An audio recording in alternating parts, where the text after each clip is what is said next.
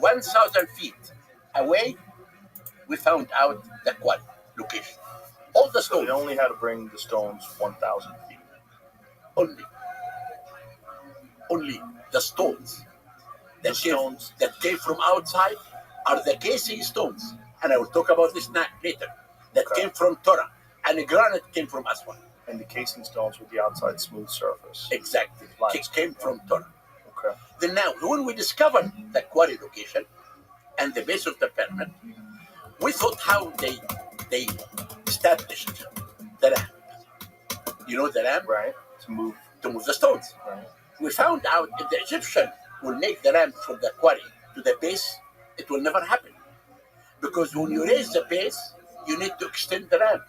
We found out, listen to this carefully, that the only way to have a permanent ramp is to come to the southwest corner of the main pyramid. They built the ramp like this. Okay. And I excavated, and these are photos in my book, Giza and the Pyramids. I excavated from here to here. When the Egyptian construct a ramp, when they finish building the pyramid, they demolish the ramp. They cannot demolish all of it. They have to leave something in the ground. Okay. Do you get this? Yes. I excavated from here to here. I found in situ remains of the ramp. Are there photos of this? Of course, in my book. Okay, let's find the photos of the equipment first. You can't find anything? It's in my book. What did you find? Well, nothing. Nothing? How is that not online? That doesn't make any sense. It's in my book, Giza and the Pyramids. Maybe These are the tombs. These are the tombs of the pyramid builders. Right there. This is the excavation. And this is all what I discovered. This is my discovery of everything. Every piece of sand here tells us about the builder of the pyramid. But let me continue this. I will come to you. Then now, let us. If you go to my book, you will find out that I found here the diorite and the flint tools. Listen. Then now, I will come. The stones for building the pyramid came from the plateau. The casing came from Torah. Now we come to how many years Khufu ruled. So there is one big discovery happened a few years ago. Are these the tools? No. This is tools for artists. The tools in our book, which is big diorite tools and big flint tools, big ones. And why is this not online? Who never put it online? It's in my book. Right, but I mean, wouldn't that be everywhere? I mean, that's such a huge archaeological discovery. It's not. Because it's everywhere. It's not only in the Welcome only. It's in every site. You have these tools in many sites. Right, but why aren't these tools online? That's all I'm asking. Ask the people online, but they are remains in my book. Are they in a museum somewhere? There is some in the Cairo Museum, yes. So there should be a photograph of them in the museum. Okay. What would Jamie look for? But I don't know, I'm just asking. Now I want to come to what museum would have them? Cairo Museum. Cairo Museum would have those tools? Yes. Okay. Now, a few years ago, a major discovery happened for the first time. It is the first time that we have written evidence about building the pyramid of Khufu. When did this happen? 3 years ago. Really? It's called the Wadi al-Jarf papyri. Do you want to know what's in this papyri? I do. This papyri was found in Sinai, in a port belongs to Khufu. And inside this port, there was caves. And inside the caves, found remains of boat and this big papyri. Large, huge. That's it, exactly. Okay? And what does this say? Now, first of all, how old is that? 4,600 years ago. Isn't that amazing? And listen, in this, 4,600. So papyrus was made with animal skin, correct? No, but it was of papyrus, from the papyri. Right. What is? The papyri is just like leaves. Okay. Now, but listen to the papyri. It is a diary of an overseer of the workmen His name is Merer, Merer. Okay? Merer is saying, I am Sahaj in hieroglyphic, means inspector. Under me, working 40 workmen. I was hired by Khufu to work in his pyramid. This is in hieroglyphic. And he said, my immediate boss, his name is Diddy. Like P. Diddy? Diddy, yes. Now, 20 years ago, in my excavation west of the Great Pyramid of Khufu, I discovered 20 tools. These are the tools? No, this is not the tools. No. The tools are really sharp type of big tools. We found some of them. What is that James looking at? What are these This could be the tools in the left is like them. In the left here. But those tools are No, more. No. where? You know, here there's two. There is more to the left. No. What? Okay. What? These two tools You mean up? down. What are you talking? The second one. After this one. That's it. Up. That's it. And this one. Oh, those. Those. Yeah. But don't those look exactly like the other photograph we just had? Those up there. That looks like the heads of But these this was the small. I'm talking about big ones. So that's These are tools for making statues and things like that, not cutting the stones. I see. So these are the same kind of tools, though, with the same kind of materials. But let me talk about the papyrus.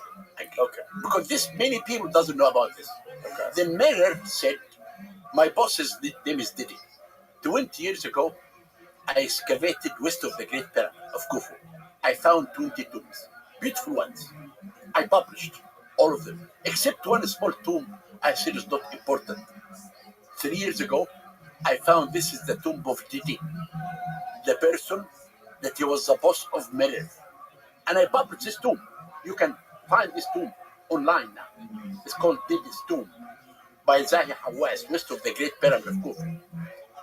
Now, listen, Joe, what Miller said, I took my workmen, this is in hieroglyphic.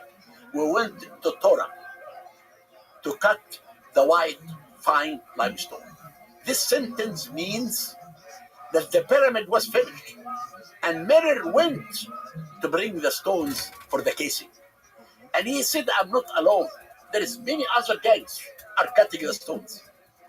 And Torah is in north and south. And he said, I divided my gangs to 3 gangs. One gang to cut the stones. And one gang is smoothing the stones. And smoothing the stones with the right tools to face the stones for the casing. And after that, he said, and the third group moving the stones in wooden sledges to This is all in the papyrus. in the papyrus to a cargo boat. What happened in the Old Kingdom? We have evidence that the River Nile, the Egyptian cut to the west of this River Nile another Nile to be near the pyramid. From this Nile, they cut a canal. At the end of the canal, there is a harbor in front of every pyramid. I discovered in my excavation in front of Khufu Pyramid, there is a village called Nazrat Saman. In this village, the people were building houses. Underneath the houses, we found basalt walls. I stopped the construction of the houses and I excavated the whole area. I found this is the harbor of Khufu, and I published this in an article. And I excavated in front of the Sphinx Temple, and I found the harbor of Kefrith, and it's published. Now, the reason for the canal and the harbor to bring non-local stones, granite from Aswan, alabaster from Middle Egypt, diorite from diorite from Nubia, basalt from Fayoum, white limestone from Torah. The Egyptian had everything. So they essentially cut a second canal. They cut a canal just so they can move the stones to where they wanted them. And they discovered all of this. And this is published.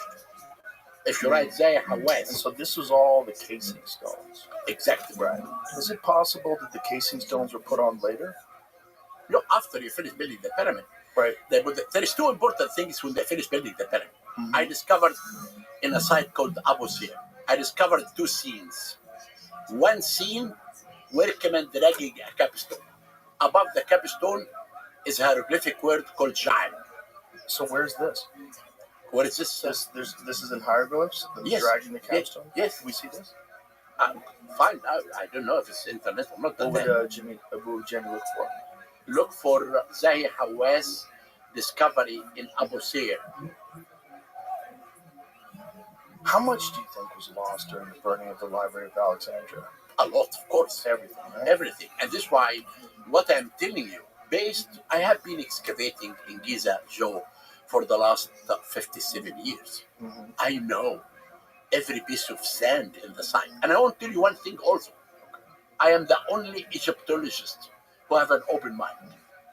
That I read. I always look. I always look at what the public say. And I will tell you about this later. I will tell you what I found in the pyramid. But let me finish this story, and after that I will come back to tell you how I look at what people say, and I try to investigate this. Okay. Now, Miller said, I put the stones on a cargo boat. Okay. And we came in the boat to Giza Plateau. The workmen took the stones up to the pyramid. We slept overnight in Giza. I got up early in the morning with my workman, went to Torah. He made many times talking about that. Then he said, I went to Sinai to bring copper and turquoise. But he said in Sinai, our big boss, his name is Ankaf. We know from text that the architect who designed the Great Pyramid was Khufu's cousin. His name was Hem Iono. Then actually, it seems now that Hem Iono died and Ankaf completed the Great Pyramid and built the second pyramid of his son, Kefren. Then he said, I'm working in year 27 of Khufu's reign.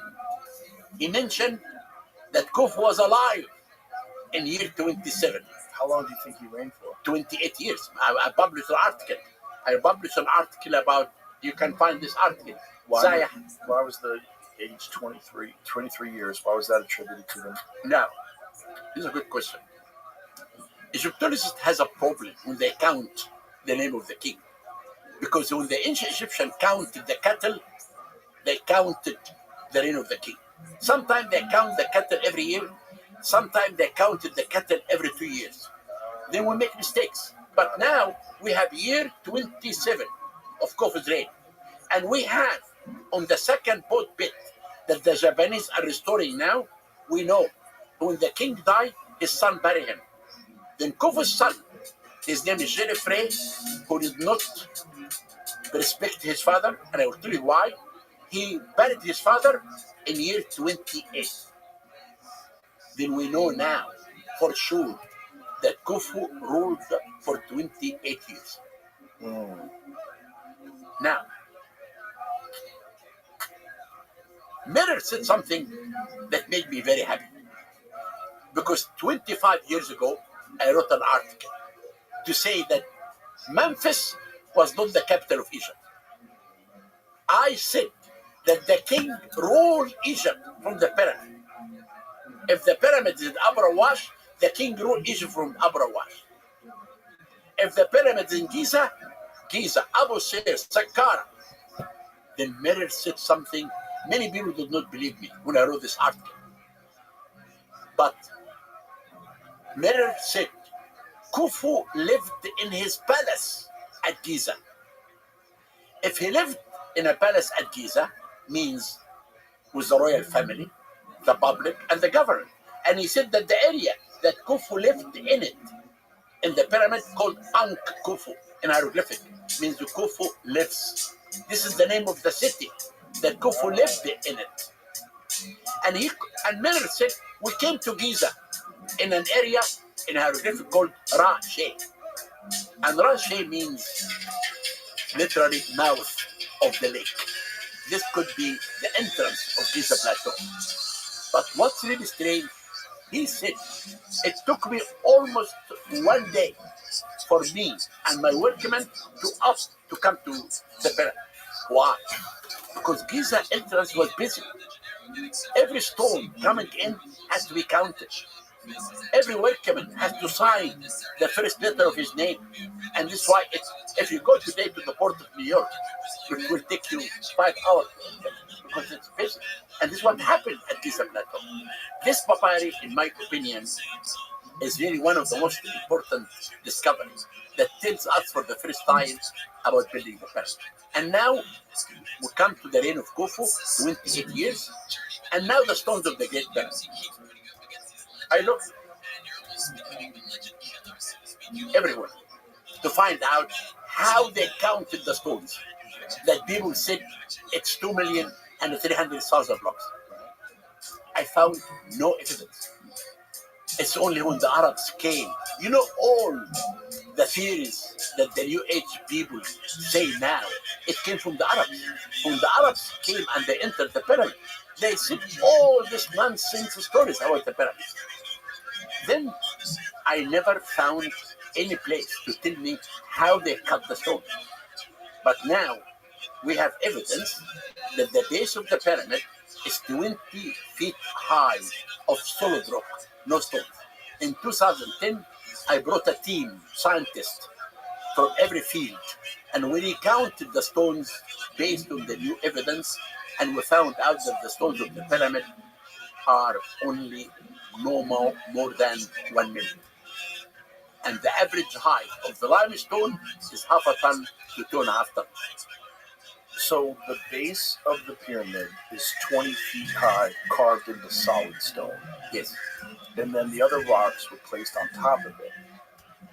No, I want to come to when you told me about this capstone, because we did not complete the capstone. Right, but let's start off with this, though. The base is 20 feet high, and then the estimation was 2,300,000, but you think it's far less than that because of the new discovery that we found that the base is made of the solid rock.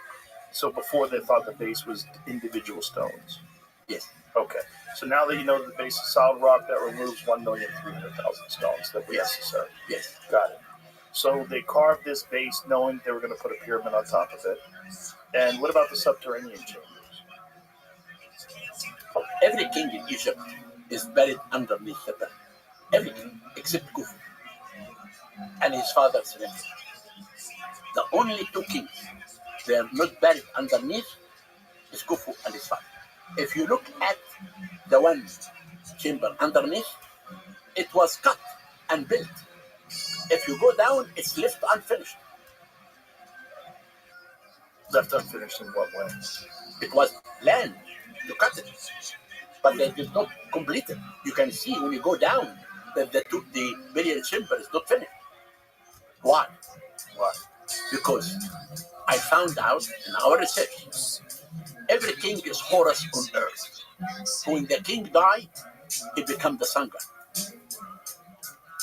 Okay? Khufu, in year 5, he said, I am the sun god.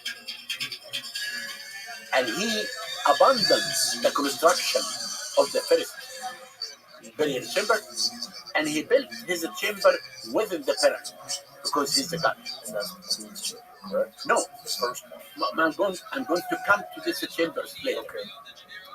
And the second evidence that he called his pyramid Akh Khufu, means the horizon of Khufu.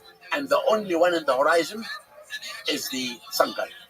And the third evidence is something that only occurred at Giza, the Sphinx and its temple. I found that the Sphinx represents Khepri, the son of Khufu, giving offering with his two bows to his father, Okay. the sun god, Khufu, who rises and sits in this temple, the first sun temple. And this is why Khufu's pyramid is unique among the 120 pyramids. And I will tell you what I discovered inside the pyramid now. Okay. Now, before I tell you about what I discovered, I have to complete the scene that I told you, that I found workmen dragging a capstone. You remember you asked me that, you stopped in that. Above the capstone, there is a hieroglyphic word called Jai. And Jai means white and yellow gold. A second scene I found, ladies dancing. And they call them the Khinner. And the Khinner are the dance troupe of the king. My interpretation of these two scenes, when the pyramid was finished, the king asked the workmen to put the capstone in the top of the pyramid. When they put the capstone in the top of the pyramid, cased with gold, the whole country danced and sing because the king became a god. That's what I call the national project of the whole nation. The 3 millions who lived in Egypt in the time of the Old Kingdom, all of them participated in building the pyramid to make the king as a god. This is your theory. Not a theory. No? It's fact. It is a fact. The pyramid was the national project. No, that's not what I mean. I mean, it's your theory that the capstone was put on and It's not a theory. It's based on evidence. I found the scenes. the papyrus. No, the papyrus is something else. I'm what talking, is it? it's blocks. Block? Limestone blocks. One scene, workmen dragging a capstone with the word Jai. Is this written in limestone blocks? Is what you're saying? It shows the workmen dragging the stone It shows it where? in the stone that they discovered. So it's carved into stone. Exactly. And the word Jai in hieroglyphic above that. Where is that at? It's an Abu Sir I found. But are there photographs online? Yes, in my book. I don't go online. Why have to go online? I go to my book. Oh, no, I understand. But for everybody else that I doesn't think have immediate access to if the you book. really, did you find them online? It's called the Abu Sir blocks. Abu Sir. A, B as in boy. How do you think they got the stones from the king's chamber 500 miles away and put them 120 feet up in the ceiling? I told you, if you come today and see how the workmen move 20 tons of granite, you understand. Workers today. Yes, today, like yesterday, the same workmen. Okay, Right, but no, Joe, listen, listen, time, right? If they're doing it today, they have access to modern machines. If you don't, right? no, They don't? no, it's everything based on the idea of the national project. They want to make this for the I king. understand the Okay, national now, project, now, but what I don't Joe, understand is the physics involved Okay, in moving if you don't, 80-ton if- blocks okay. 500 miles through the mountains. if you don't believe on this, It's not that I don't believe. I want just to want to know. inside this Hold block, on. inside. Hold Okay. on. It's not that I don't believe. I want you to explain to me how you think they did it. I explained to you. From 500 miles away, From- 50 to 80 ton Okay. blocks. This comes through the Nile. You can bring all the stones. Right.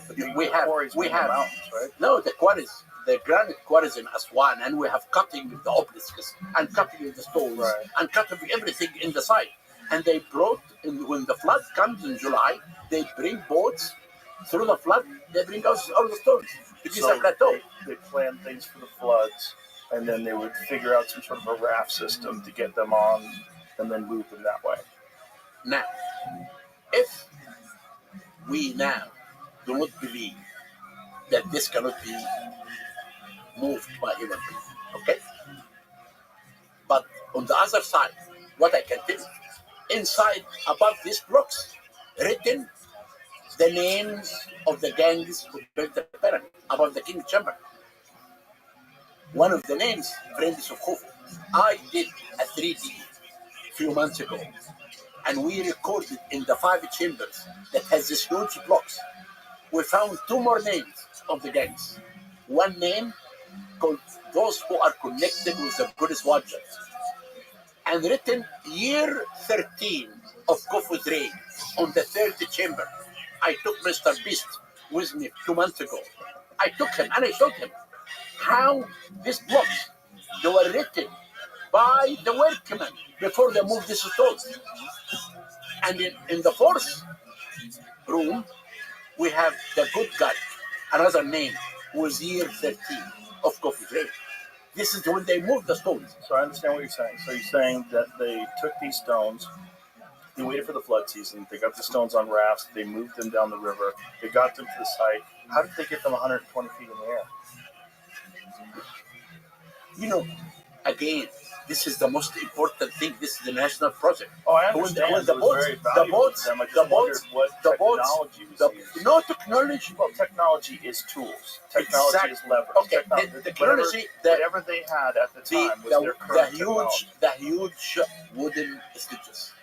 Huge wooden sledge. This is the only way that today we move huge stones. This is how my workmen moved 20 tons sarcophagus in a tomb.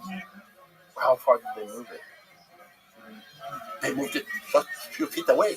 But we have scenes of how workmen move 60 tons stacking, how they move wooden stitches, Right. and they draw it. Yes. Yeah, then we have all this type of scene that the Egyptian showed them. Again, this is the national project. Do you think they wet the ground? Like, do you think that they did something like that to make the ground more slick so that They can do. pull it? Yes. Do that, yeah. Yes. And then, are they using sleds? Like, how do they Sledges, wooden sledges. Okay. And then We have this in slowly but surely pulled it into position. We have this in the tombs, this wooden sledges. Yeah. But let me take you now to what I began to reveal, the secret of Khufu Pyramid. Okay. As I told you again, I always listen to what people say, and I try to prove them if they're right or not. I was interested in the Great Pyramids most of my life because I was the inspector of the pyramid, director.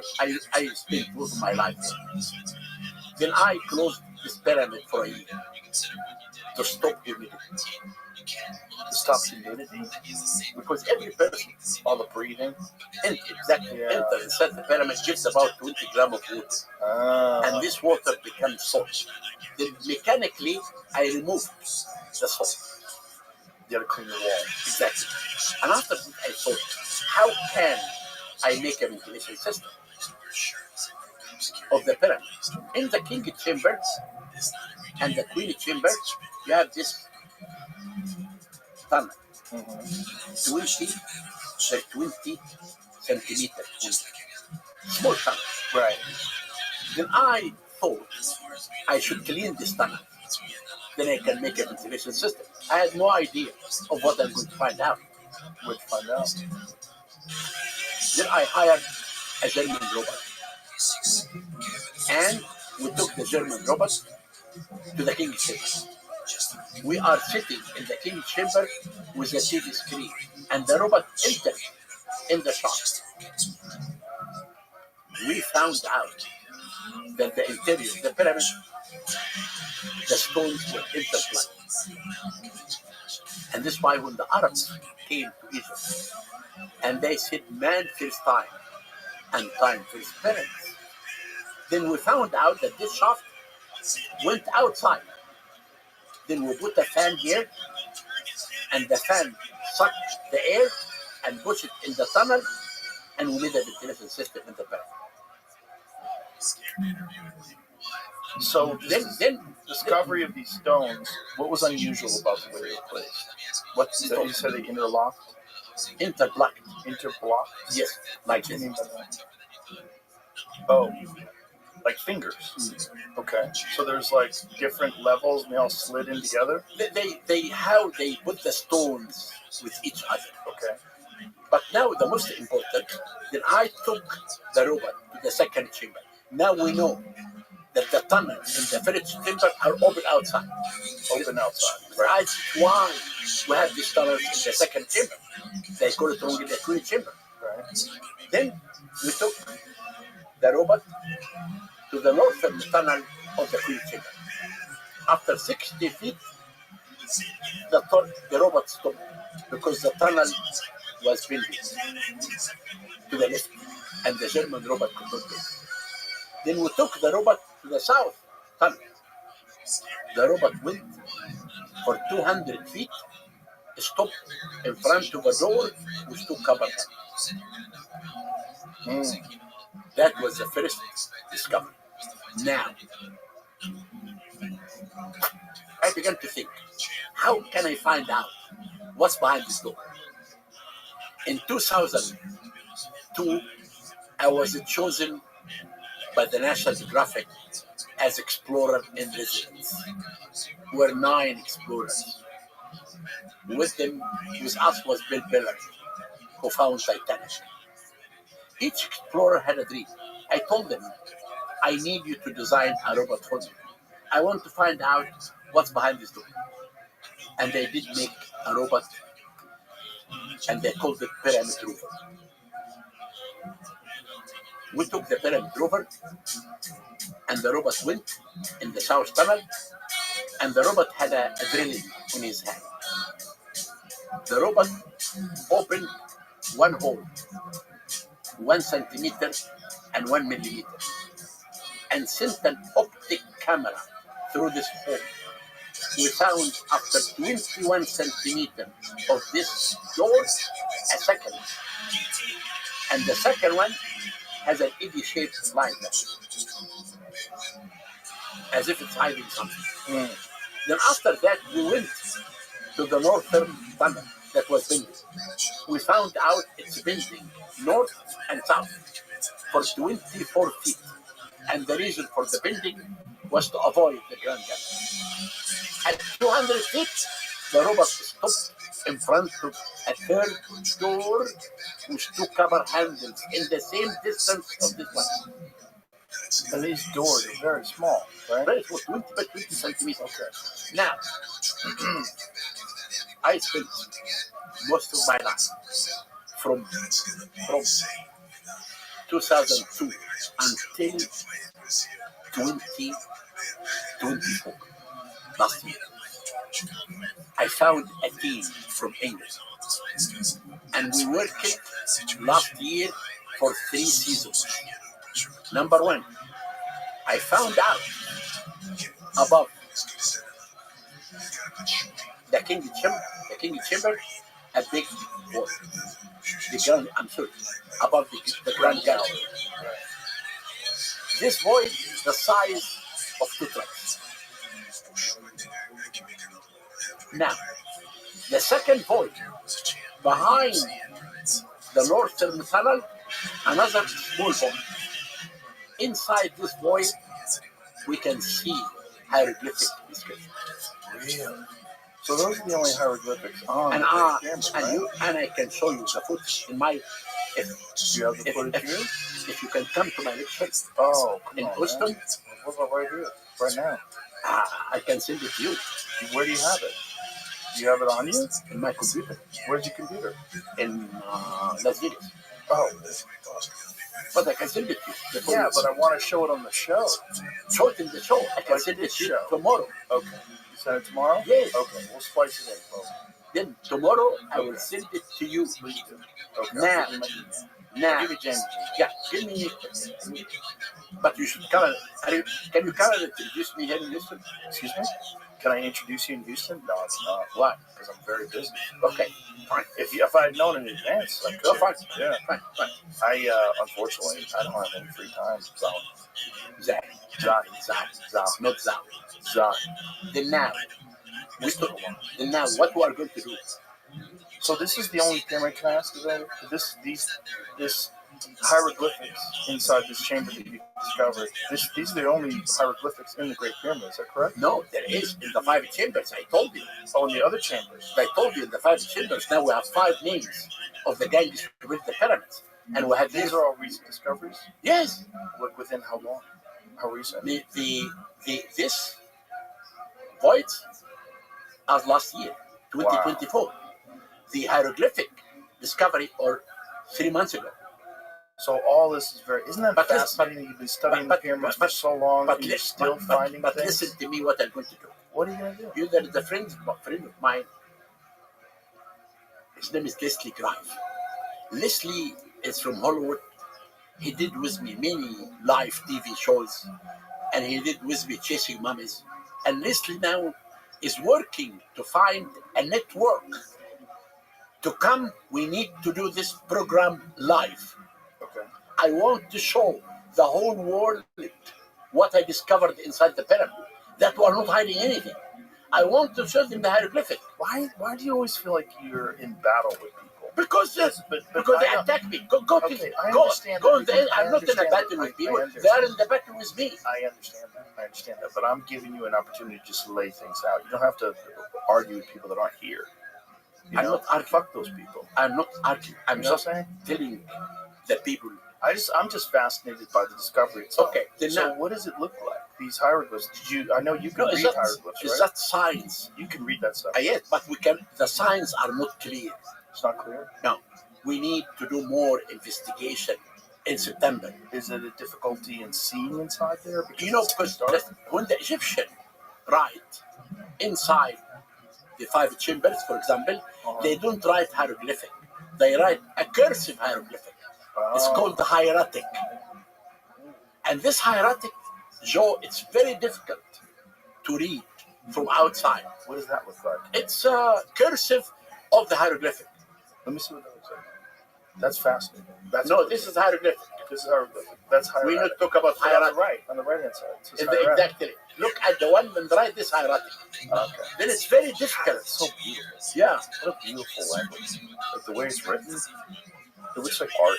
Then, Joe, what we're going to do before the end of this year, we are going to show what's inside the 5 this void life.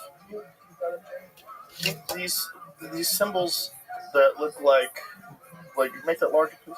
These symbols to the far left that were right below Jamie's cursor, right there. Like, what are those supposed to be? They are signs. But what does it mean? Look, this. It looks like a device. The one down means sish for a determinant of a scribe. What is the one that his cursor? This is like a stop sign. It's for a scribe. A scribe. Yeah. What does it mean? Scribe. It means a scribe. Sish. Okay, I understand. So, and then the other one on the hieratic, that's the cursive version of I'm not that expert in hieratic. Okay. Because hieratic is very cursive. I understand, but I think this is showing that, right? I know, but if you look at the signs in the 5 chambers that I will send it to you tomorrow, it's very difficult to read, but you can see they are hieratic, cursive signs. Got it. But the most important that we are going to show this live. Oh, wow. Okay, so people don't even know, and you're going to show all this stuff live. We will do it live. But the other thing, we have another team called Scan Pyramids team. They are scientists from Japan, France, and Egypt. I am the scientific director. Who really, if they discover something, they come to me. I have to discuss it with them. And they found, the pyramid. You have the entrance that the people use now is the entrance that the Arabs opened. That's in the north face, correct? Exactly. Above that is the main chamber. Okay. The team are using a very sophisticated techniques like ultrasound, infrared. With these techniques, you do not need any more to drill. You can really see what's behind the door. And this is what I'm using right now. Then they came to me and they said, behind the main entrance of the pyramid, there is a corridor. And they showed to me this corridor clear in the 5 techniques that they're using. But I told why I have to see it. Let's go up there. We went up there and they sent an optic camera through the stone. And they found I could look at the corridor 30 feet long. 8 feet wide, topped with chevron shape. I think you can see that in the entrance, the corridor behind the main entrance of the pyramid. Can you get it? It's in the internet, I'm sure. This void above the grand gallery, The size of 2 trucks. what do you think that is? I have no idea. I'm just telling you what I found. And This was a great pyramid. I did more work on the third pyramid with the same techniques and the second pyramid. And this is the void. Can you see it? Wow, that's incredible. And I think, and bring the other big void above the grand gallery. I think you'll see it also. So find the void above the grand gallery, Jamie. So it's 2 trucks, The size of the size of 2 semi trucks. And do you have any idea like what the inside? I will tell you about my theory. Please do. I think that it's here. That's the void. Yeah. Now, And it's that shape. It's in that direction, so it's at a slope. it's above the grand gallery. That's it. That's it. Yeah. The scan pyramid process. Now, I tell you my theory.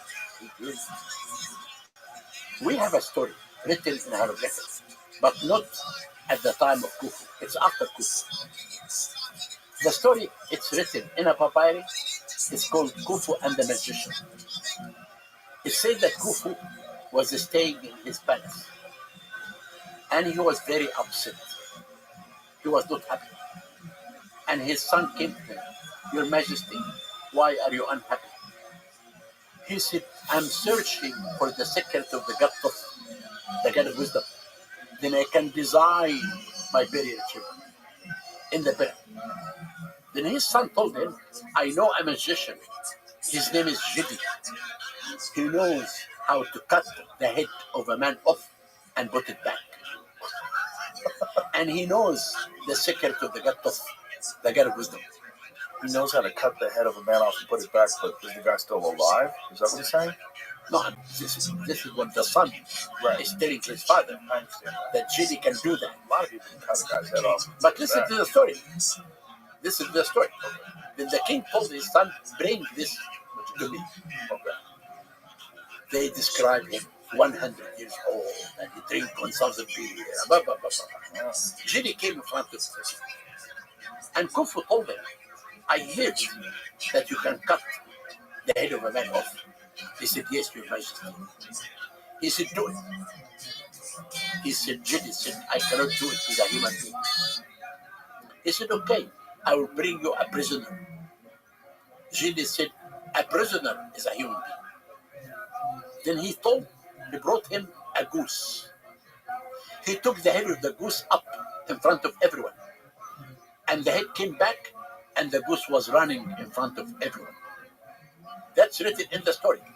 Then the king, that? but I come back to what's believed that now. Okay. And the king told him, I want to know the secret of the God book to design my burial chamber. He told him that this secret will not be in your hand. It will be in the hand of another people who rule Egypt. Khufu was very upset. So he wouldn't give him the secret. No. That secret won't just be in your hands. It'll get into other people's hands. Then the king was unhappy. He told him, don't worry, Your Majesty, because you will rule, and your sons and your grandson. Now, about magic. Yeah. Do you believe in religion or not? Yeah. Okay. Do you know about Judaism? Sure, a little. When God told Moses, when Moses met God, and God told him to go to Egypt to meet the Pharaoh, Right. and God told him,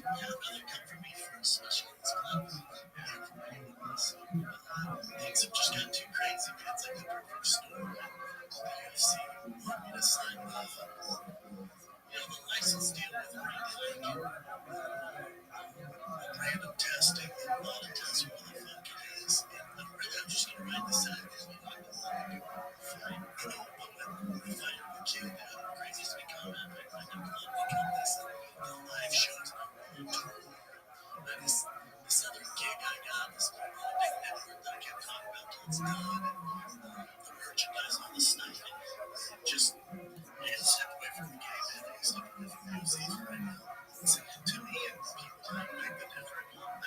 no brain trauma that I know of. And my body's in good shape. I'm just insane career right now with podcasts and live shows and stuff from JP and TV. I feel like honestly, I look to music. But yeah, so long story short, I'm stepping away from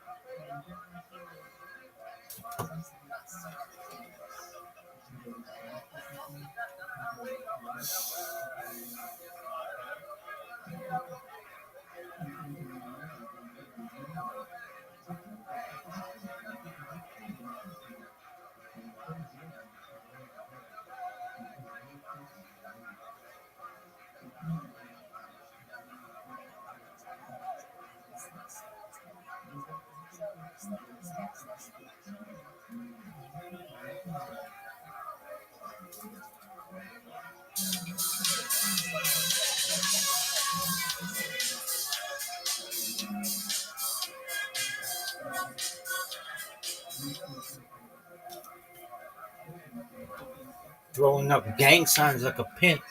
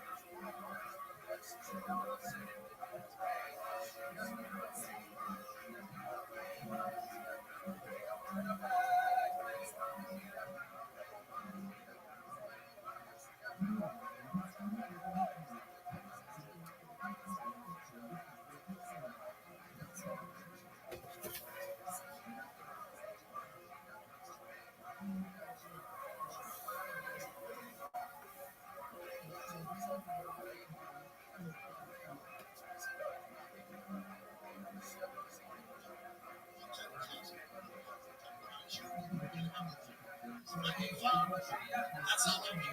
So I have a car thing. Just break in. So I take the switch off and just switch.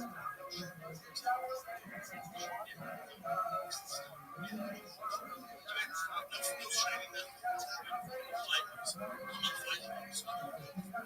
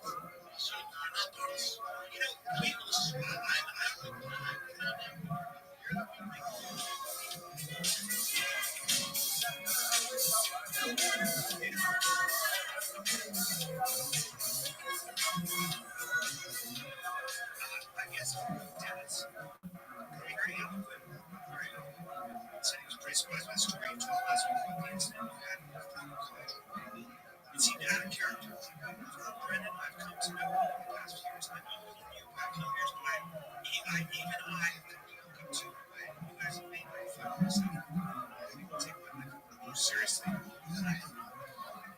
Then he goes on to see your roommate, and he says that this is the first time I thought, well, this is maybe I don't like this guy. Your roommate had every right to write his name on his computer, had every right to try to take some notes on it. The message you sent by eating and throwing out his food was, I'm going to eat your shit, disrespect you, and there's the goddamn thing you're doing about it, fuck you. And then you further describe this guy who's personal. That's what he's supposed to do. The target's my response to petty on his part, and again, those rules don't get it right. And he goes on to say, but I think we're probably going to look into it anyway. But what happened was you spent his face to a last story in this TTN situation is and then you criticize him for calling the cops. You mentioned that when you had talked to him, you said he didn't, I guess he did call the cops later, right? Yes. And then he goes on to say, you mentioned that you told him teammates, you said, you got to tell the stories. There was some initially, just one story in favor of teammates to try to see how to receive. So he basically goes on to say, this actually, right, this I had to say this because I'm a huge fan of the show, and he brings me in because I'm supportive of all this.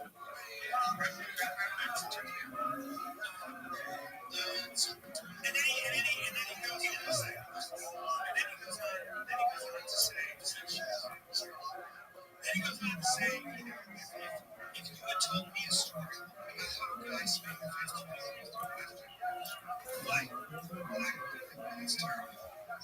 was going to be doing a show with me. That sure as fuck made my voice.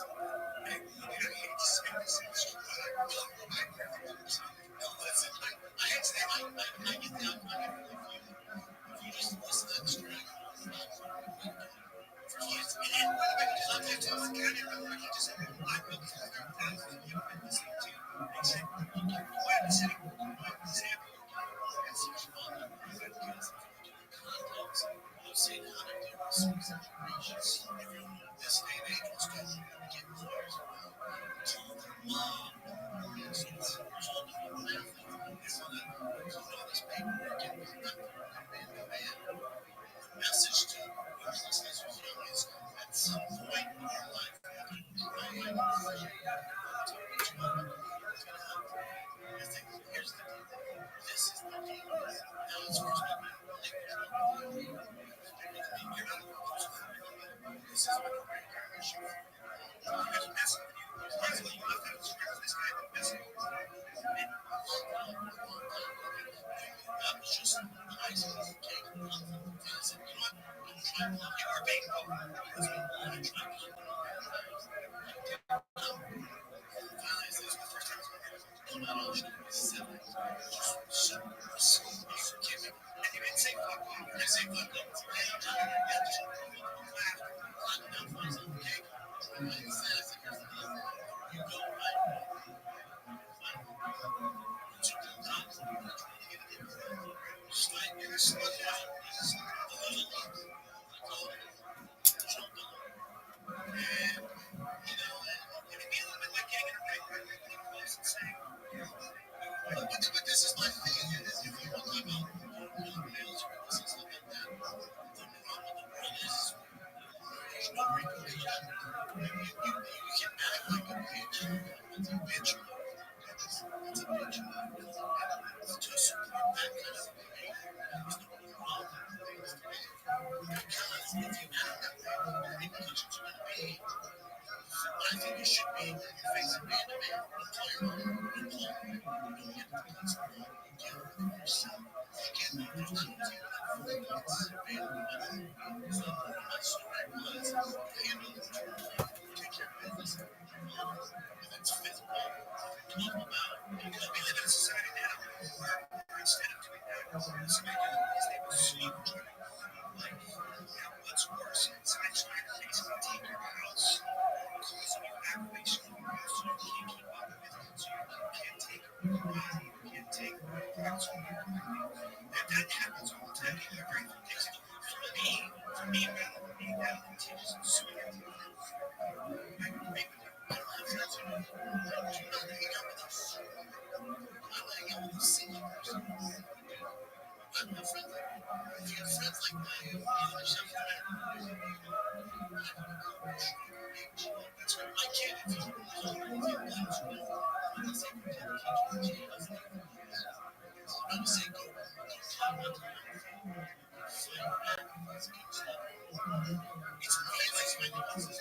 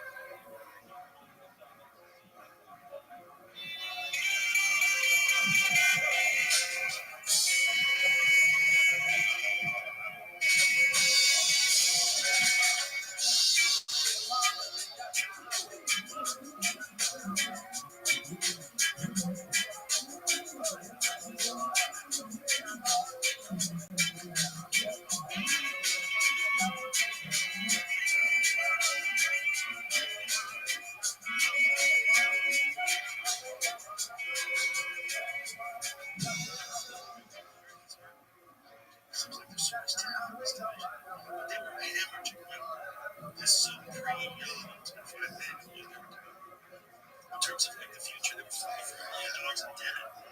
They're like, what do we do? We sell this? We're going to keep it. They just have their problems. Lorenzo Fertitta, Frank Fertitta, and Taylor, and the three of them had problems. They were just like, let's just roll. It's like, they've calmed down, not going to look for a buyer. Let's find a buyer. We got to get out of this thing. We got to lose our family's fortune. We're $44 million in the law. This cage fighting shit, obviously, this is too poor for America. $1 million. Then they figured it out. The Ultimate Fighter show, they financed the whole show, paid for it all. Paid for the whole thing. Paid to be on the network. And then boom. That one final fight with Forrest Griffin and Stephen Bonner, and these two crazy fucks beating the shit out of each other. It is a wild melee of a fight, and the viewership just keeps going up during the fight. Millions and millions of people watched during the fight, like tuned in, extra people tuned in. Because people call my friends like, bro, you gotta watch this shit. This is nuts. Your entire live stream has been this moment, and you are seeing it right now live on television. Yeah, the first time the UFC was going to be on cable TV live, just for free. Anyone could go on and watch it. Wild shots by Both Knight and Simon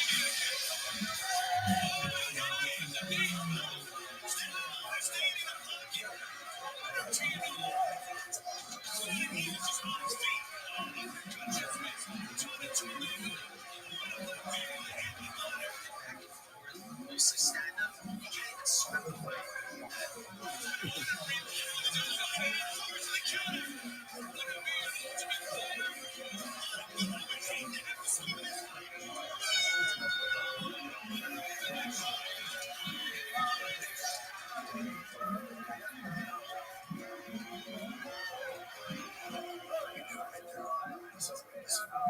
We knew we made a razor close fight.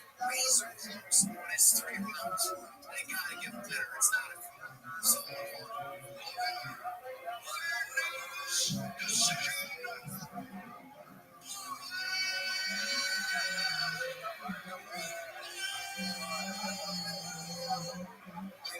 there and said, there is no loser in this fight. Six-figure contract with the UFC.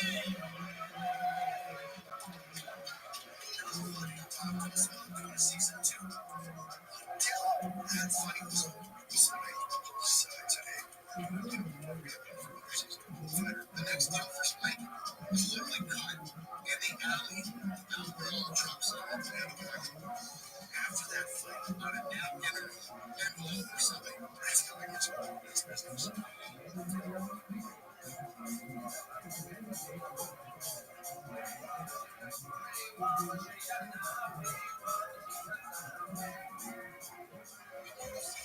I don't think our heavyweight division has never been as exciting as it is now.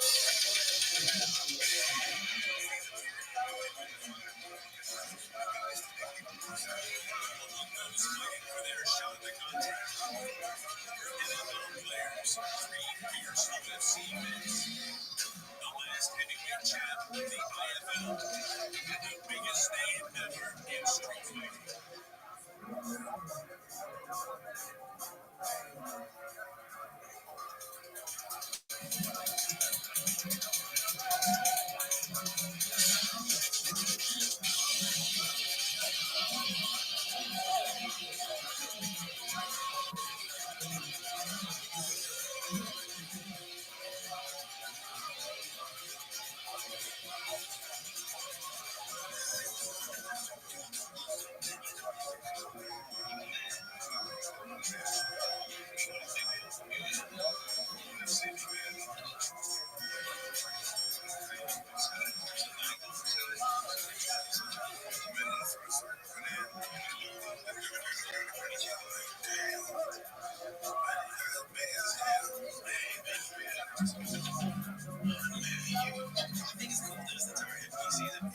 They kept walking almost making it the next, and I was like, is this gonna stop? Is it a whole show? A bunch of giants, and I was like, man, this is gonna be something to see. The difference between me and most of the guys is I'm a professional.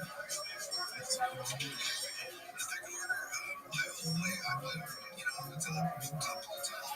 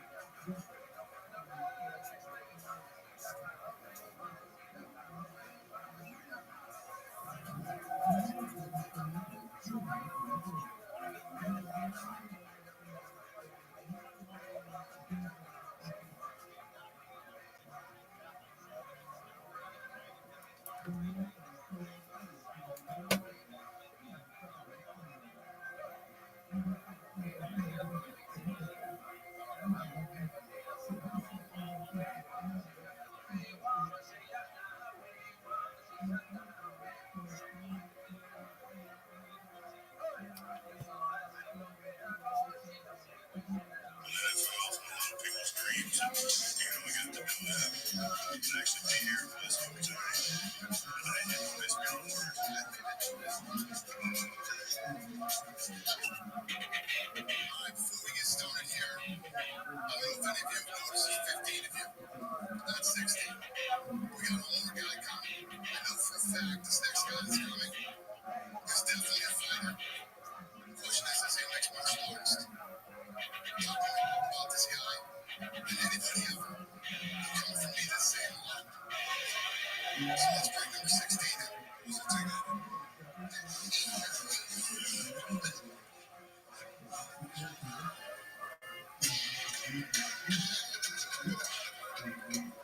What's up, Kimbo? Jump in the line there.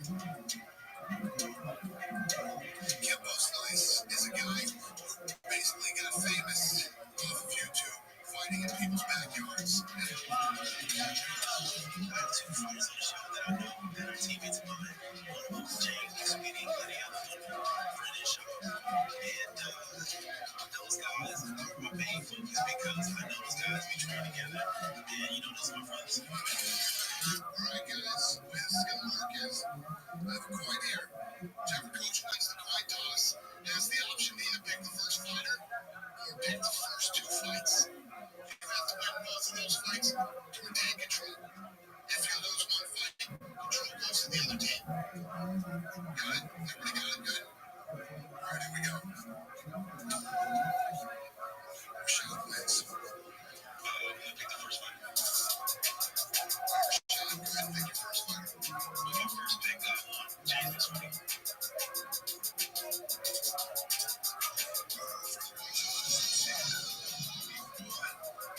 Nice. Great shot.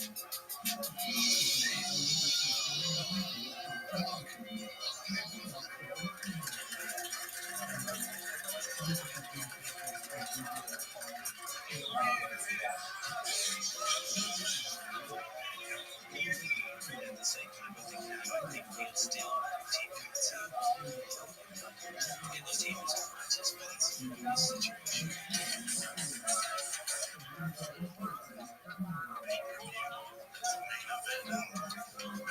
was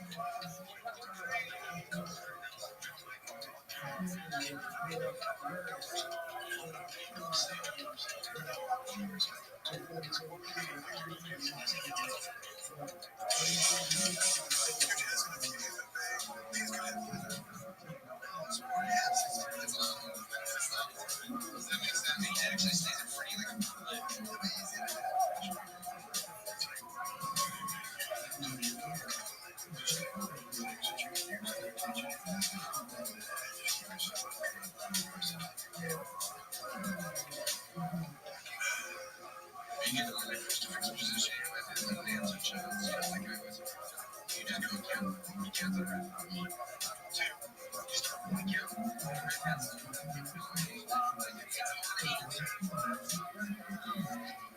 worry. And I started sweating profusely, man. I got a little lightheaded. It was scary, actually.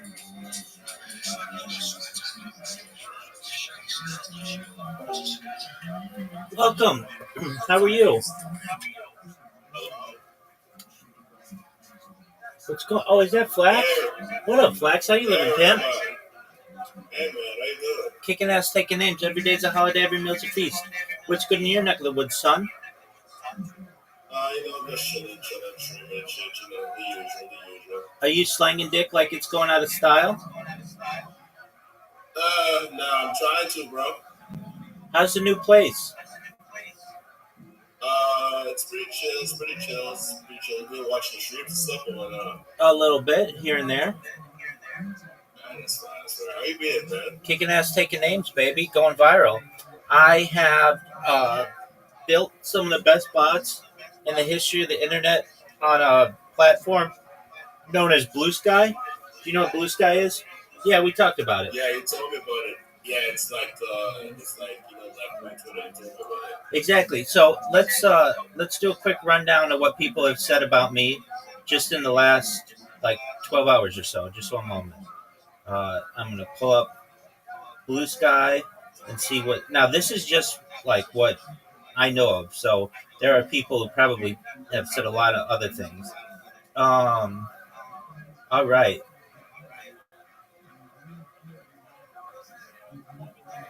We have anyone else getting speak with the rabbi users? That was 15 minutes ago. Another person 27 minutes ago. Fuck off, rabbi. Another person. Uh, this is what the Rabbi Rothschild's account posted. That was 47 minutes ago. Somebody wrote an hour ago. Oh, the Gooning Rabbi. Uh, so I've got somebody who wrote also an hour ago. Bro, what the fuck is up with this Rabbi Rothschild account, and why do they keep making the most annoying bots on Earth? So basically, I took my talents from Kick to Blue Sky, and I'm going viral there. So that's good. And I've got a really great. Oh, man, that's good, man. I mean, as you know, like the more and more I just do this, the more famous I get. That's how you found out about me. That's how other people find out about me. I've got a nice little system here. I've got 3 bots that spam 24/7, and that's key. I didn't have them spamming 24/7 before. I had to really work on them, but now they go all the time. And then I've got, I don't know if you can't see, but like I've got a bunch of phones here that create the accounts. So basically, the phones create the accounts, and then the computers do the spamming, and it just has to do with processing power and such. But it's phenomenal that so many people know about me. And the more I push on this, the more that I push on Blue Sky, the more people are going to know about me. And eventually, everybody's going to know about me there, and I'm going to go viral, and I'm going to make all your dreams come true. How's that sound, Flax? That sounds good, man. That sounds good. Anyways, man. You just been on Blue Slacks the last time I talked to you. That's just it. Well, I mean, no major. I mean, we've had more people join the server because of this, so I'm up over 1,700 now, and I haven't even been promoting this server for more than a year. It'll be a year in about a month, so like 1,700 people in 11 months. I feel it's really good, and we've had a lot of people who've been coming in here. Playing games, so we've been playing a lot of games in here. Did you know that do you know what happens in 363 days? No, what happens? Yeah. The launch of Grand Theft Auto 6, big dog. Oh yeah, shit. Oh, fuck. No, yeah, I gotta say that live for that. Yeah, you do. So I'm doing a countdown for that because it's going to be the biggest event in gaming history. I bet it makes at least $1 billion in its first day. I think that Oh yeah, that's gonna make a lot of money. Absolutely. The pre-orders alone, that's gonna make a lot. There's not a lot of information about it. You probably know it's taking place in Vice City. And I was a huge Grand Theft Auto Vice City player, like giant. I got I was topic beside it. Holy shit. That's big time. Yeah, it was the only time in any game that I ever just went all out. Got 100% completion, and I'm a major Grand Theft Auto fan. I've been playing it since Grand Theft Auto 1, played Grand Theft Auto 2. The Grand Theft Auto 3 was the game changer.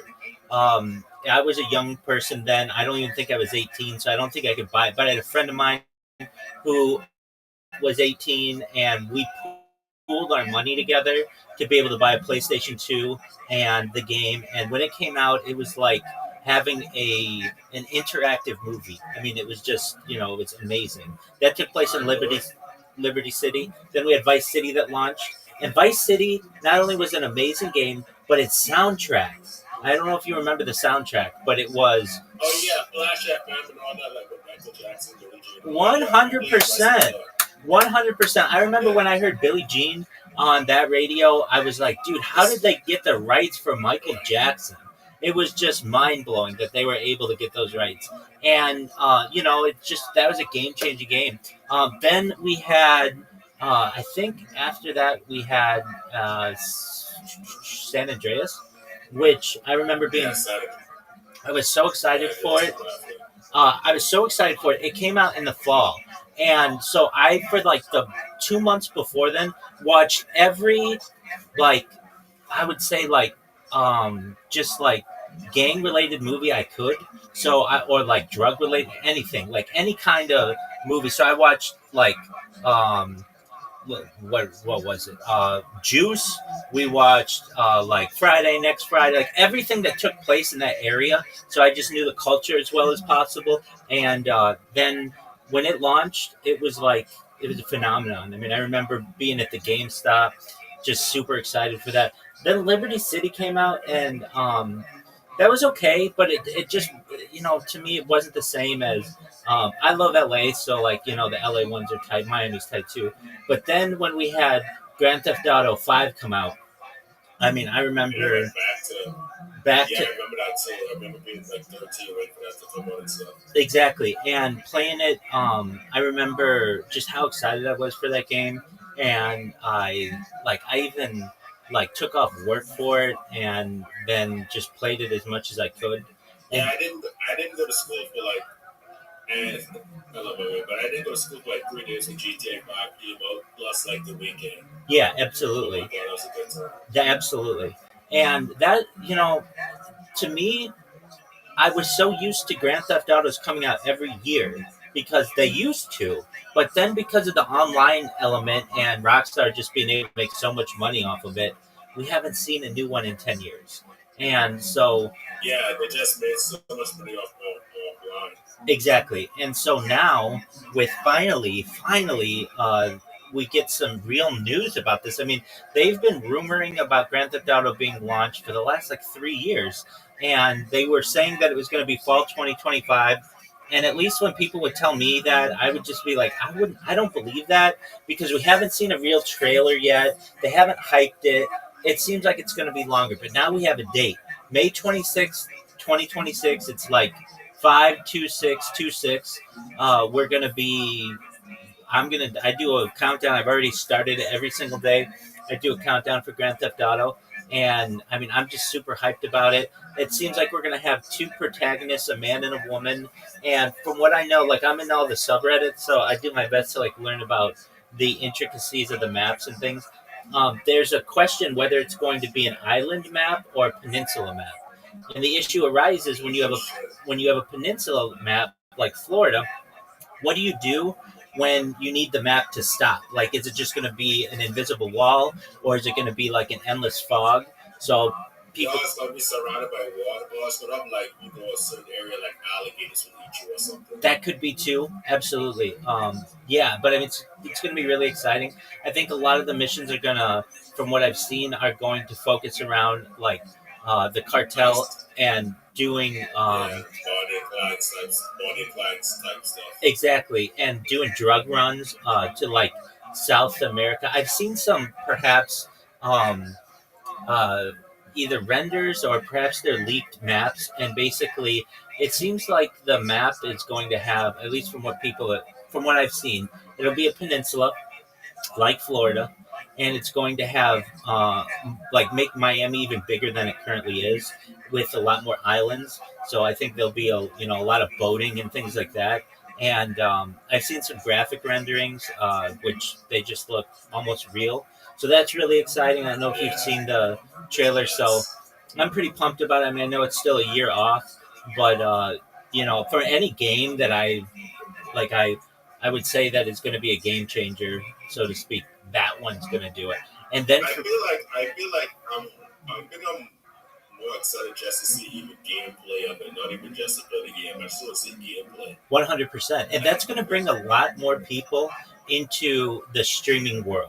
So, I mean, you're already, a recognized streamer. You're already established, but there are going to be a lot of people who just have never streamed before, but they're going to be like, you know what, I could really get into this game, and why not start up a YouTube channel or a Twitch channel or a Kick channel or a Rumble channel or all four, and start letting the world know about what I do. I mean, like, really, I think you could probably see a spike probably starting around next May just because of this game. And I just think that that's a cool element too. I mean, I get people in here. There's a girl in here who came in. She's a gamer girl, and like basically, she even is just planning on really upping her how much she streams and how much she games because of this game. And everybody who comes in here, if they don't have anything that they do, like they a lot of get asked a lot of times, hey, how do I become an influencer? How do I become a streamer? And like basically, it's just about hitting start on your stream, as you know. But if people want something to do that create content, Grand Theft Auto is going to be huge. I mean, I know it's going to be a very saturated market, but that's okay. It's going to give people content, and that content could last for another decade or so. So to get good at that game early and build an audience, I think is. And if anybody on your streams watching, if they have always thought, what, I want to do what Flax is doing, I want to do what Rabbi's doing, but I don't know what to do. I don't. There's nothing like really interesting that I do. Get into Grand Theft Auto 6 because it is going to be a revolution in not just gaming, but in streaming and just overall digital world. Nah, I feel you, bro.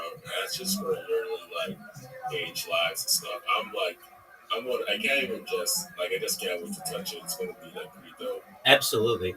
And they're going to have, perhaps, I've heard, these are rumors, but maybe the entire Joe Rogan catalog on a radio station. Uh, there's been rumors about that happening. Probably some other podcasts are going to be on it. So not only will you get sweet. I mean, they had like radio stations on Bash ETS before. Yeah, but they've never had podcasts in the game. Yeah, podcast. Yeah, that'd be new. Yeah, exactly. So, depending, I know that they may have some things that people have never heard. So you have podcasts on the radio. I know. I don't know. Well, so I don't think they've ever had children in the game. If you know what I mean, like they've never like you only kill adults. They had one. Yeah, they had one in the cutscene, but I know they had kids. But Exactly. Rabbi, I gotta go back to the stream real quick. I'm gonna hit you up at one time. It was nice talking to you. Absolutely, Flack. Shout out to you, Flack. Shout out to your community. Peace. All right, have a good night, Rabbi. You too, big dog. Remember, the pharaohs are highly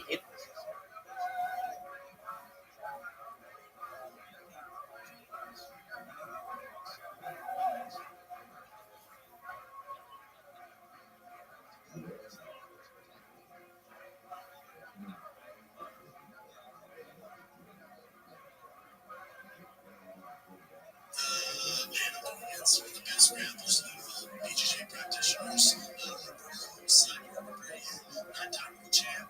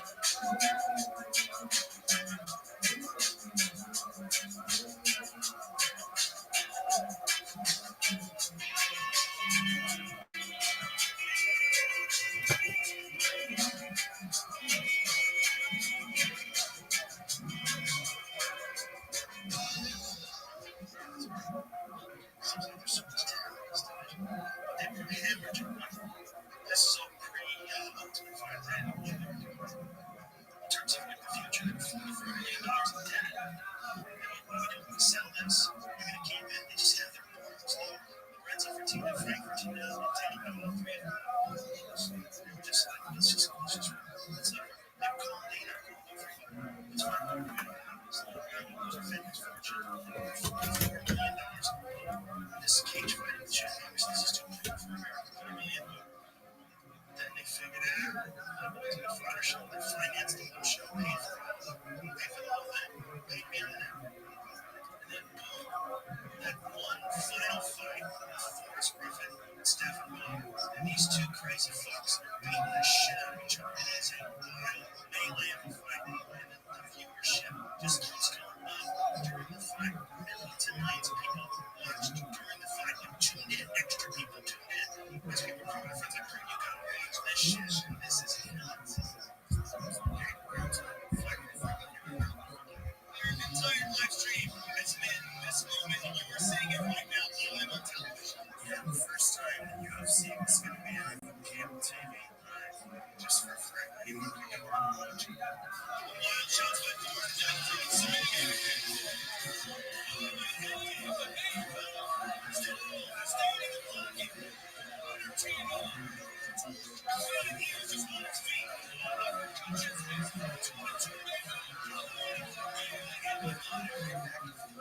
Mostly stand up. You can't get scripted like that.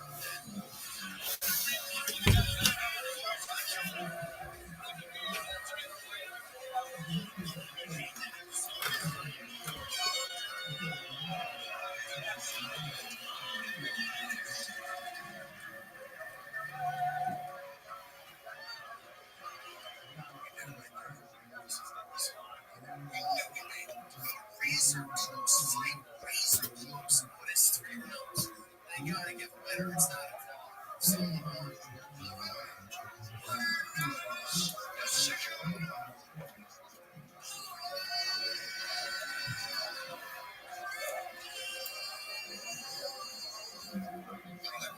there and said, "There's no loser in this fight."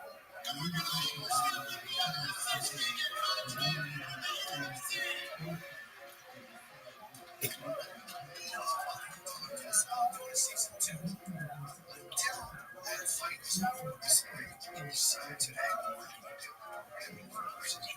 The next deal for Spike is one like God in the alley. All trucks are together. After that fight, now get her on envelope or something. That's how I get to business.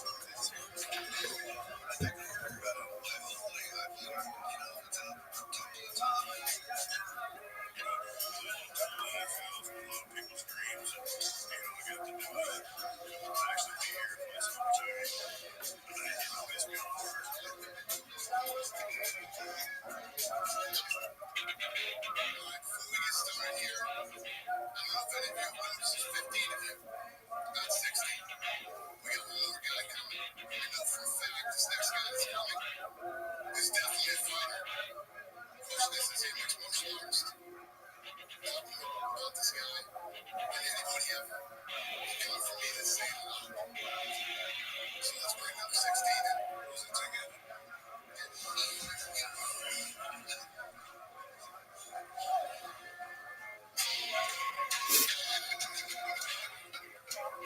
What's up, Kevin? Jumping a line there. Kim Buslice is a guy who recently got famous off of YouTube fighting in people's backyards. I had two fighters on the show that I know that are teammates of mine. One of them is James Sweeney, and the other one is Sean. And those guys are my main focus because I know those guys, we train together, and you know, those are brothers. Alright guys, the way this is going to work is, I have a coin here. Whichever coach wins the coin toss has the option to either pick the first fighter or pick the first two fights. You have to win both of those fights to retain control. If you lose one fight, control goes to the other team. Got it? They got it good? Alright, here we go. Shot wins. I'll pick the first fighter. Alright, shot, go ahead and pick your first fighter. First pick, I want James Sweeney.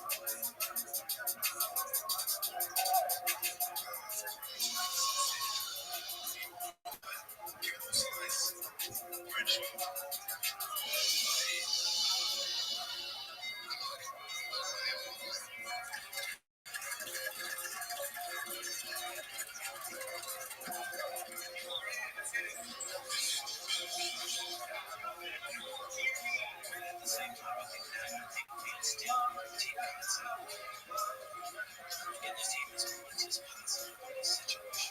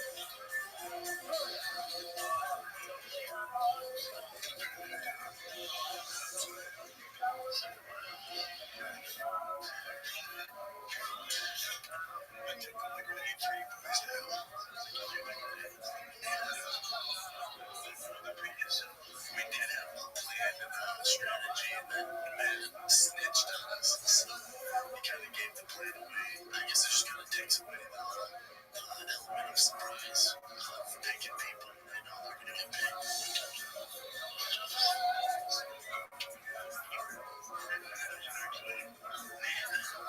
What are you thinking, man? That's just not using your head, buddy. You know, you gotta think before you speak sometimes, and letting the other team know our picks is just not a good strategy.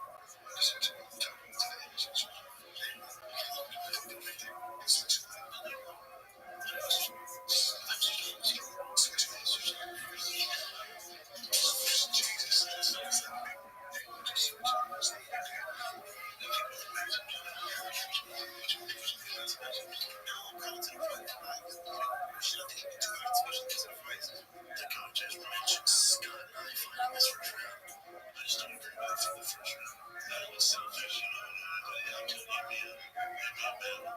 But you know, when you hurt in this first round, be dealing with injuries against lesser opponents, you know, just doesn't make sense. I mean, I just think that's the otherwise. Imagine you're going to have 4 minutes. Trying to win that last fight, team shot, retain control of choice. And, would you have Brendan?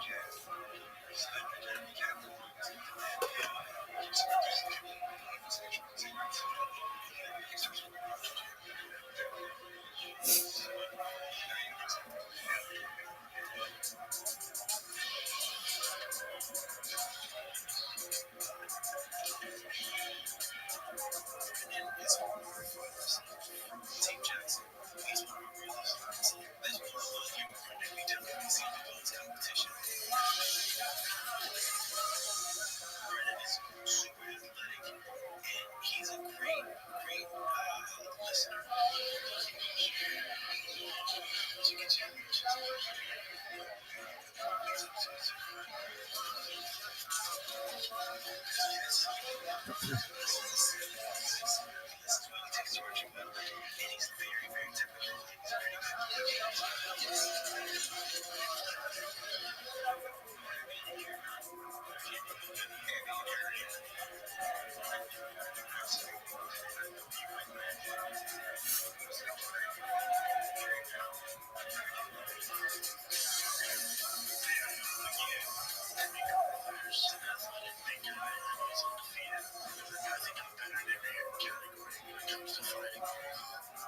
if it goes to the ground, I'm the advantage there. If the stakes stand, I have a huge advantage.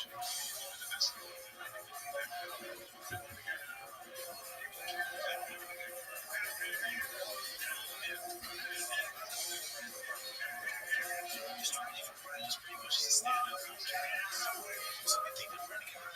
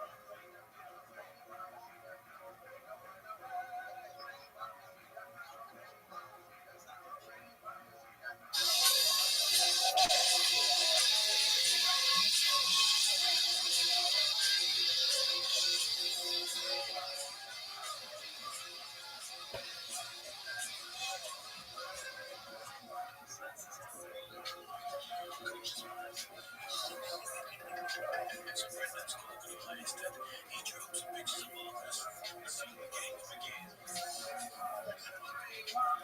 no fun place to say somebody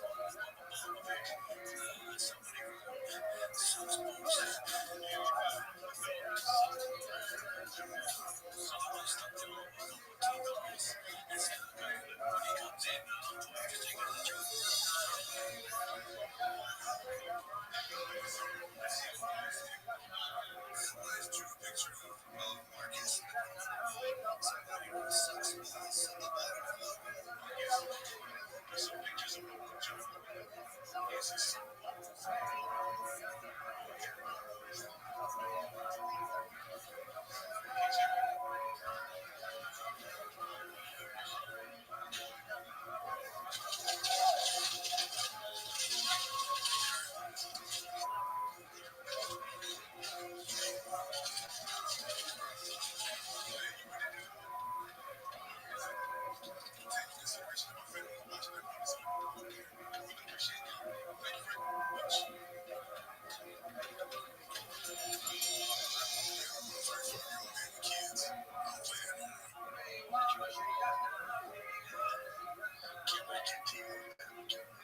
He has every right to be upset, but at the same time, it's not blown proportionate to freaking drama. Big simple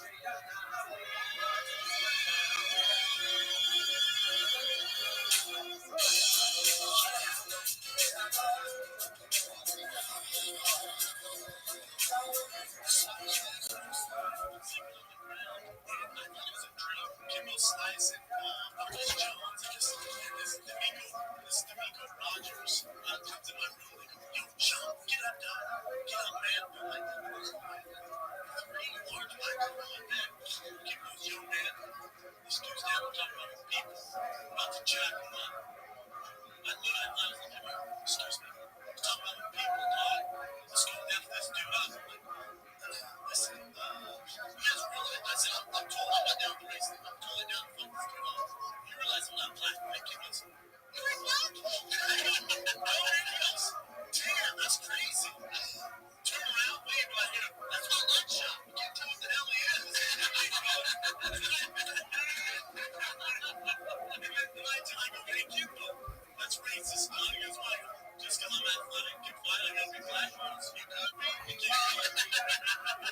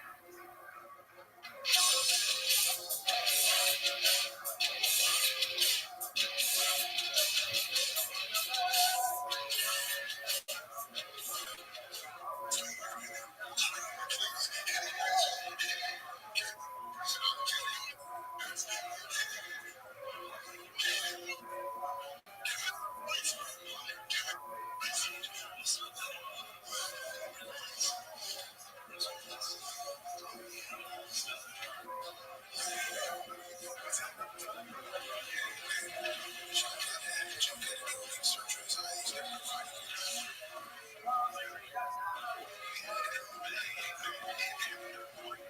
didn't mean to scratch his eye. It'd be the same as someone getting mad at football if you made a tackle with the guy's leg. No one's meaning to hurt each other. Marcus should know that. It's just part of the game. What's wrong with the night?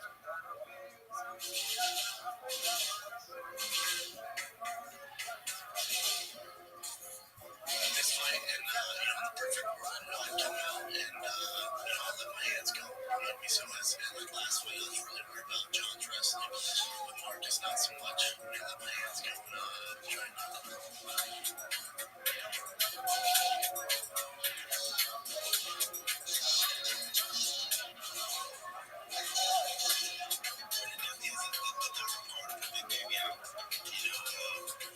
One thing about Brady, he has very, very explosive punches. And I think if he hits me maybe a couple times, they maybe be like, maybe this fight is not so nice. I think I should quit.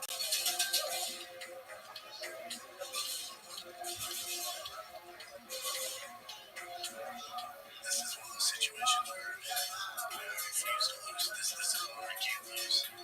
Not only do I plan on winning this fight, I plan on making it to the finish. Game plan for Marcus is just a stick and move. Marcus hasn't been hit yet. Marcus, we've had kind of two different paths. I definitely think I'm more battle tested. He's kind of had the easy road, I'd say, getting to the semis. So, I can put him in a bad position. I've been here before. It's just another fight to me. For Marcus, he is in the face. He's going to be trouble.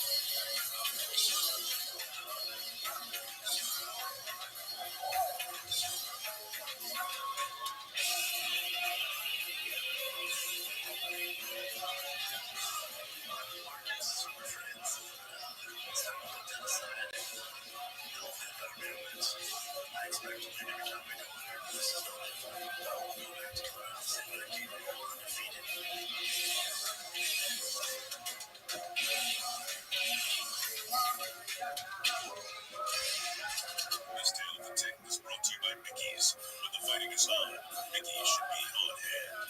Keep a six-pack close, just to be safe. Alright, this is it.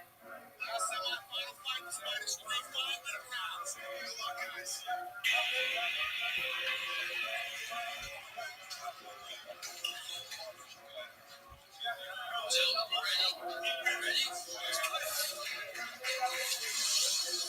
This fight clock is brought to you by UFC 2009 Undisputed. So you want to be a fighter?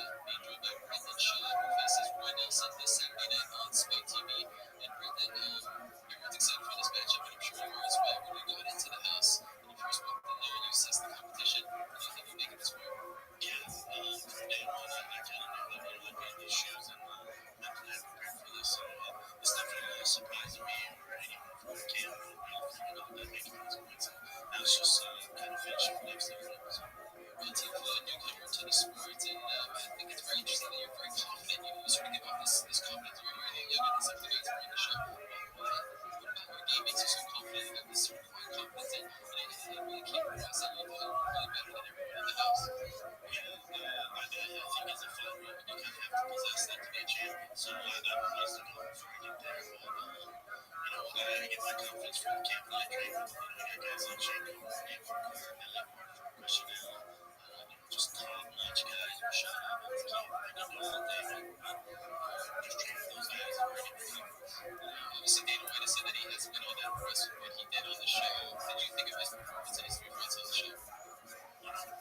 He took care of business, man. I can't believe it. People those guys. The guys not forgetting the Navi caliber on the ground. That's a big fight for anyone to swallow, man. Just with the height and that ground kicking. So I think he was the right choice for that. I mean, the first 1 minute. And then if I just won, some might argue he actually lost that fight. Justin stuff his nails. He's a low camp. They fought James Sweeney, man. He was a stud.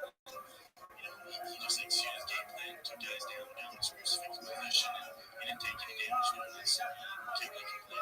I think are the biggest weaknesses in his game. He's pretty well rounded. He's a vet. I think he's gonna be honest. He's a step in his ways, and the game's changed since he's got into it. You're looking at a different type of caliber of athlete that he's dealing with now. I guess some tricks of wrestling as well. So it's gonna be a good night. We're happy with the way you portrayed on the show. You weren't involved in much controversy, but were you happy with it? Yeah, no doubt. Very good to everyone in the house. Trainers and that's you are who you are on the show. I think you don't touch that difference why someone was a total. I'm guessing you don't regret making that decision and going out to the show right now. I'm trying to lifetime, and I just took the opportunity. How about this? You're looking out for the media. There's a lot of buzz around you. You're putting on live. Supposed to be your name is on the billboard inside the pumps here. I mean, it must be pretty incredible to see all this happen so early in your career. It is, but it's what I expected. I expected to love less, and this way we're so hard for these exact moments. So it's just the tip of the iceberg for me. So finish on Saturday, and I'll finish with my head being raised. All right, we'll have to wait and see this Saturday night. Brandon show against Roy Nelson.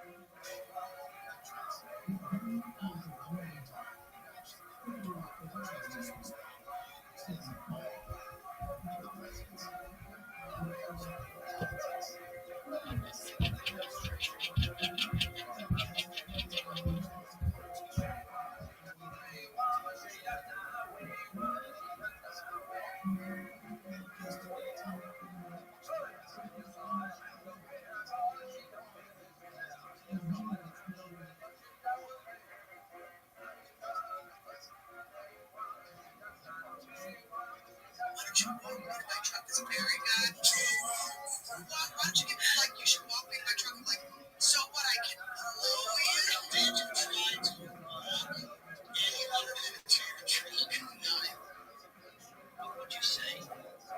You do.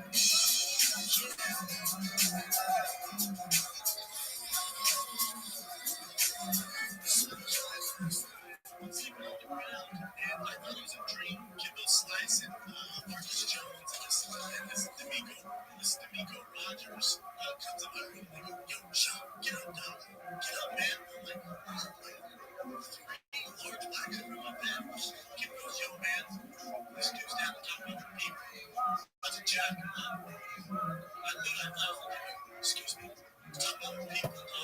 Let's go F this dude up. Listen, you guys realize I said I'm totally down price. I'm totally down to fuck this dude up. You realize I'm black. And kid goes, you ain't black? He goes, damn, that's crazy. Turn around, baby. I hit him. That's my lunch shop. Can't tell what the hell he is.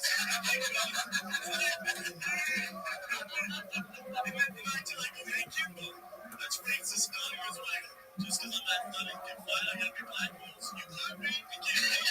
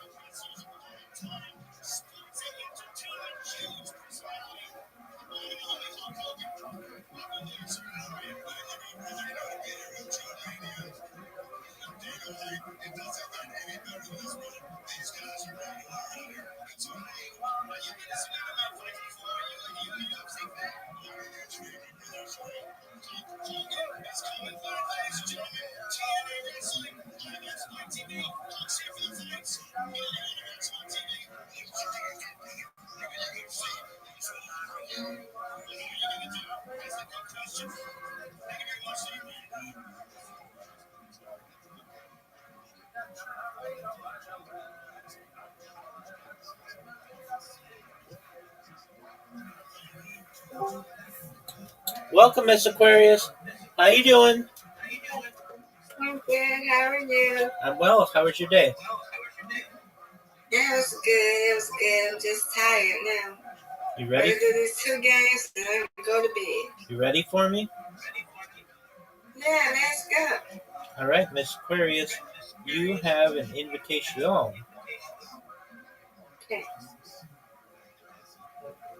Yeah. Okay. Oh, there you go. Not like that. Just curved like that. You got 5 right off the bat. Get it. Oh, That's okay. Come on, Rabbi. oh, for sure. No doubt, no doubt. Got it. Perfect. Boo. Boo. Now I need to have like an amazing split. Oh, and I got it. Yay. And I got it. Good job. Thank you, ma'am. Nice spear. That was one of the good ones. Get it. Okay, now you've got a perfect setup for a spare. You just got to get these two right down the middle. Easy peasy. Lemon squeezy. Good job. Come on, Rabbi, you got this. Try it. Come on. Okay, that's easy. All right. I'm going to get this one in the corner. Got it. Good job. Thank you, I'm ma'am. going to start practicing more much.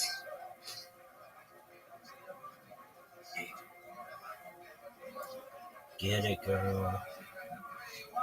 All right. Hit the middle one on the right side, and it will go to the left and hit the other one. Oh, almost though. That was the right thought. Get it, Rabbi. You got it. Come on, Rabbi. Go. Strike. That's what I'm talking about. That's what I'm talking about. Every time I do that, oh my God, it's an angel or something. Get it, girl.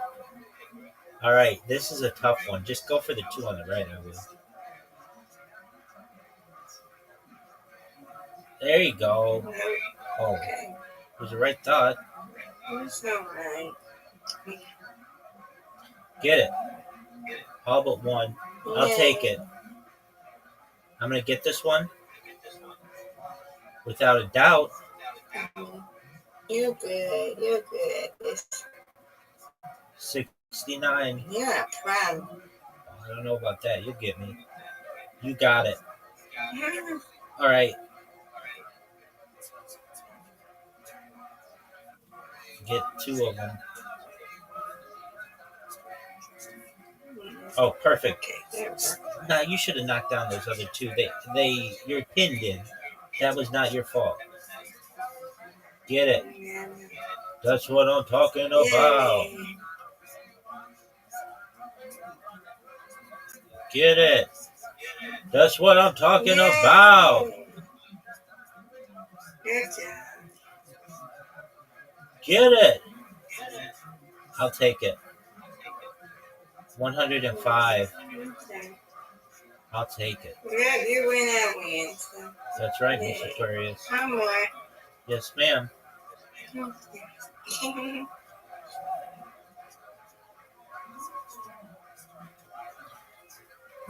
All right. All right. That is knock them down. You got all but two. You'll get these two now.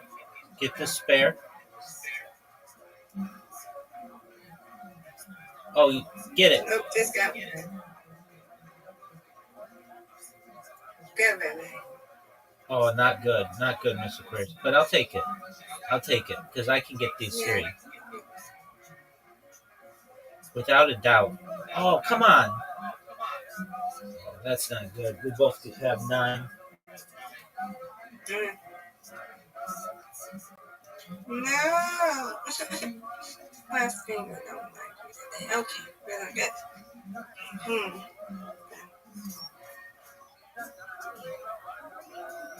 Get it. That's all That's right. okay. You got some. Let's go, Rabbi. You got it. Oh, for sure. Got it. Boo.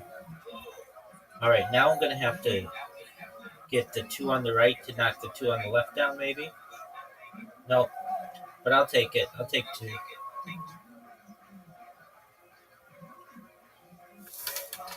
Let's go, Miss Aquarius. Oh, there you go. Nice strike, madam. That was great. That was great. That wasn't just good, Miss Aquarius. That was great. Thank you. You're welcome. All right, I'm going to get some of these on the right to get the ones on the left. Ooh, Good job. I'll take it, but not good enough. Not as good as your shots.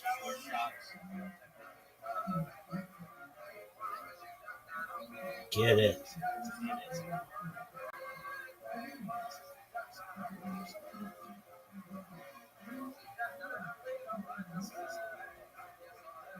No.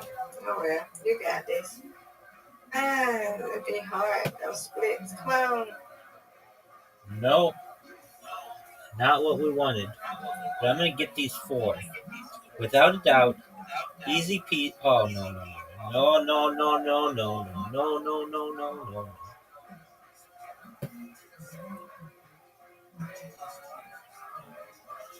All right, get it. Final frame. Yeah. If you know what time it is, well, the time is 10 minutes. Great strike, Miss Aquarius. Not just good, but great. All right. We've got 46. Get these 4. No doubt. No doubt you're going to get these. You got the spare. 50. That was terrible. Terrible. Get it.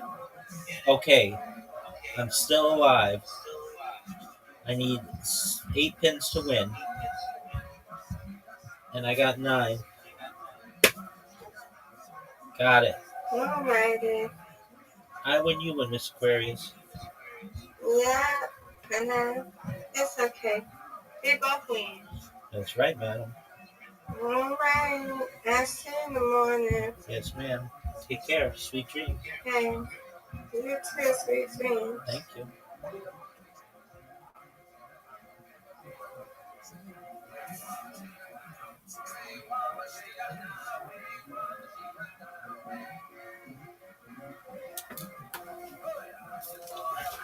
This is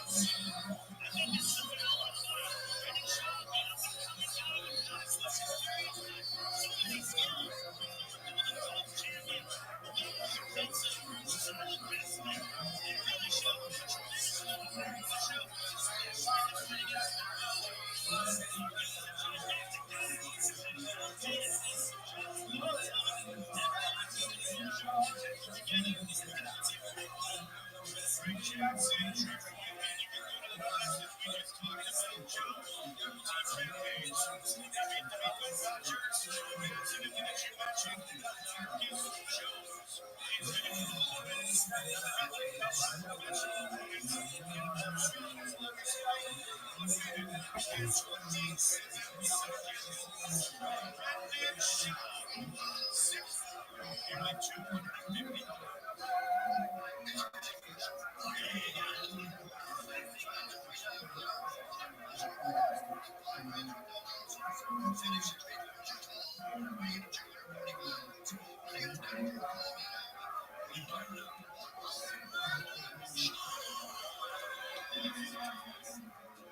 is already better.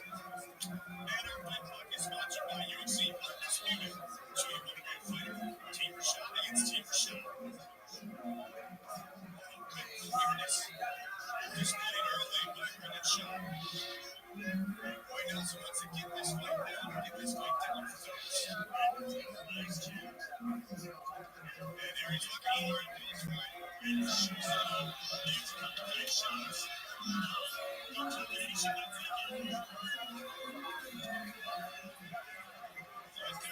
this is where he's so powerful, Jeff.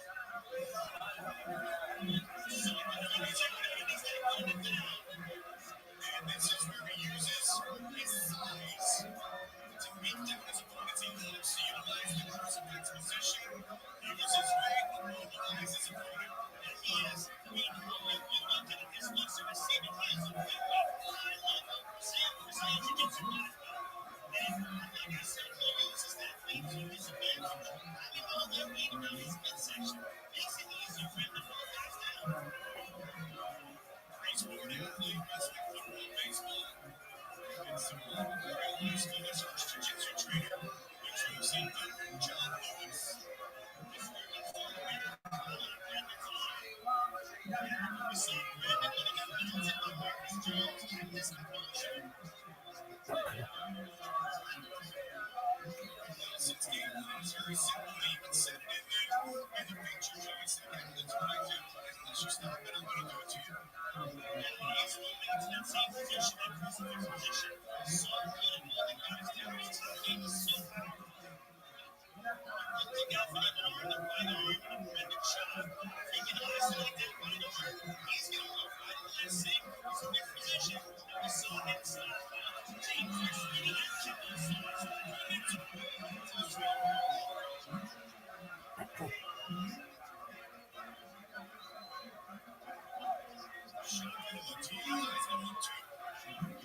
Jab again, big swing. Brandon's having a good combination here.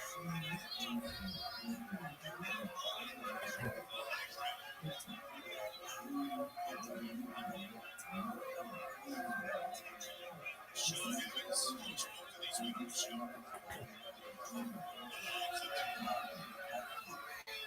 Nelson swinging back. That's a big dude, Joe.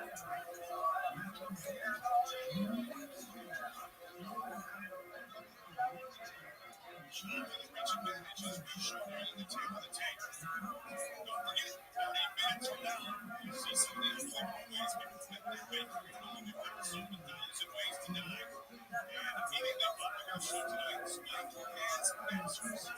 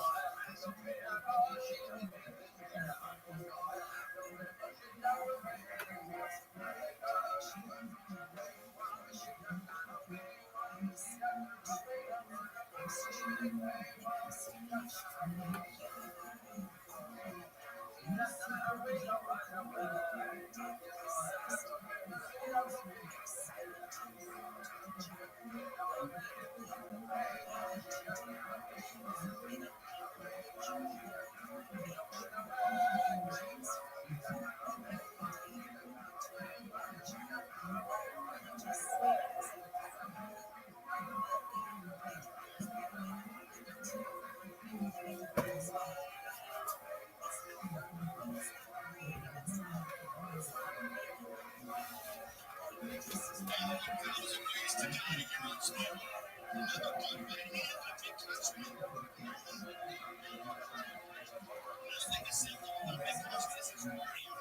It's a big fat guy. He's a good shot. Maybe it's together it's real.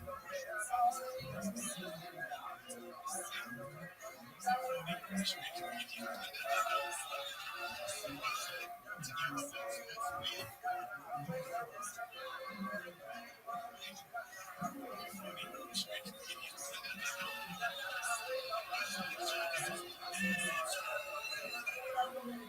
to the train. It's the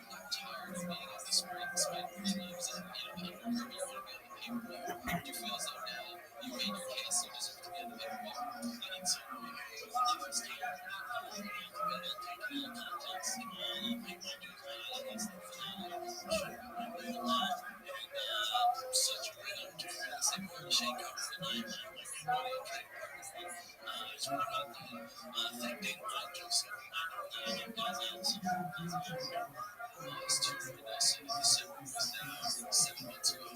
Is it safe to say that it might have been the best thing to happen to her? I don't think so. It's scary to say, but just tell me that it's the best thing you can compose it. Listen, tell me the best thing I can. I'm just looking at it all different way. No, nothing wrong with it. I guess it was. So now what do? You go back to your training camp.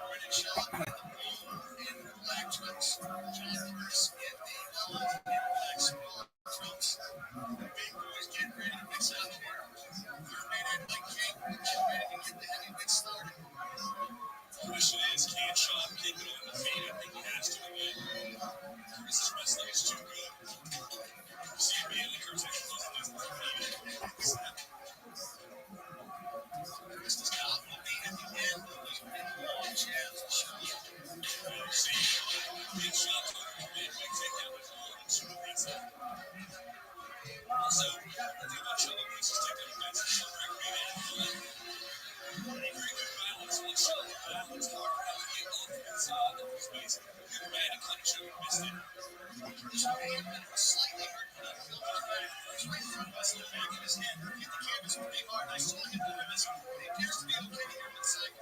This is a good spot for him. He's going to.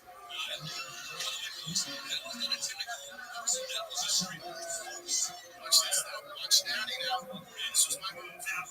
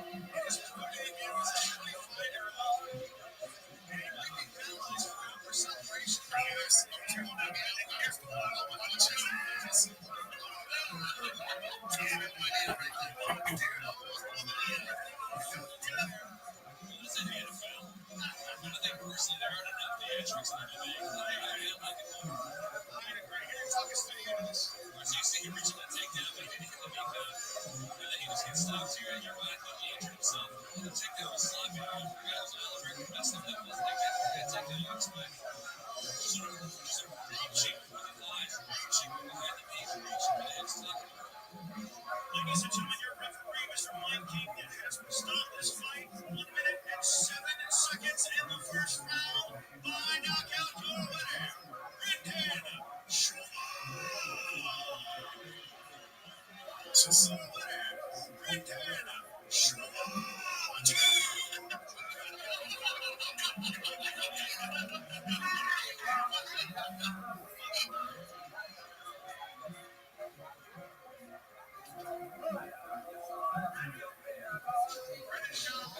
That was a very, very good demonstration.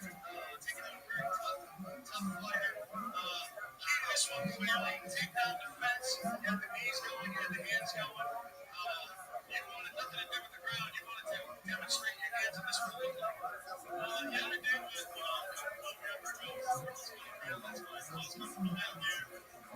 just really right on the table. So that's 6'6" and extremely large guy. Great start to your career here with the win. This was your pro debut tonight. We look forward to it. And we also noticed that Josh Martin had a big slice of hand there. Nice theatrics there. What we look forward to. Just make your better. Tell me up from here. And here's your TWC from there, man. Let's just make your better thing from here. Here's the end of the fight. Talk us through this, Brendan. I went for a double leg. That's not one and not work on. He's out there and then just to make sure it got through. Now, look like he may have damaged his knee on the way down. But you're doing what you're supposed to do. You got to finish that fight until the referee tells you otherwise. Good job finishing. Yeah, you know, that's what we're trying to do is finish it. The referee belongs to me or not. You know, we got help with that. So, a bright future for you, Mr. Brendan Shaw.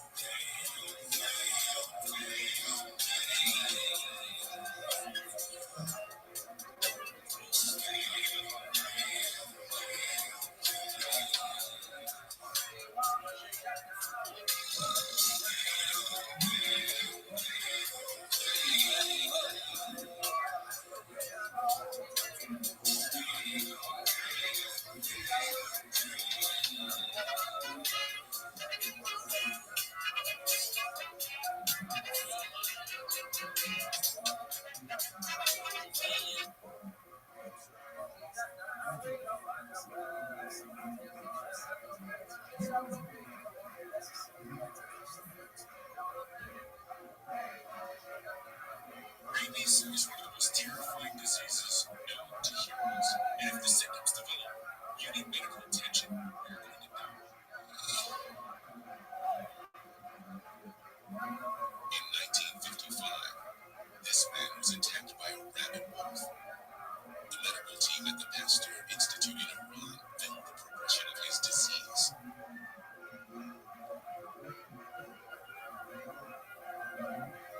This man developed symptoms of rabies.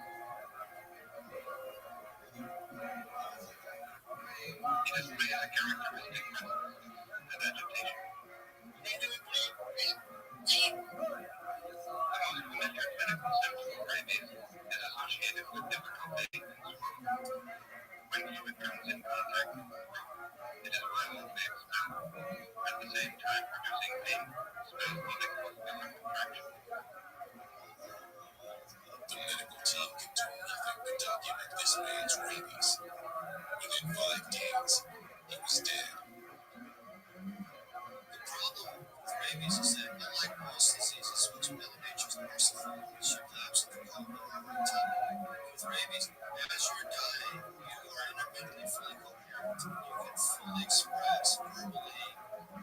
family, how scared you are, how awful it is, and how you're doing with that. So for that reason, it's really not fair. I've never been sad in my life. Sad of it. Tough time. And I'm good at it. So, I feel so good. Yeah, I get that Tuesday briefings.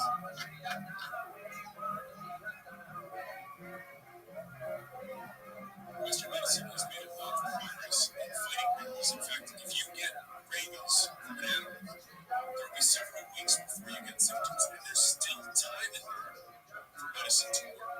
Once those symptoms develop, that virus has made its way into your brain. At that point, medicine may not be able to help.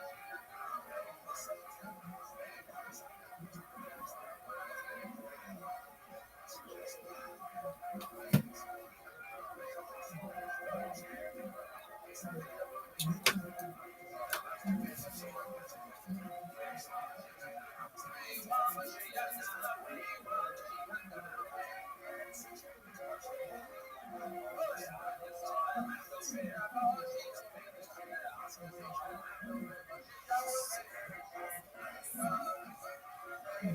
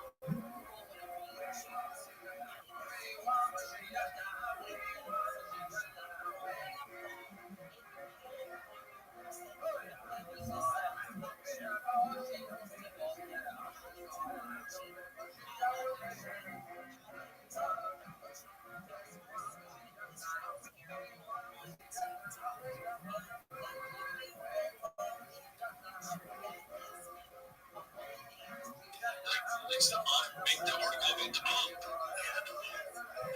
But the mom, like it's the mom, make the article about the mom. Who posted this video? That's the question, because they cut out the actual site. The slum here that God says he's just totally yeah, the shitty thing is this claims faith.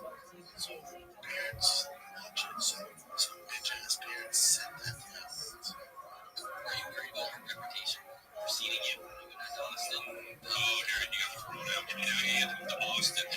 Here he comes. You're so hot tab. It's been like it's this game that's great. They don't have like no, any dad that's a kid watching their kiddos, they can't throw that ball. It's just if your dad's not getting that was so stupid. That was such a day. That was so embarrassing. Because I goes from being about the kids to you. Yeah, I was like, before I want to take this, but I just we get out of here. I should walk to the back. right, so how do you deal with that with Tiger? What do you say? He has stuff to say. Yeah, it's one of those happened. He was already safe, but he should have been safe. Tiger's not slow, but he was jaw. So it's really his fault. That's what I told him.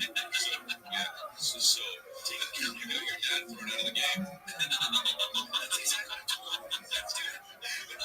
You know, are you watching right now? Yeah, I had to follow.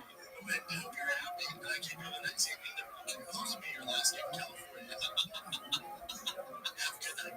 Because you chose to jog. You chose to jog. It's good for you. Yeah. I hope you're happy. But the mom bullshit.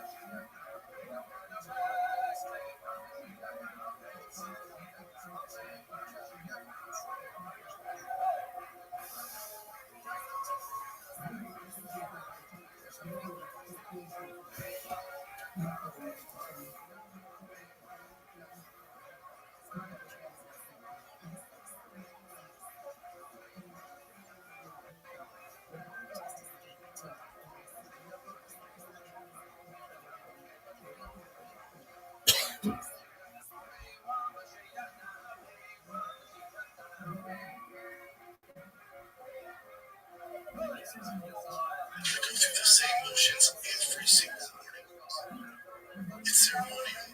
I've made it my ritual.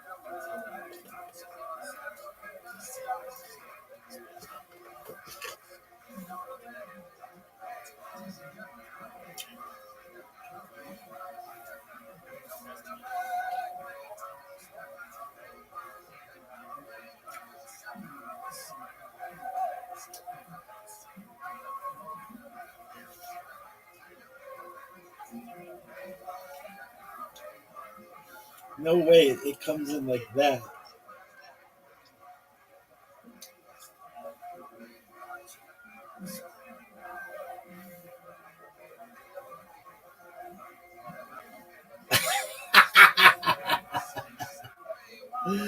No, that is so funny.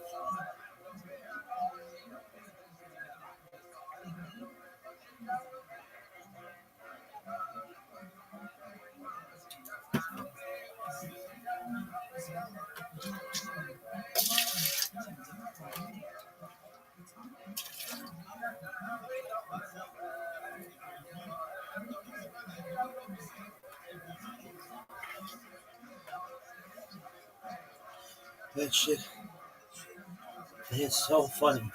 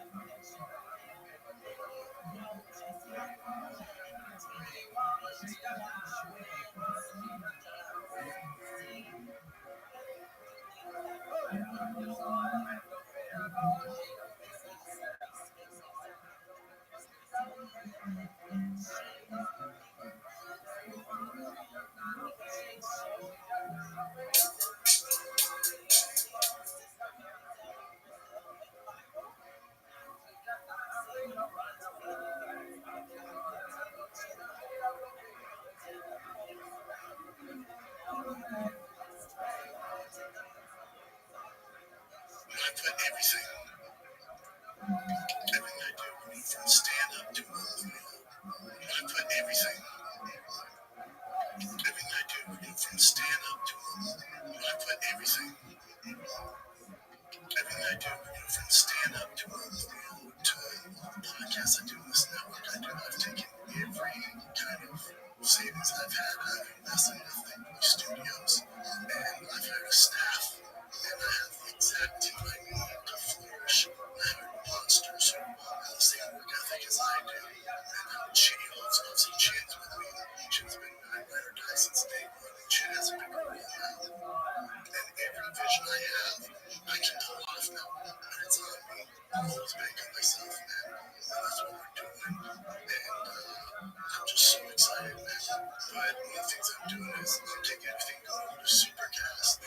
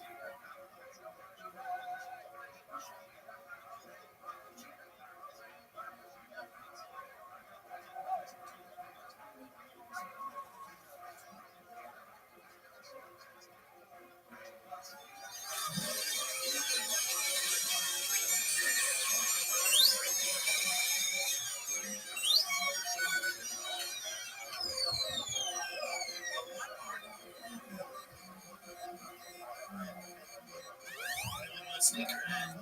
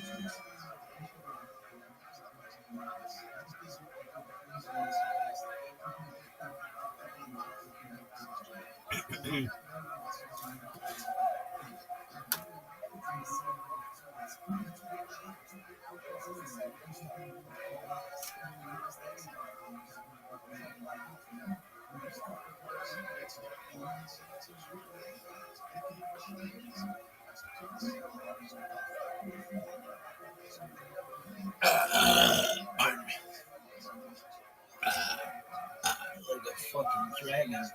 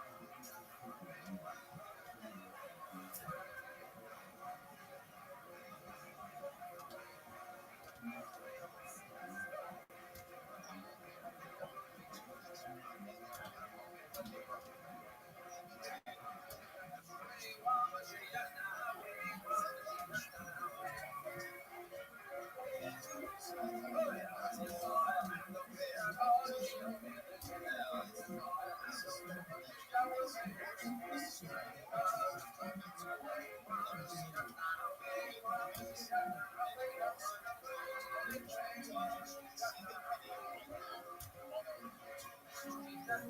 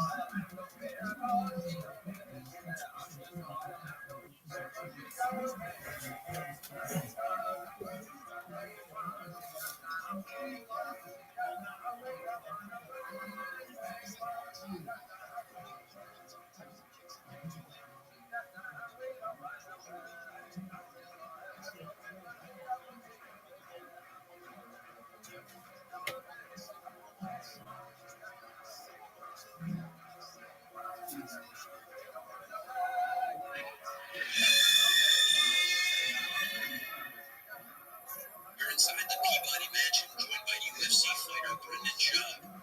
And it's time to investigate the basement.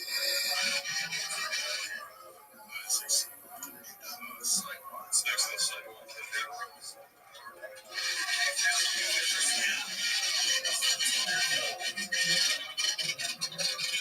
What's your name is?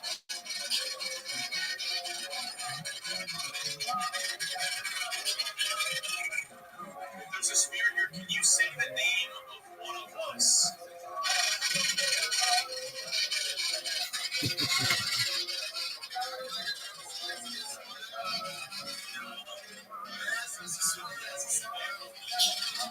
Listen to me very carefully. Watchmen tell me what could have been down here.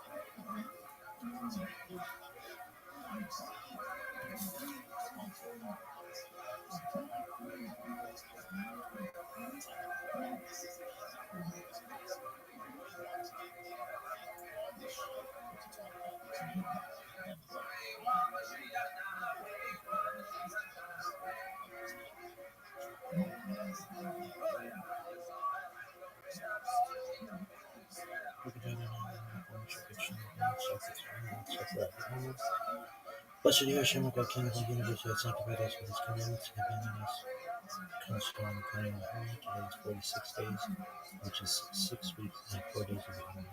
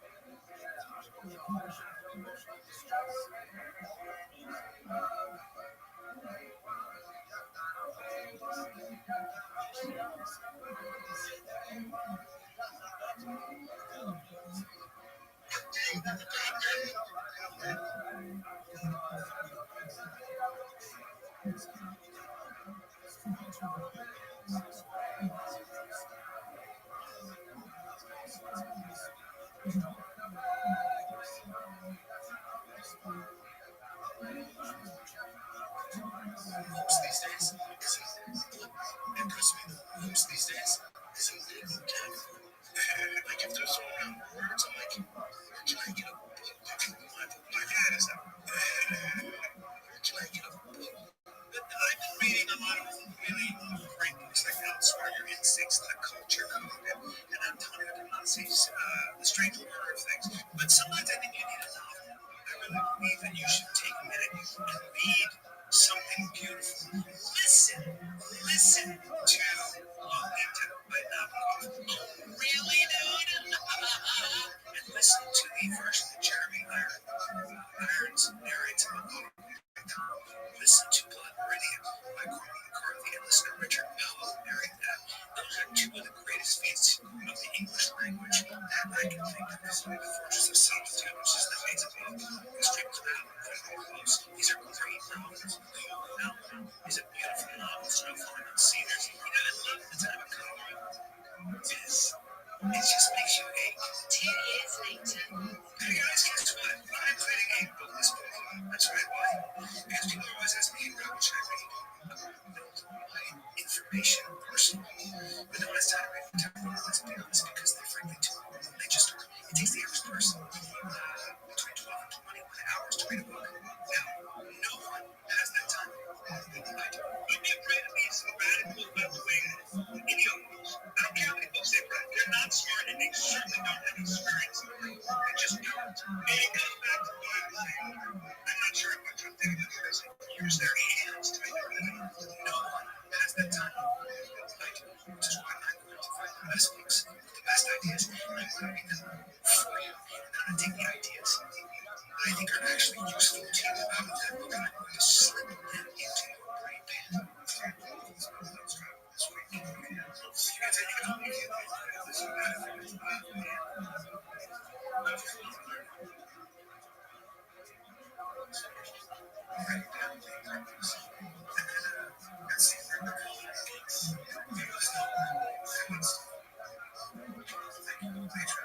Listen, so now you can read a book without reading a book.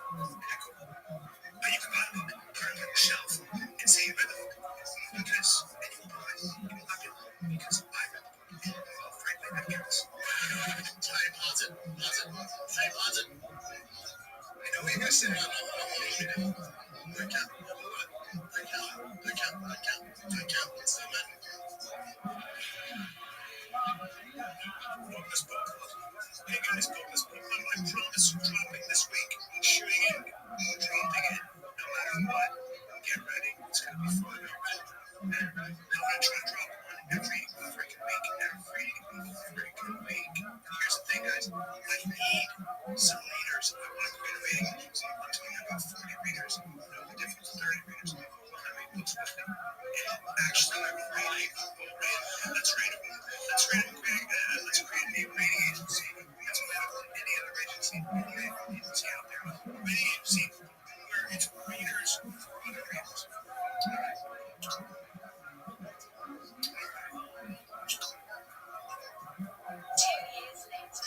Nobody gives a fuck. When was the last time you read a whole book? So by the way, see how they have this amazing podcast. I'm going to be doing book reviews with Ben Askren. It's called Books with Ben. Yeah, Ben Askren's a hell of a reader. And we were talking, and he had this great breakdown of his book, Sapiens. I was like, this book means, I was at his house, and he was looking at his bookshelf. And he's telling me why he's a wide reader. He reads widely. So what we're going to do is me and Ben Askren, one of the most decorated wrestlers and MMA fighters of all time, are going to be on the show breaking a book down. It's going to be like 15 minutes. I don't know how long it'll be. It will be the author sometimes. But the point is, we're going to break a book down so you don't have to read it. We're going to give you the most important aspects. We're going to basically give you a book review. So when you listen to it, you're going to be able to say, yeah, I read that book. Thank you. You're thinking, message from listening to it. I'm not reading anymore because reading for me is one of the station. I've got two readings. Now I'm coming home. I'm thoroughly my own because that's what a book is.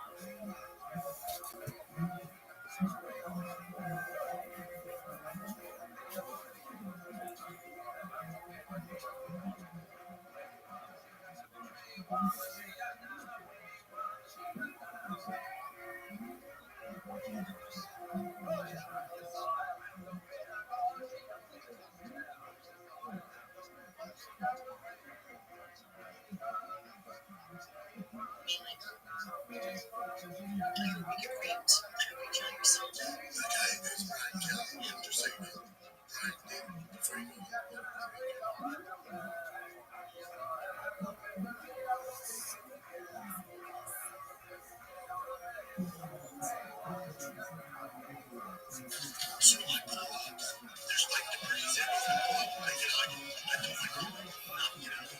So I get out and I'm towards the kids and his wife. I'm close because I'm passing. So I'm just thinking about the kids. So I keep going. So my shoes, my things are all covered with gas. The gas is all sorts of gas. There's one other guy that was at the same thing. He's a truck driver. I'm not sure what there's a weird kid. I'm not dying. I'm not dying. You're not gonna die. And I tell the guy, back out. So I grab the door. I'm trying to find out what's up. So So it's like you're going to the back of the down cans or regular with some driver. Big kitties that have shaped like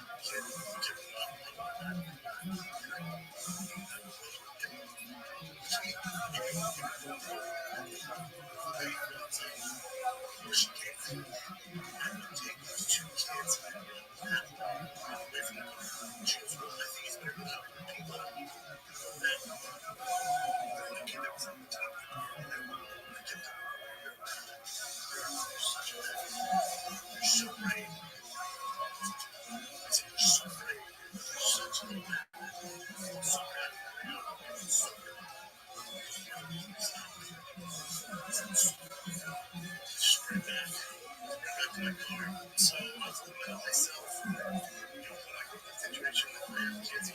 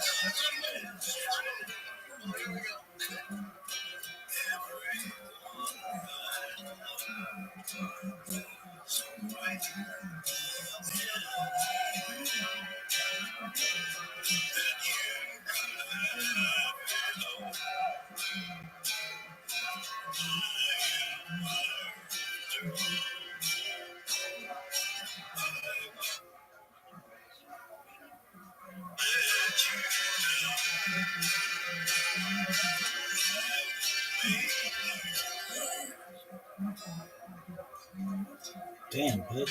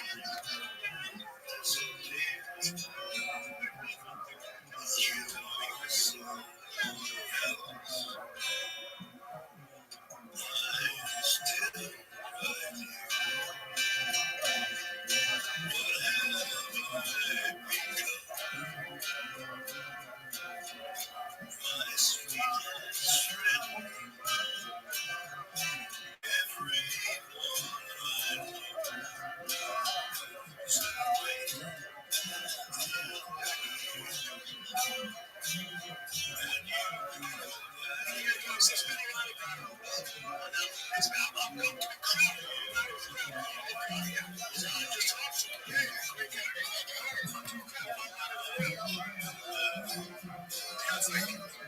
a weird thing because it's a weird thing. It's like if you had a wrestling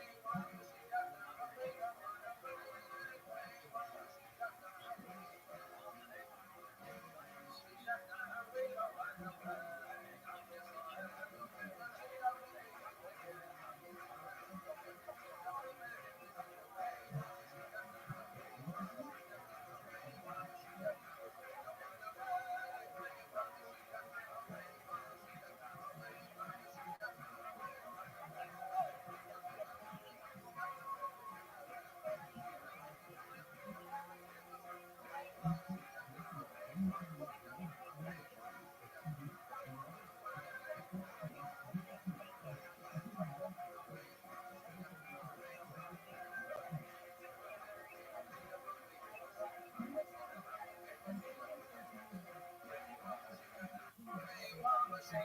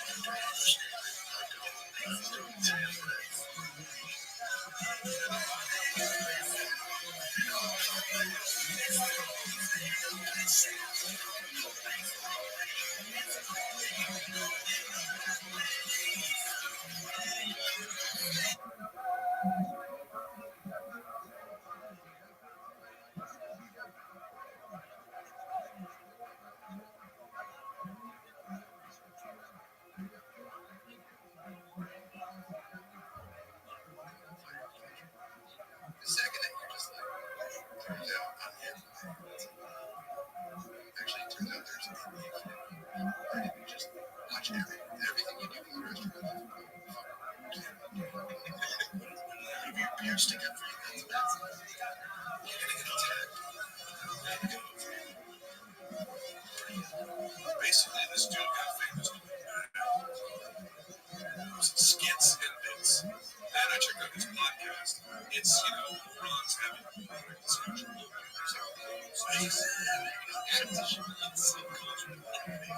There's like a small city, or 15,000, yeah, small cities where the people are towns where the people are dedicated to like watching idiot fucking bitch. The same was taking that like kind of elitist attitude towards his fans. He was kind of like, you guys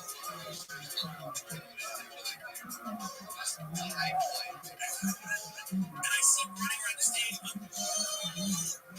you're gay. You've become gay. Why are you gay? He's a nine. He's a Chester. No, he's gay. He's a gay man. He's a gay man. When you watch his special, he's like, okay, number 3. Do you respect Brendan Shaw as a comedian? Can I trade this question to you?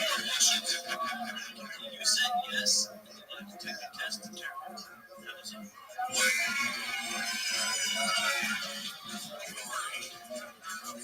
Shaw has. That's right. Shaw has an interesting thing. You have.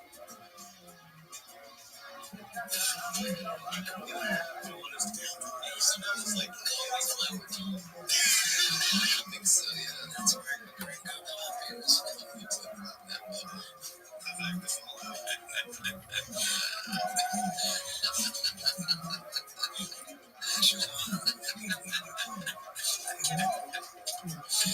Oh man, how do you know that? How do you know that was spilled there?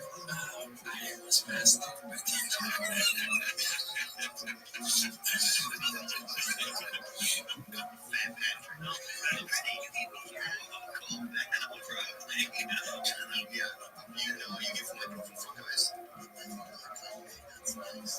dude, that's not nice. Let's call her. Let's call her. See what she thinks. Why are you talking like this? Let's call her. See what she thinks. Let's call her. No, dude, look at you. So I can't see your son. Yeah, it says underwater a little bit. You go YouTube. It's not there YouTube. Your YouTube or your Florida? No. Your YouTube. Okay. Did you try to belong any letter to your child? No, you that makes sense. Are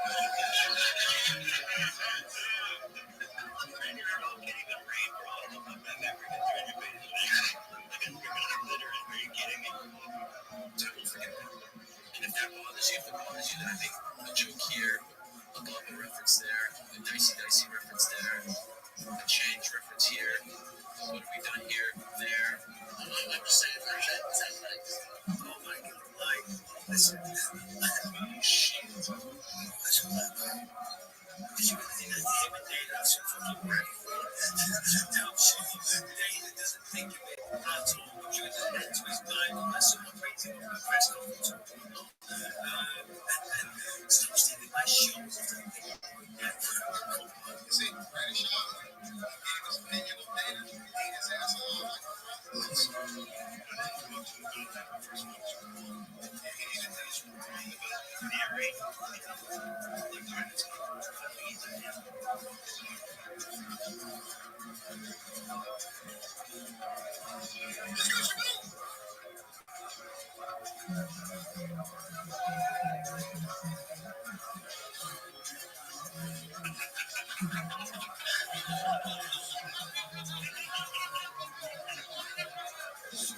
He's fully gay. On stage in Dallas in front of 45 people being like, is that my dog? It's just, it's just.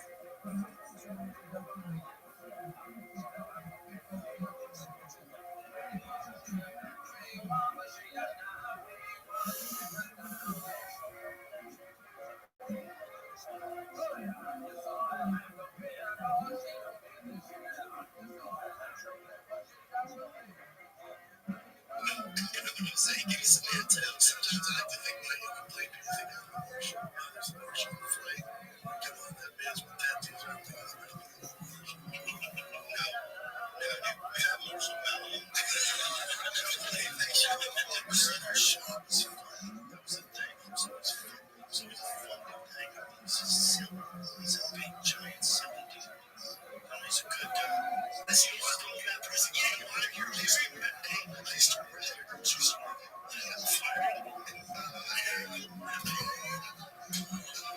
Somebody's come back for groceries. And there's a kid that was like, I do. And I hated my life and my job there. So I grabbed all the magazines and candy and I just sit in the bathroom.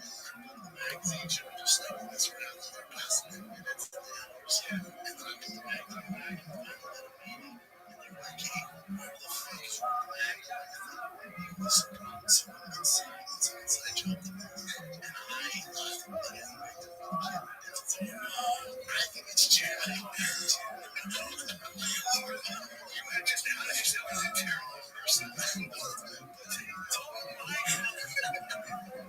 afraid they can't do this podcast anymore. Good God. He found out the fighter and he had tears in his eyes. He was telling us, he said, you don't need to do this, man. You have so much room for your smart kid. I said, does he have a day at night? He was like, right. Yep. Thank you for correcting.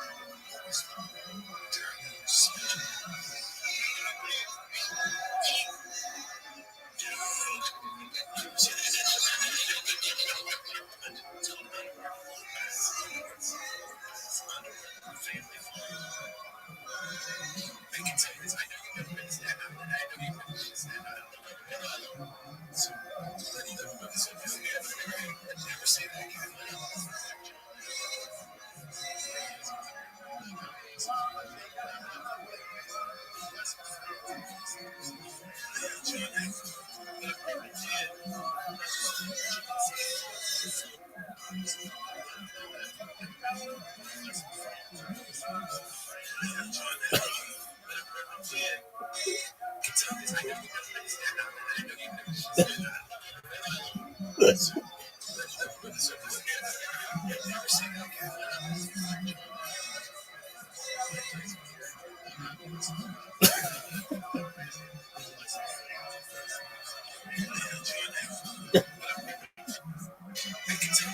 Mike Tyson just made me throw up.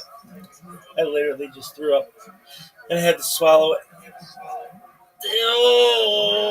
Oh man, that's so funny. Who is John Africa? Oh.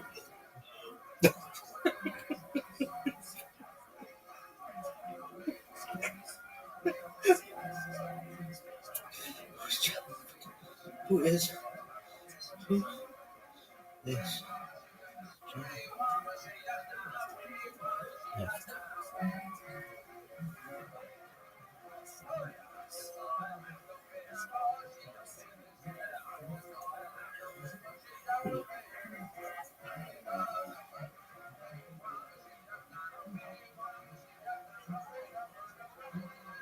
Ooh.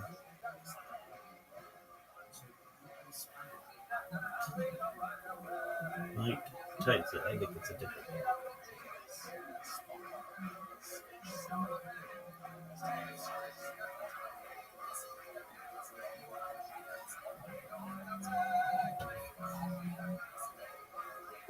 There it is.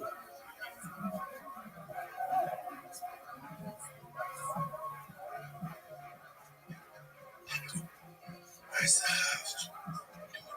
Check that one. You have to check that one. Yeah, listen, for me as a fan, you know, let's see if I John Africa. Let's see if I get some shit. That happens. I'm amazed. You know, I some friends. Let's see who's the John Africa. John, fight John. John Africa. John. I know John Africa.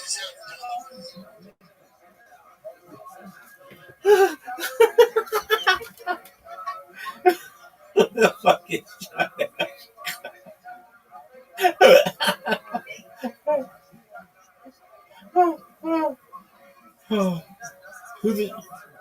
Who's John Africa?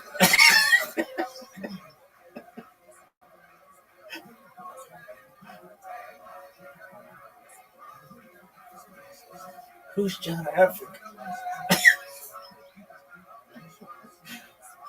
Who's John Africa?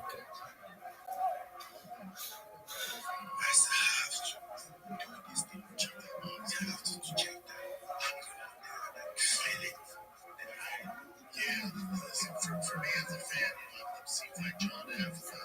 Let's see if Fantastic Fury that happens. Amazing. Lots of friends. He made me throw up again. Oh, that is so fucking funny.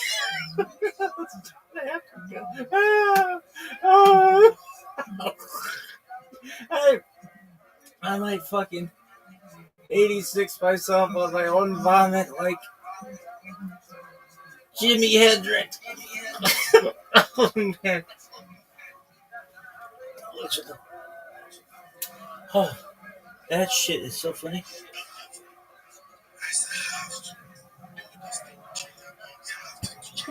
John Africa.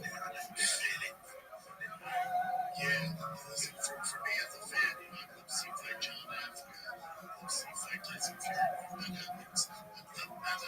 Amazing. Lots of friends. Let's see if I'm gonna vomit.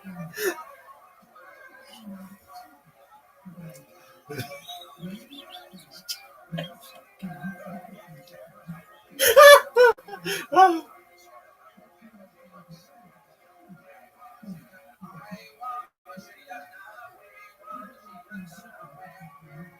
It's John Africa. Let's see if John Africa. Tyson Fury. Now that MMA's legalized in France. Who the hell is John Africa?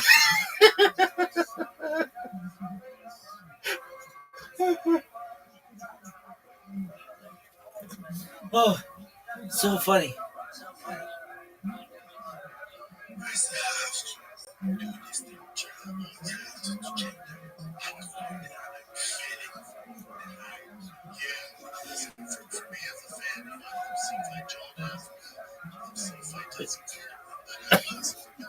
I'm gonna vomit again.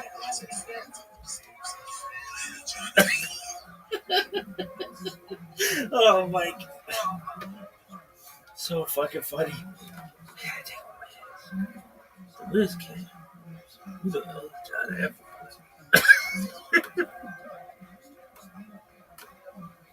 I'm gonna vomit.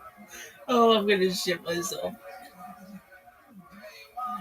Who the hell is John Africa?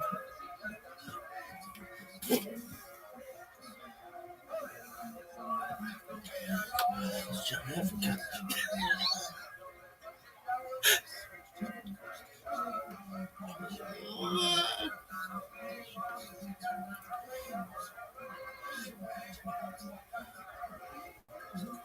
Who the hell is John Africa?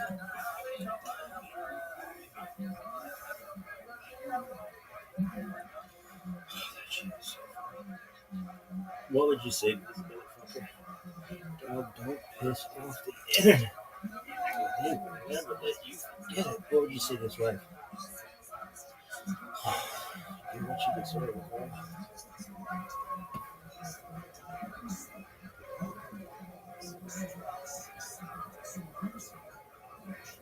I was born in Hollywood, ironically. Huh? What is a what? And who gives the address of their fucking hospital? Right off the Sunset. The Kaiser right off the Sunset. Oh,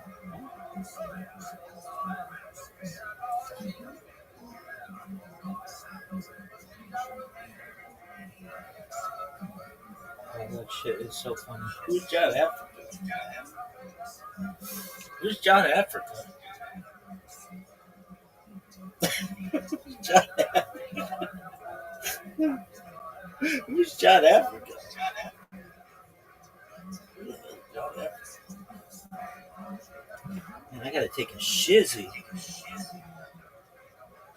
Oh man. I'm gonna have to go. Dog. The athleticism that you're currently witnessing, if you're actually watching this right now, apologies. It's kind of like if Mookie Betts had sex with Danica Patrick in Mammoth Cave on a Wednesday following the U.S. Open. The tennis one, not the golf one. Oh, that was so tight. Gotta take a shizzy. Oh, dude. Oh, that shit is hilarious. Like Mike Tyson was the dub one.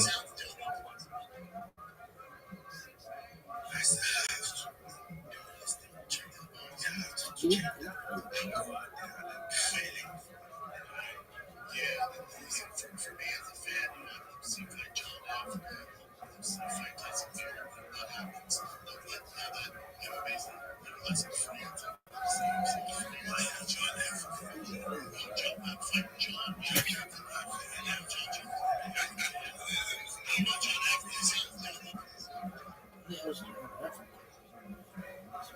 Oh man, I gotta take a dizzy.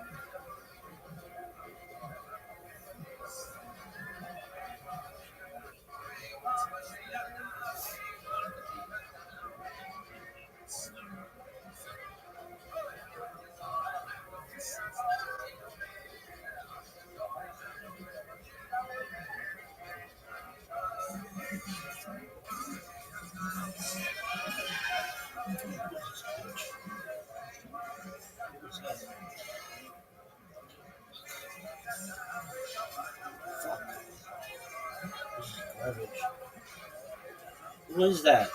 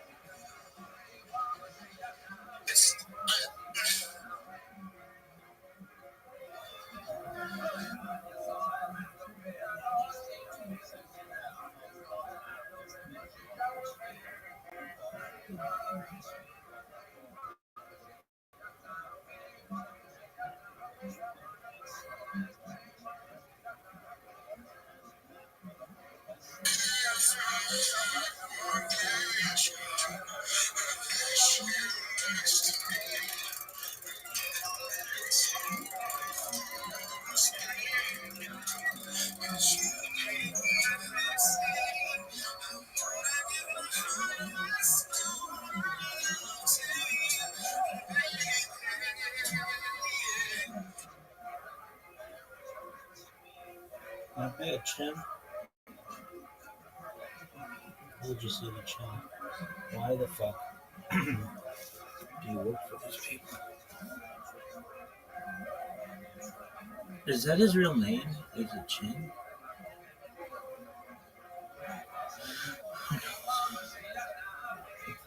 Oh, that shit is so funny. I gotta take a dizzy. That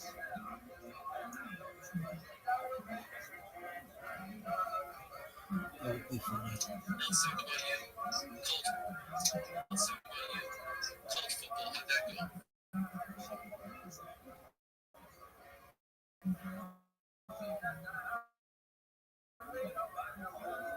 How did NFL go? How did fighting go? How did comedy go? How did podcasting go? How did TV go?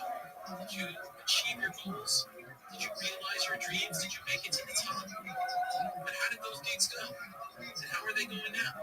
Don't talk about other people's jobs.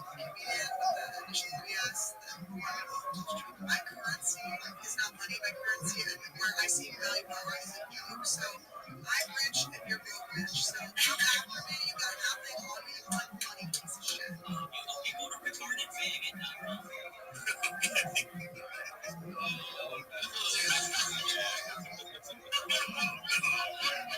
Respect Brendan Shine as a creative individual. You said yes, and my detective test determined that was it.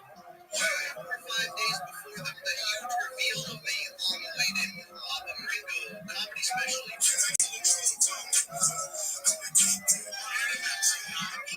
We just want to let you know that we are super proud of you. I'm dying.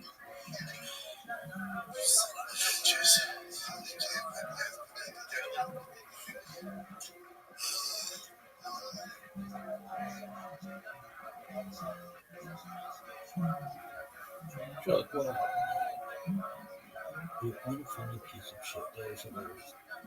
Can you let him in later? You're a very funny person. Can you let him in?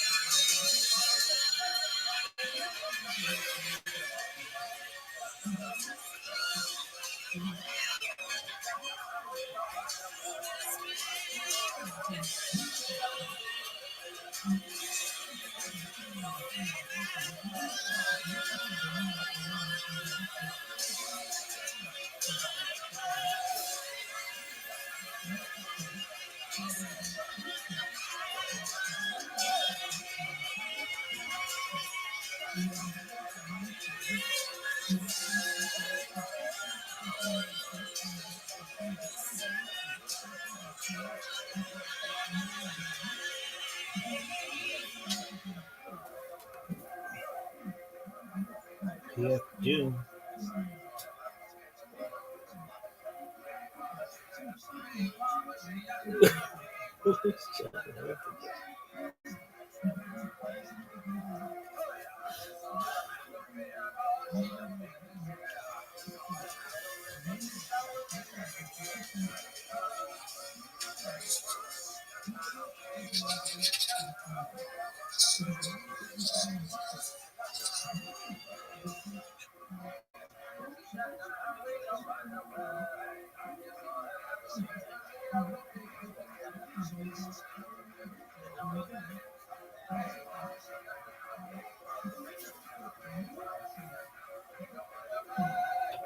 What do you have to do to earn less than a 1-star rating? Literally not show up. Just a still image of this shitty backdrop for 25 minutes. That might actually be an improvement.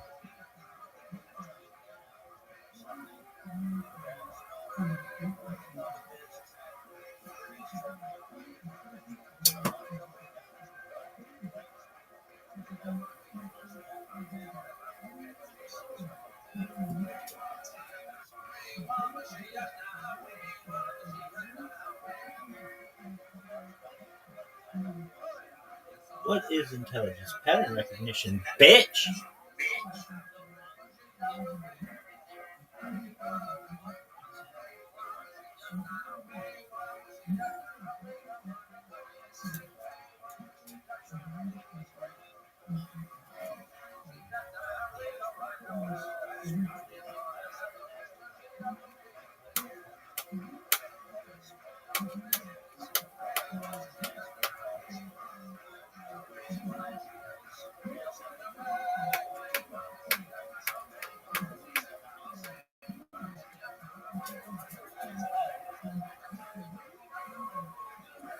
I have to take such a shit. It's like, bitch.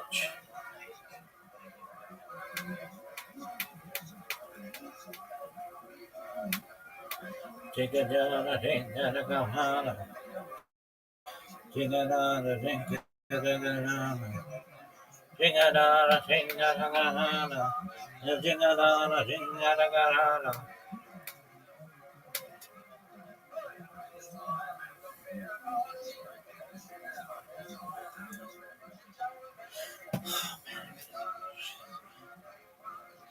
What are the odds somebody said something about you? 50-50.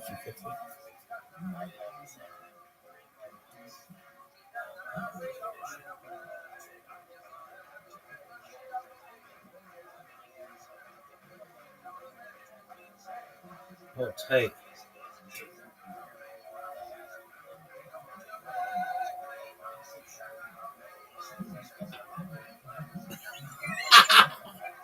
Oh, that is so funny.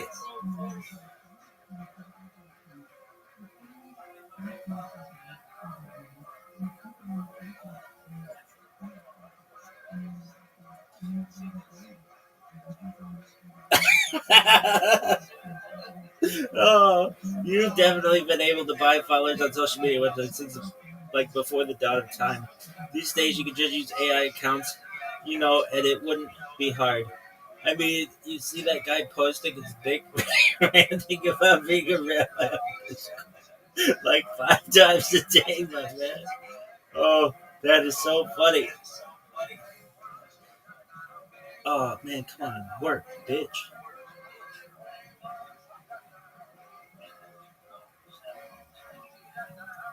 Uh,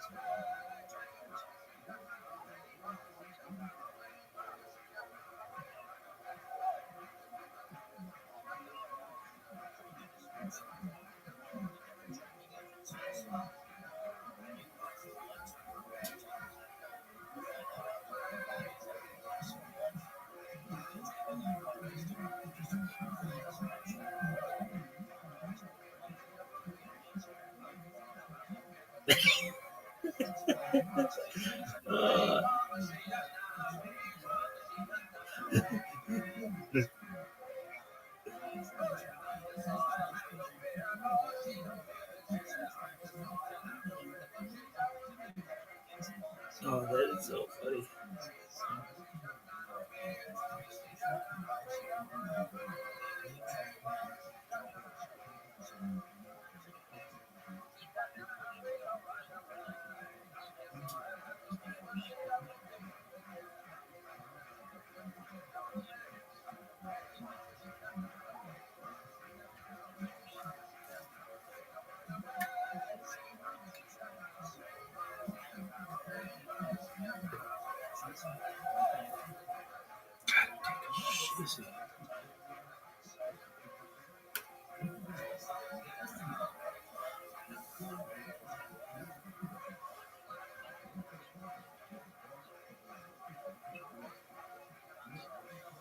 Oh man, I gotta take a dizzy.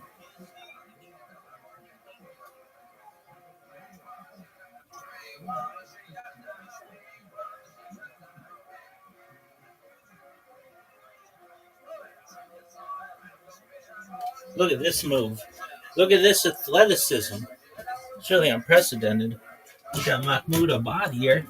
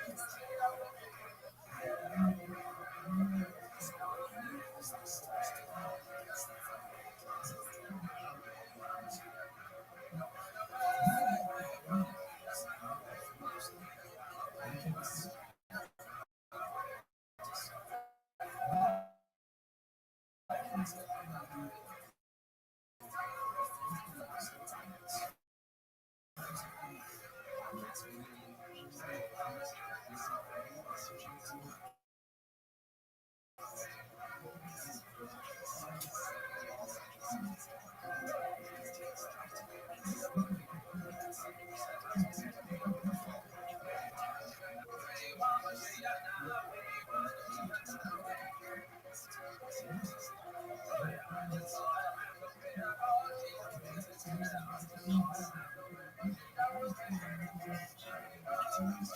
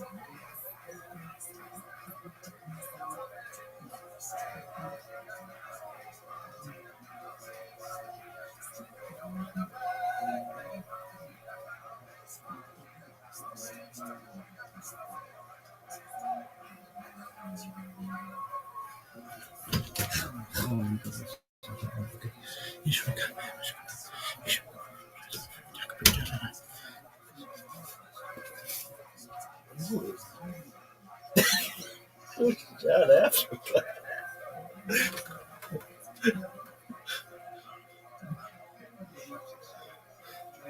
Who's South Africa?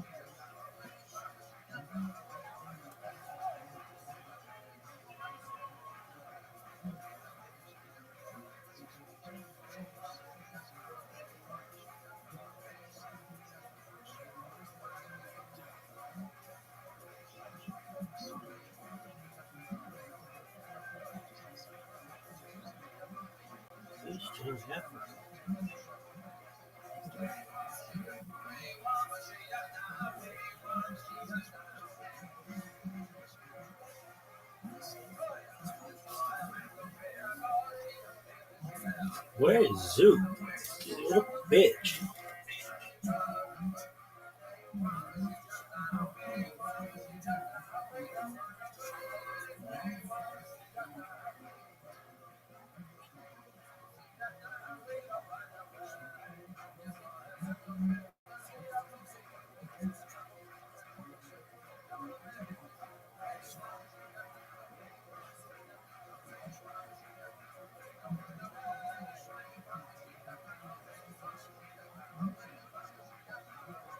Who's South Africa?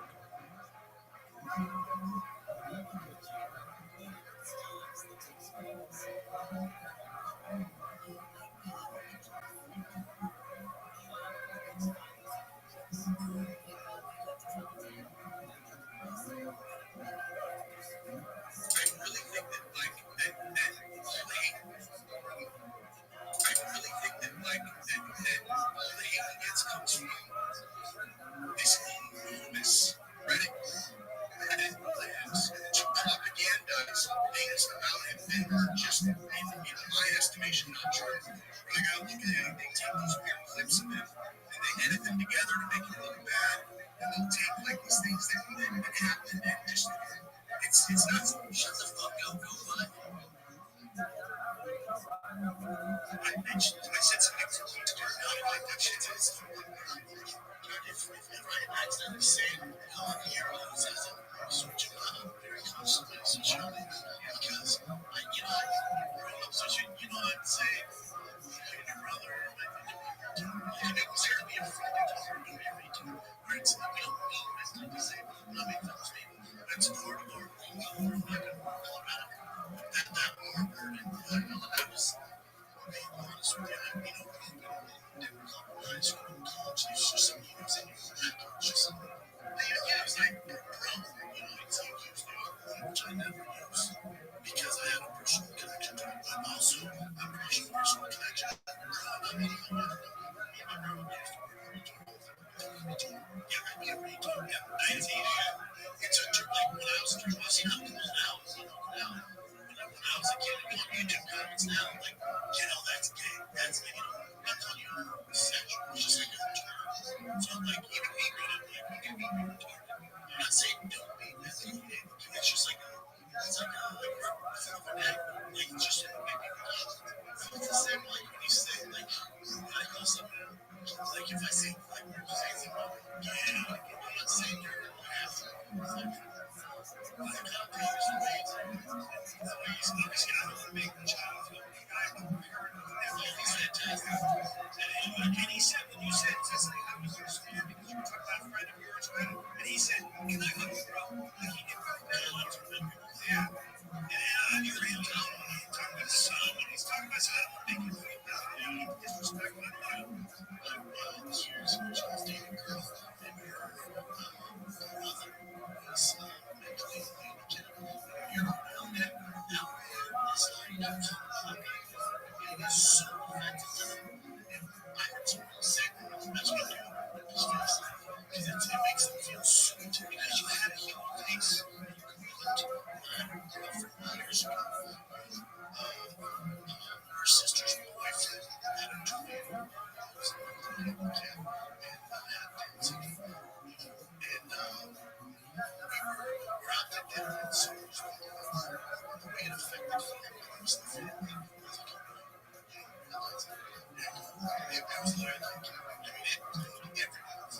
your thing's toxic. I keep it so that impacted me. I've never used it. He's never used it. He said it on this podcast. I said it once on accident. I said, I'm like, because if you've sitting there watching this line, special. I don't know if they're first class. I don't know if they're first class. Certainly, that's something I got there.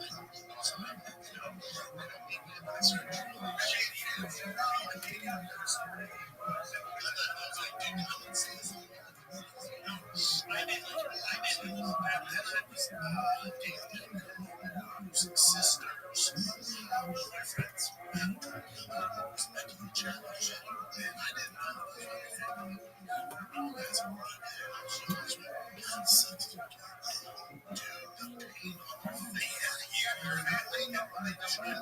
since that day, like even now, friends, he just hasn't had that sweet experience yet. That experience.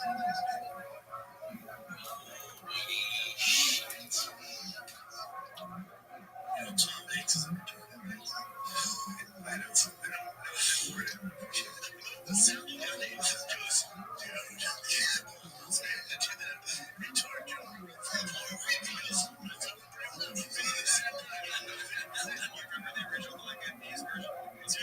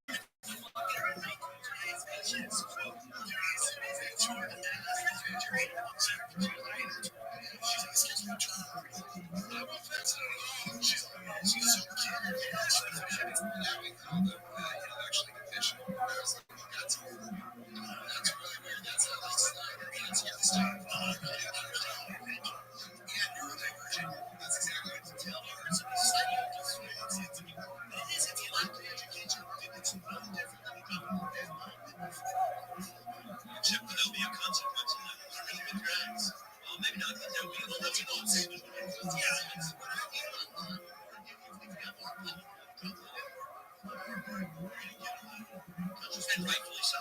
Yes. What different fuck happened in this world?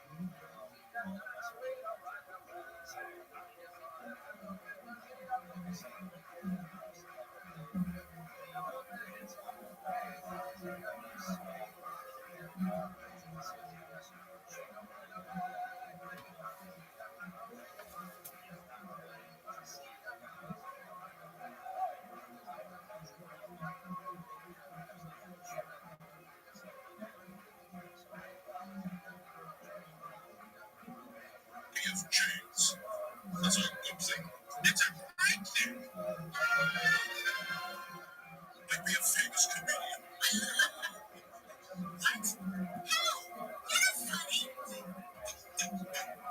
I'm a funny guy. That's what I identify as. Funny guy.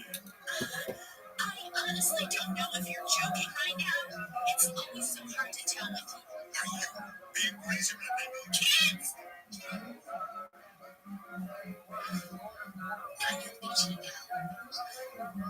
You were David just said. You're crazy right now. Kids! Now you're reaching out. You were David just said. He's a funny guy. That's a funny thing to say, Dad. That's not like you. It wasn't a joke. Here's a joke. See, when I did that 23andMe, I did that shit. It saved me joint ratings. Well, Brenda, the last good joke you made was Bruiser. Nice one. Burned it and Bruiser. Brenda, this is a little kid. Plus, I don't want to make your disgusting friends now look like the person NASA astronaut is transgender clothes. This dude's hilarious. You shouldn't be. You should be a famous stand-up comedian. Like these guys. So smart. Stand-up on comedy. It's just such an impossible thing with these fucking idiots who are supposed to be my friends, by the way. Did you ever want your husband back? Come get him. I've never been thicker since I got with a Mexican man. Thick with 3 fucking C's. Dude, giving me bean cheese, bean cheese, bean cheese, bean cheese, bean cheese, bean cheese. No, that's perfect.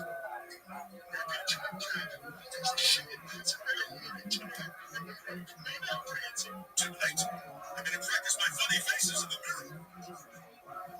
Your boy's gonna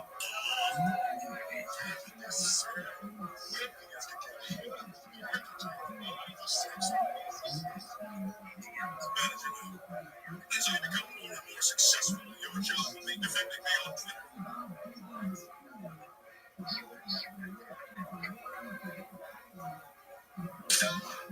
I think I'm ready.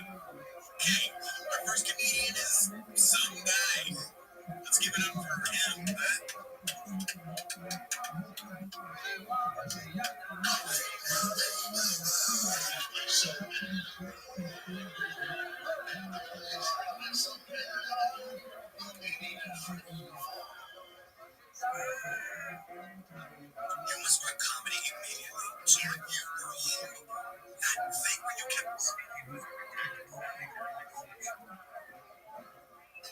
That makes sense. No,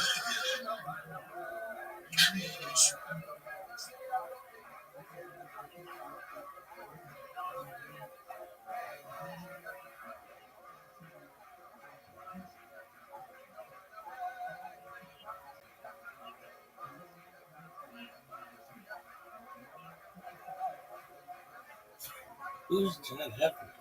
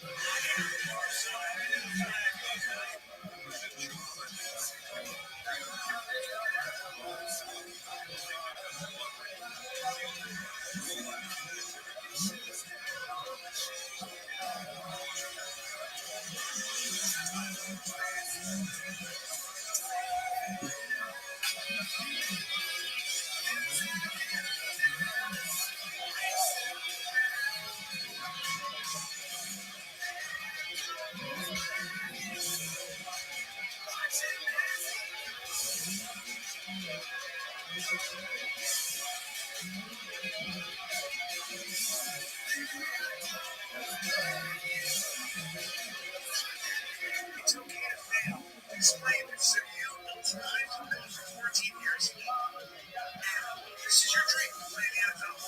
And there's no question. I talked to guys who played the NFL, said you were good enough to play for sure. If Denver was, they said you were good enough to play. No question, right? So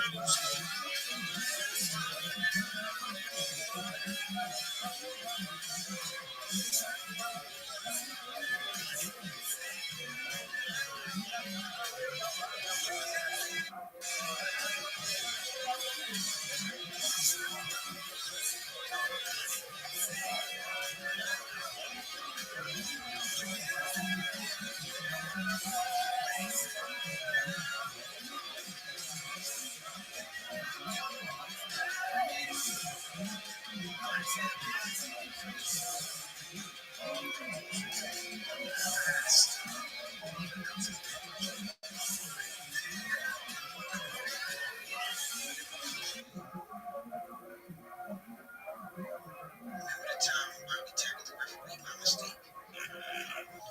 Yeah, it was pretty funny. About the time he tackled the guy from Louisville and threw him in the States. Y'all remember when he intercepted the ball? His pants fell off. And then he ran for the touchdown, baby. And when I got one of the end, but I get one of the green. Remember when Bobby Boucher, you have an anti-minute, what the Bible do it?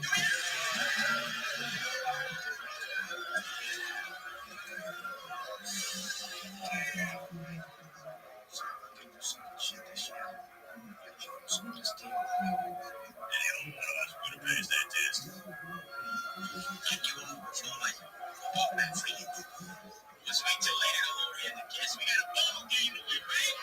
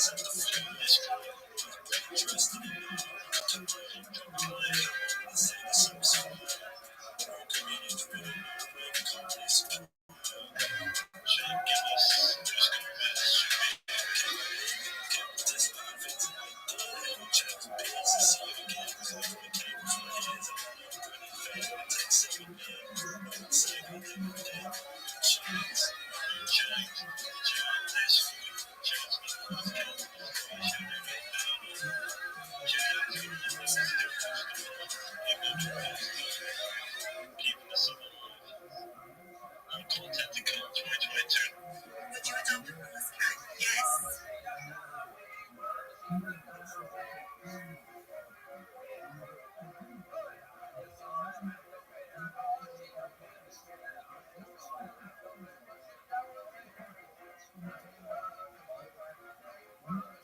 your tattoo.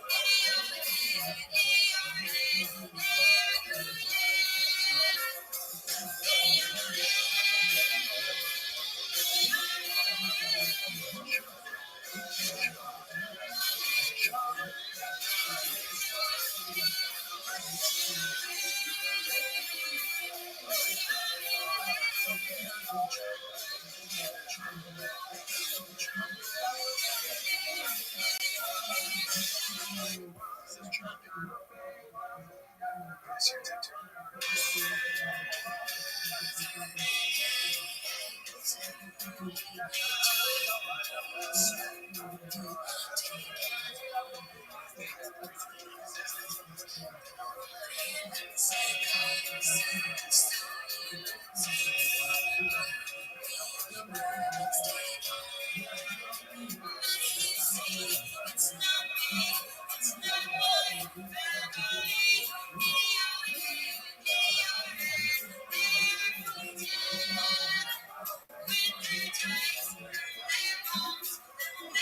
I didn't see it. Didn't even recognize it. Great video. Never saw it.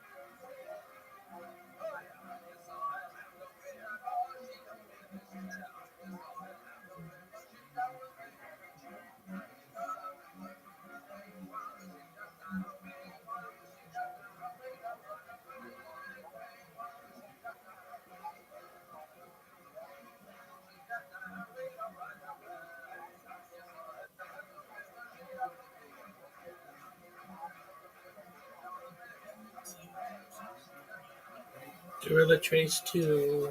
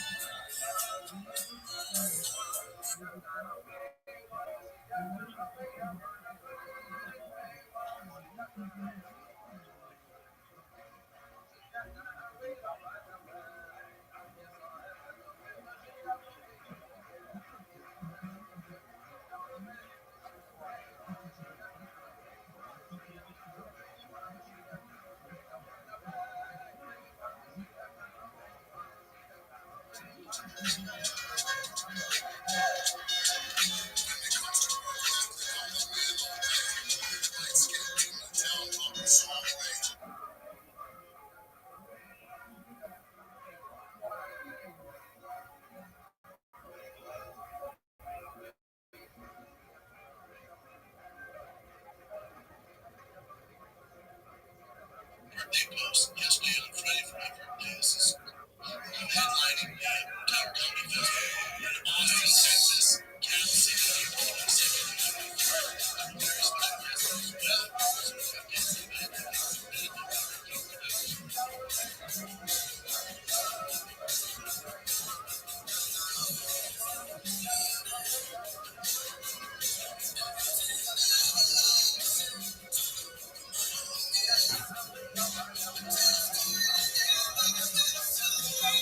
well.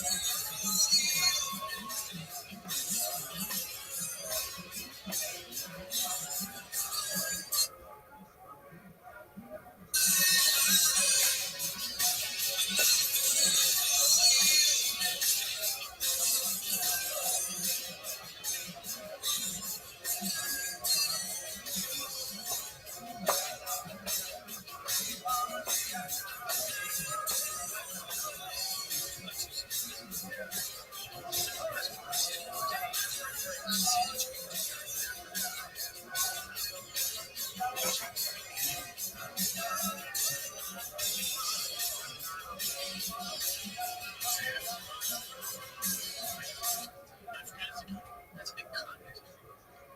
So the Egyptians would say Africa, Moroccan trash. Just claim it Africa. It's a different places. Yeah, but it's like American. I know. I know. Yeah, that's different, but it's not a continent. The whole continent is North America.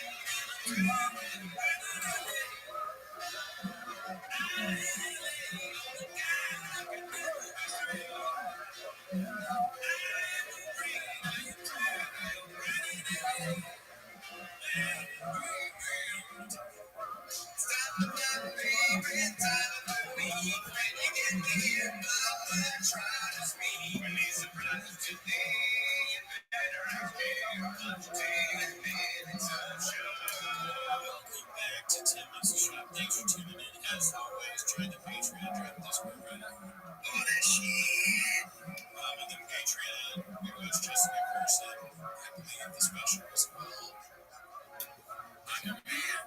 I'm the Man. I'm the Man. I forgot it was called Man. My confidence. I don't remember it, but anyways, this is over here. My last announcement here. Last time I'll be saying this. We are switching Tim as a shop. I had the jam to 2 times a month. Lives on Wednesdays, probably around 7 p.m. Second and fourth Wednesdays a month.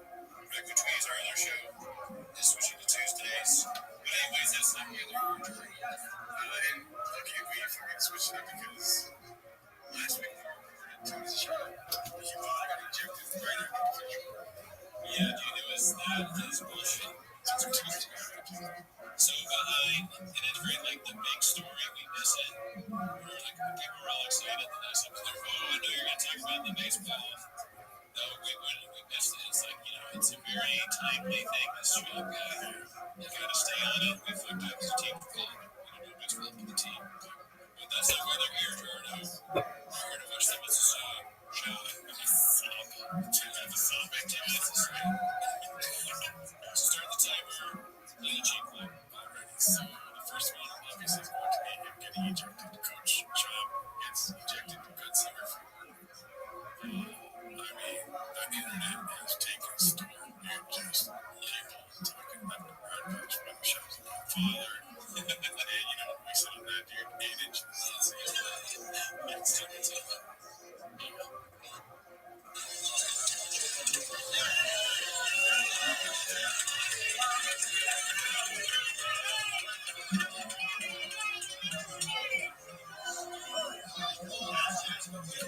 question is this man homeless? Is this Rogan shorty by now? That's how fast what it does.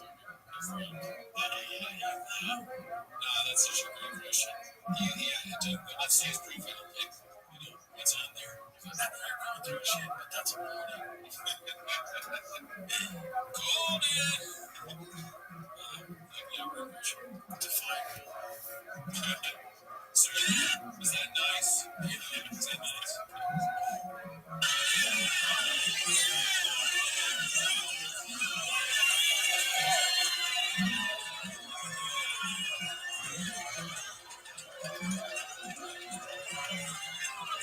A very, very terrible thing that was just insecurity. That was the worst thing I've ever seen. Wait, see that? Look at his foot. If you're in the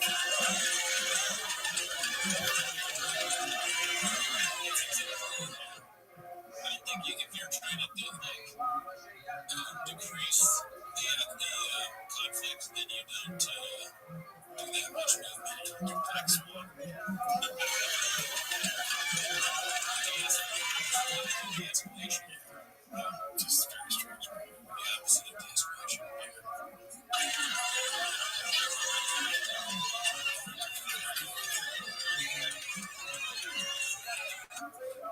We do it here.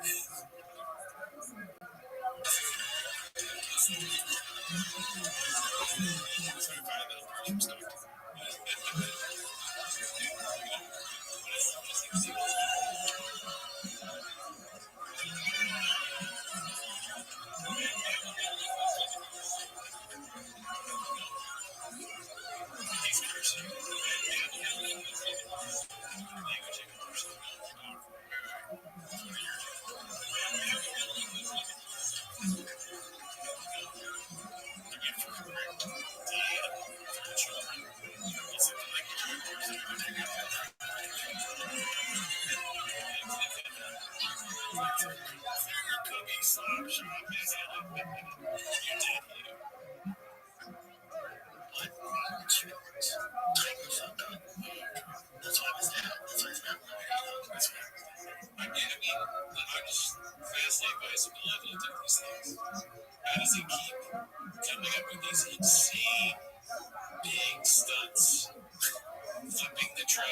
dog took my trout, getting ejected from baseball, fake trout giveaways.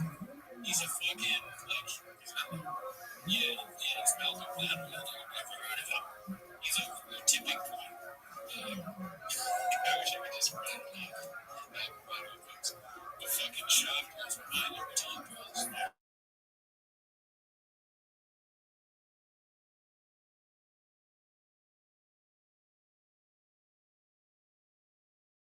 I don't remember the story from the French lady. The guy goes, he's like impressed or whatever. And then the therapist, so he's like, I'm feeling like that rest of these days. Nothing makes me happy, nothing's Netflix. And the doctor says, cool story, bro, but let me hit you with this, baby. You gotta go see Pagash in the league. That's where it is. Pagash is the funniest guy around, dude. So it's like the most, he's the best. And Pagash goes, actually, cool story, bro, to you. I've been a doctor, I am Pagash. So, doctor goes, as your doctor goes, yeah, sorry to tell you, but it's terminal. I think the terminal one would be the doctor is probably it's sorry to hear it's terminal. Amazing. Alright, so here we are. This was specified 281 Texas 832. They really are the worst people in the world. This is specified, it looks like Joanna. This umpire waited his whole life for his 2 minutes of fame, so happy for him he really enjoyed ejecting Brent from the game because it's the only power trip he has in life. At a brutal baseball field, congrats on him, Pop. This was the threat of your life. I'm sure you'll go back to your amazing life after this. Damn, that's crazy. She said life many times. That's like some weird cryptic like Kingpin Rose type shit. She's gonna kill the guy. Life. Yeah, he's just saying life so much because he's not gonna happen, so squeeze his neck off. Yeah, watch out, Lee. I mean, the devil's assistant, she is being a supportive wife, I guess. So, today's one though. Cool, but that was fucking extra negative, like too much, right? Like 2 minutes of fame. Come on, dude. Yeah, no chance. No, he's not better on the baseball player. You guys are not that important. No, at all. I honestly, I'm not saying this to be shout-ish, but I honestly feel like the umpire has a good chance that we know who you are. But they don't know who he is. He just was like, this guy's cursing and yelling at me. I'm the umpire, this is what you do. You throw a beer inside the act like this. You don't matter. You don't count. I mean, yes, she's crazy for writing him to be that viciously strange. Why do you think the umpire sucks? Isn't it nice to be an umpire for kids? Yeah, it's a really good thing. Also, this job is getting worse for you. Yeah, it's true. Like you're jumping on the 2 minutes of fame. Talk about it. Listen, could be a show's last 2 minutes, right? It always feels like it is. Yeah. If he does something again, like he goes right out of the bag. Wait till he starts pulling cuts out of his fucking outfit, dude. He did that Texas daddy. That's true. Now the cowboy hat. I'm seeing it happen. Let's see here. Next we got Karen posted by Joseph is 5'2". Papa underwhelms the auto-tune vehicle with his own V. I don't know what that means.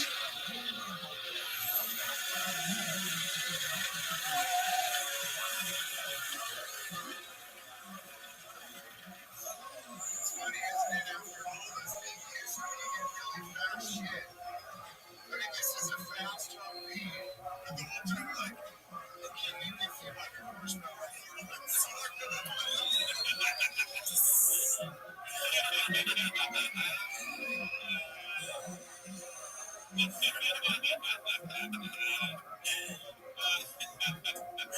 He's definitely going to drive me home here. Yeah, for sure. That seems to be one of the last things we see. That part does see it all.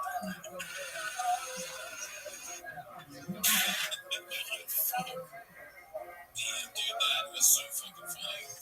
These guys, it's impossible to be running in that condition for some reason. Even that guy.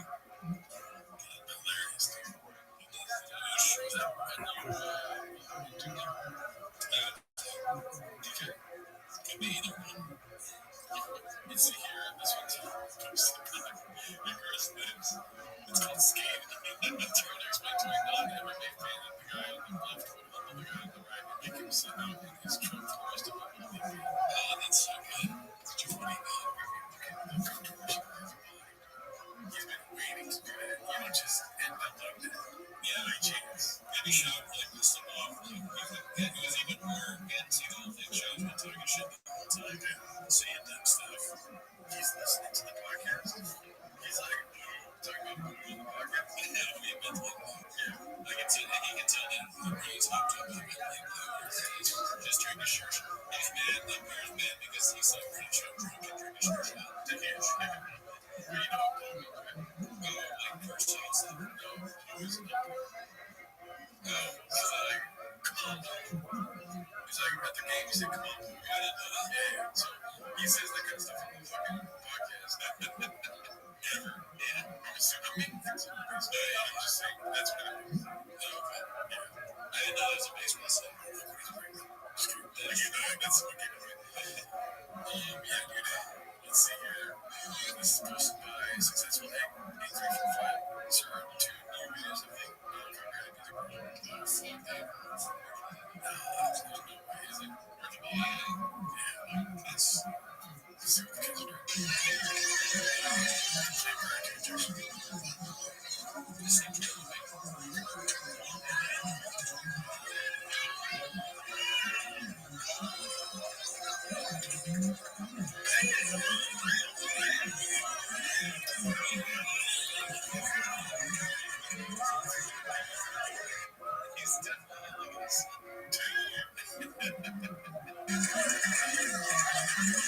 Oh, yes.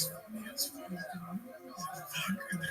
Damn. Very shocked. Like, you know that anywhere you see that. Yeah. Dude, you were good at baseball. You were like pretty good. Yeah. Did you slide the whole time? Yeah. That was such a pussy, dude. I was one of those kids who like run out and slide sometimes. Yeah. Eventually I did. One time my friend who was even worse at baseball than me didn't slide, and it was like in the playoffs. He didn't slide, and this kid that was good at baseball got so mad that he started playing. He was so mad the kid didn't slide.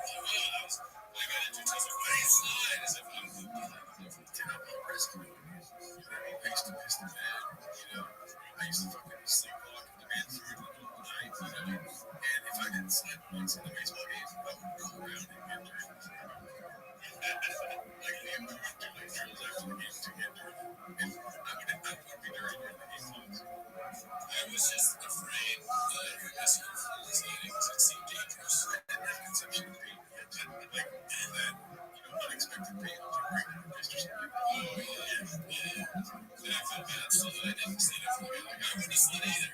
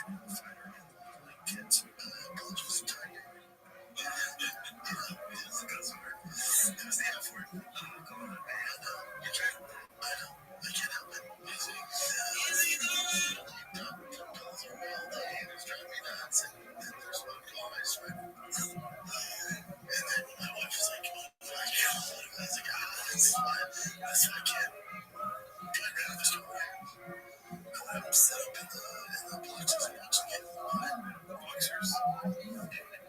Bleachers. Boxers. Yeah, dude, his brain is fucked up. That's what I did. He's sitting here and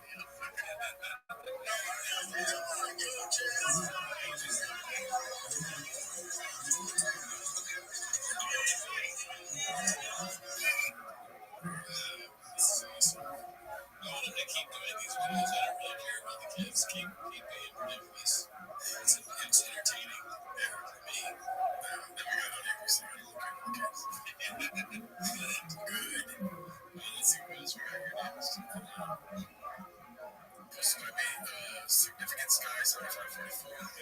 Mayhem Miller is homeless as fuck. I don't know who that is. He's an MMA guy. Still better. Nobody knows who you are. Mayhem is prayers. Smoke right 10 minutes.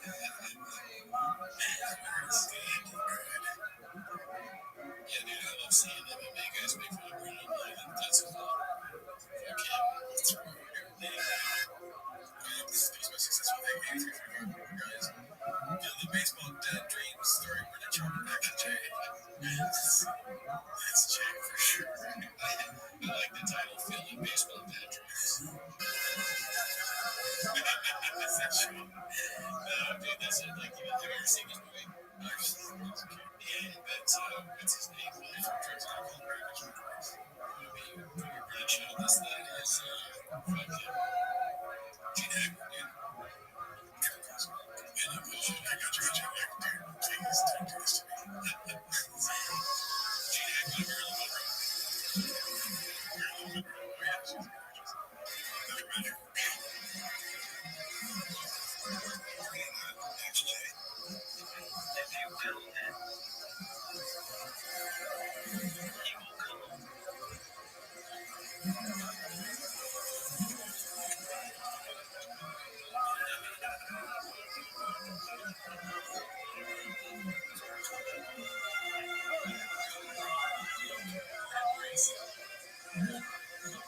Is the movie like he's schizophrenic and he's just his favorite all-time baseball players?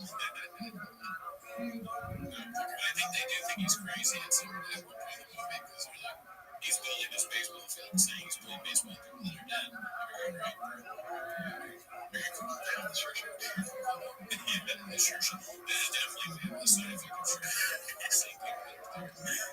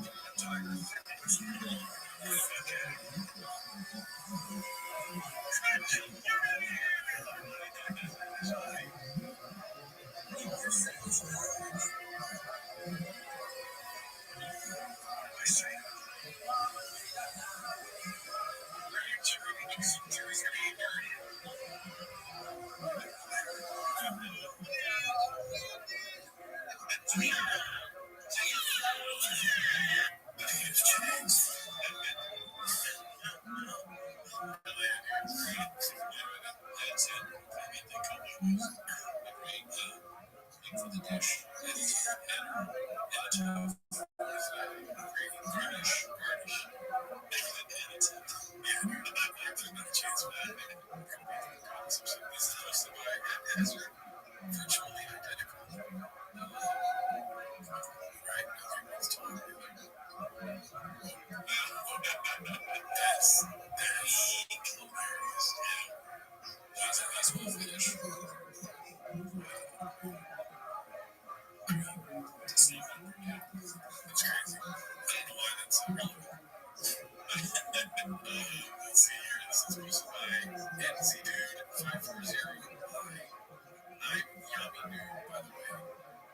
Why are you posting this embarrassing? It's kid baseball chill, man. It's a repost. Please get you. I understand social media for fuck's sake. This is Cal's better. I gotta post this. It doesn't matter if it's a repost. It's rejected. And they would try to repost it to begin with. Just ignore it. Okay. The same thing. It's like the baseball video. A few context there. I like how Coach Brian uses that TikTok for Brian. He's always said that. Brian's fucking 82 or whatever. Hilarious. There's stuff. Post my shirt tag 420. I noticed some graffiti in my neighborhood. Too much. I can't tell. Brennan Chop sucks too. He keeps his gun in his mouth a lot of times. I mean, the first one was cute, and this one is just straight hate. And he spelled his name right. It's like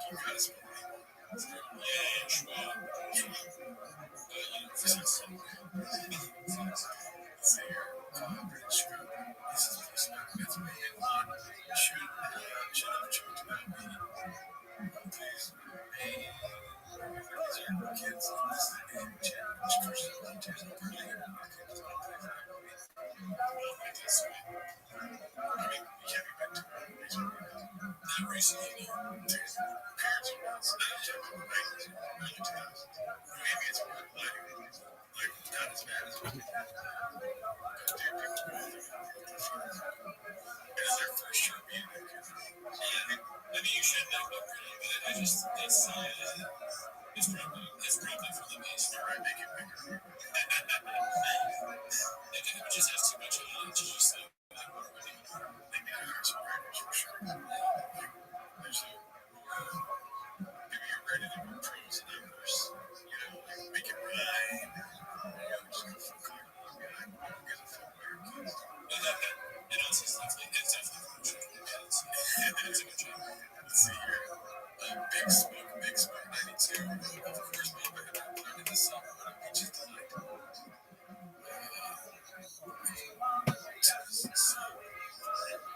Must be a slow day, though.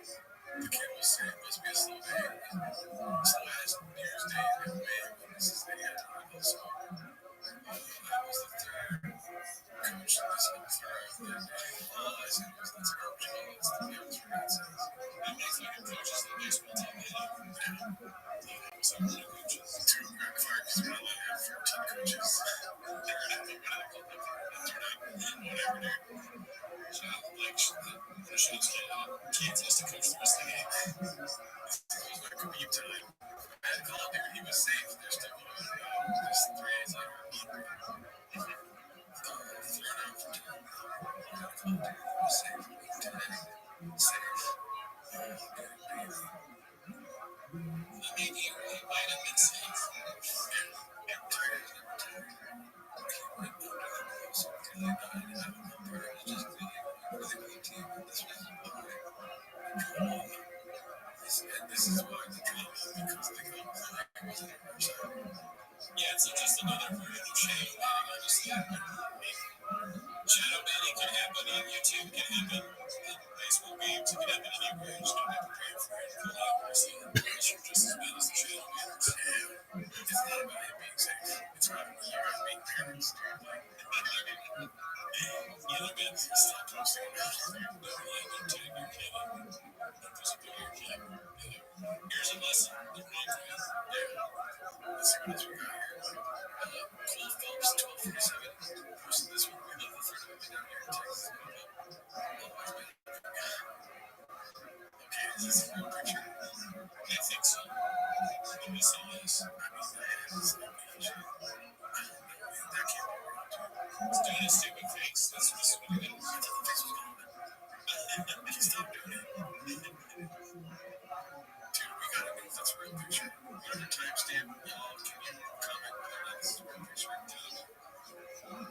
I'm just not following you on social media. I don't know where you're gonna post this. I can't read it. For the baddies. You're so strange.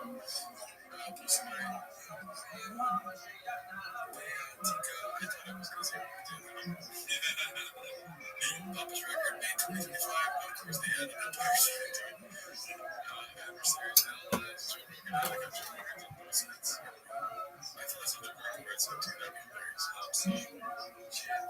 Just fingers on the side. We should make a tier list of his adversary. Yeah. This is great. Just crazy. It's like taking.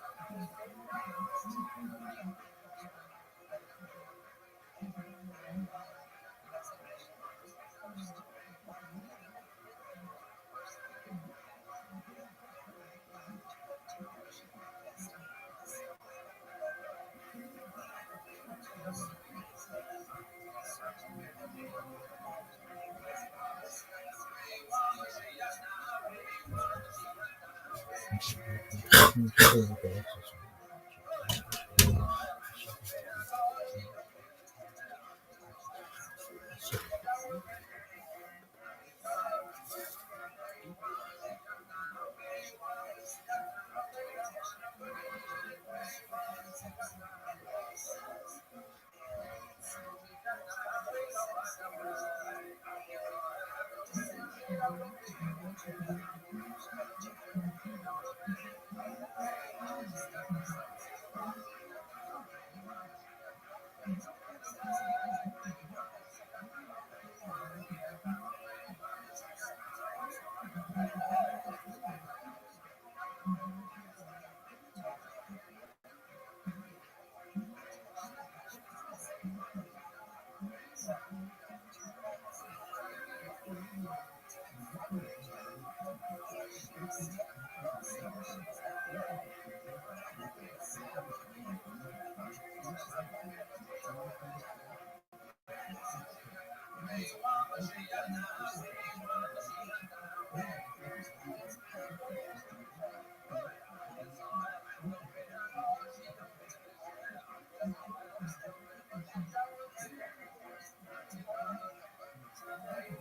a trip down memory lane, look at all those people. Everybody's blacked out. Everybody's faces.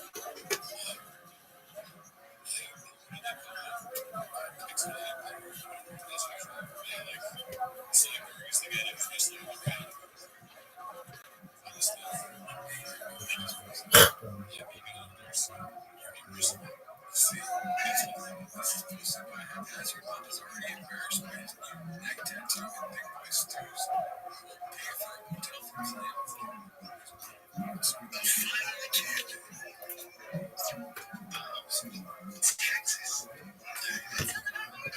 You taking a tattoo? Well, now you just get the couple tattoos represented. Crazy. It's just words. It's just words. It's a check swollen. They saw yesterday. Yeah, it's just normally you would get one.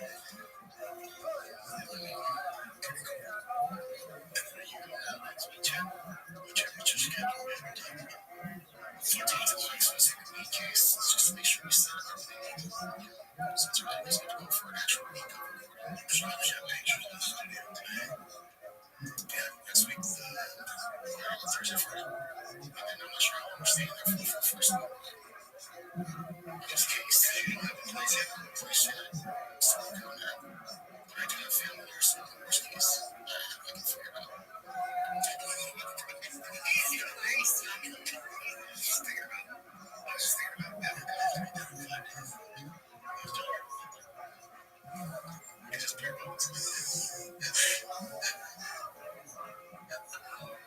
People understand. I mean, there's it's great. Even the permit stuff, like, it'll be super quick. I want to be alone. It's going to be a total easy for the first.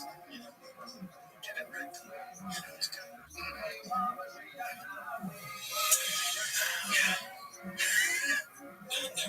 He always says audio is king. What is the pathology for someone that went down with this? I listen to it. Yeah, I was actually thinking the same thing. All this stuff is happening in auditory. That's what makes it. That's what makes it. Audio, it's like an audio. Like, there's no doors or a key. There's no mics things. Like, what is the point of me listening if you're going to paint the picture? It's so boring. Should we move? I got family there, so it'll be fine. It'd be so funny, you know how they do like audio translations for it's like if they only did that for like advertisements. Like, there's something between Brian just picked up a magic wand.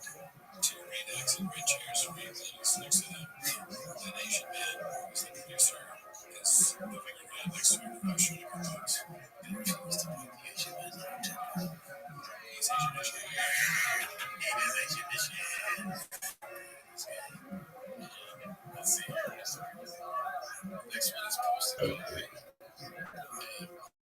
Mr. Isaac Mann. Let's take a moment to honor a legend in baseball.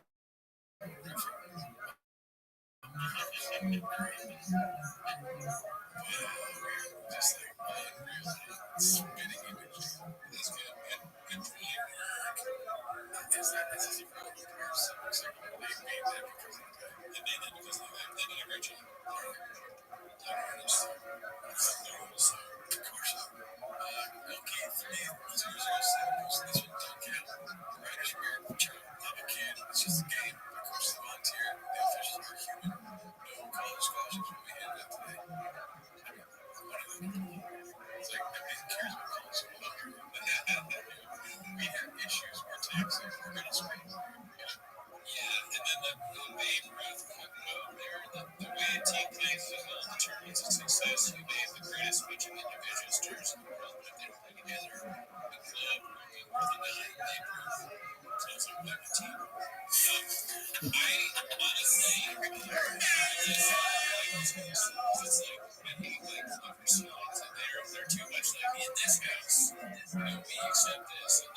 is actually fuck that. Yeah, but imagine the chaos that happened before the sign. You know what I mean? Sure, it's a good point. Like this, like maybe these people are going to signs of money, and then they see their kid get out, and they're safe, and they're like, and then next time they see that sign, they're like, okay, you're right. I'm not going to see the fucking kids that have here. Yeah, there's a thing. It's like every sign you see is like because somebody forced it to do it. It's just a like clever signs. This is supposed to be dead smoke. So I kind of tried Joe's XJ.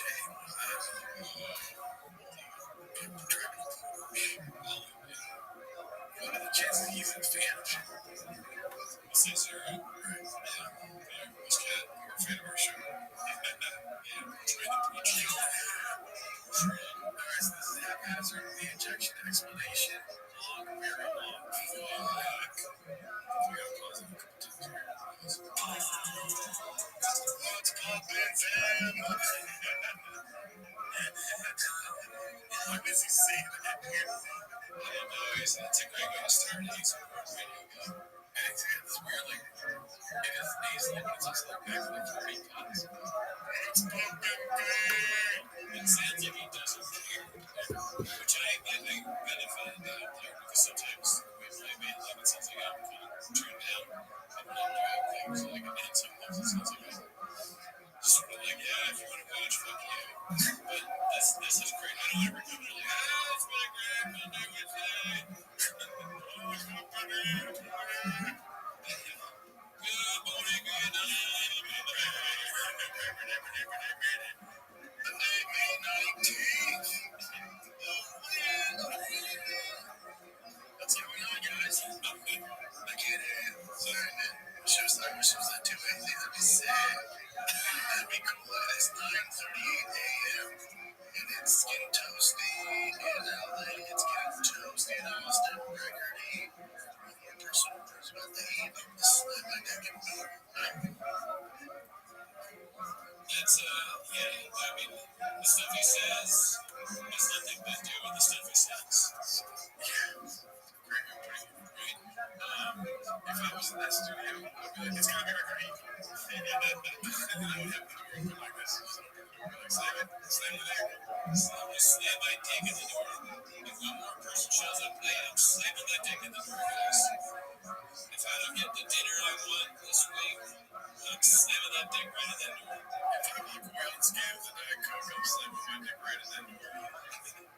You got it. It's hot. I know. I'll be fine. You know what doesn't always get us very catty? Yeah, he's a lot more catty for not a gay guy. Yeah, he's a catty guy for sure. So I'm not one of the kids, what I do? I make it count. I can't believe it's a thing. I never seen much as a coach. I coached the racquetball, not the travel ball. That's beyond my pay grade. I coached my son's racquetball league team. It's the playoffs. And I don't say much because, hey, I don't fucking track out there. So they're intimidated. Most of them are cool. Intimidated. I'm very intimidated. I'm sure that they're very intimidated. The things he says and none of the other things he says. Yeah, I'm sure Ogres have layers too. John has layers. Look at that nigga, I'm look at that. He's a shrink within a dog. We've had this before. It was an issue. I'm the manager on the other team. Our earlier games on the playoffs. He's just a weird dude. And then this game had high level emotions. We started with 6 runs. Some kid in general, but first, whatever.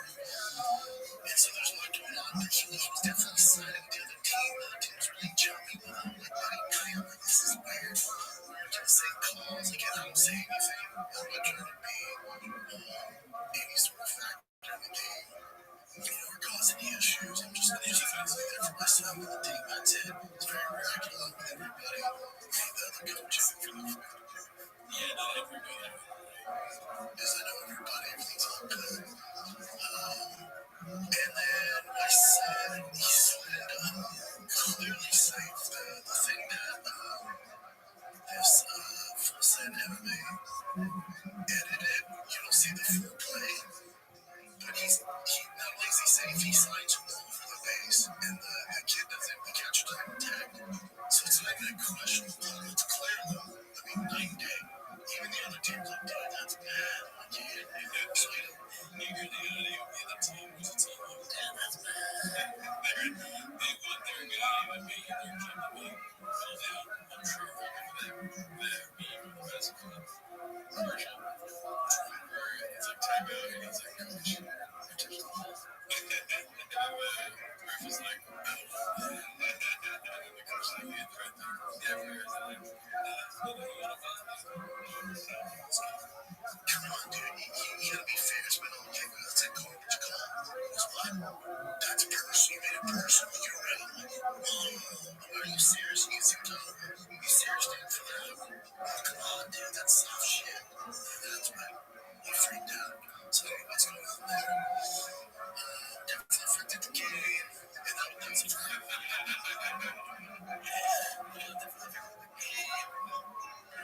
I think when you have this kind of coach, it's like, look at this thing, this shot, that's like, yeah. But I just have all the best players. If they're against that bit, they're bad.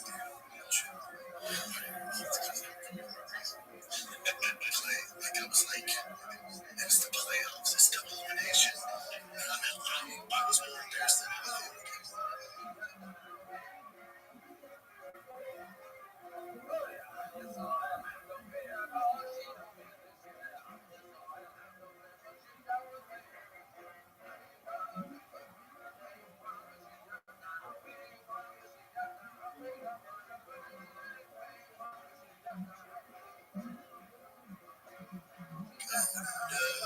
Like, come on, dude. Like, what are you doing? So then I walked away, and then the parents were like, dude, they make mistakes. It's all good. It's rock. It's all good. I get it. It's the playoffs. It's the whole emotion. That means a lot more. It's still elimination. So thank God this is not doing it for everybody. But so the parents are like, dude, it's safe. Like, you've been doing this all game. The vibe of the other coaches is my issue. What's going on?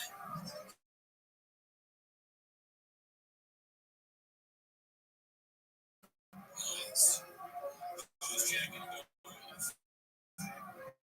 He's saying, the ref is going to try to search the other team. That's crazy. Why would you say that? Yeah, and this is a big tasty. That's weird. Yeah, that's weird. You can't be talking about facts. It's just like they're going to jack each other off after facts. Yeah, there's, I'm saying that just so that it sounds like at the end they need to hook each other.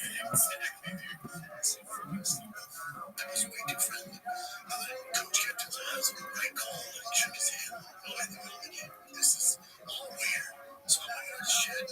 Tiger has a bad attitude because his dad got thrown out, which drives me nuts.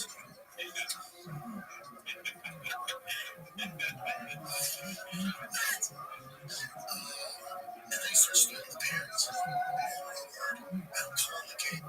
His little fool was at him. Because you can't do. He's like, friendly the parents. He tried to tell the parents not starting the game. Dude, you get out of here.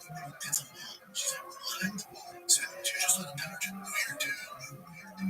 All the baseball get that's not weird, dude. You don't talk about those guys on power trips. It's these weird things. So I just watched the game. We lost. I'm going to get Wednesday. It's double elimination. It is what it is. I can't believe this is the thing. Whatever Peter from whether it's the other team or our team or whoever cousin sent this to these outlets, you're a piece of shit, dude. Damn. And they got everything. And somebody on their team. Because there's practice videos of him. You know what I mean? It's either that or the practice videos. So you had somebody that stuff that almost looks like it's shot by the sniper. Well, no, it's a video of the game. I think we're all liars. No. But yeah, the same. It's camera phone.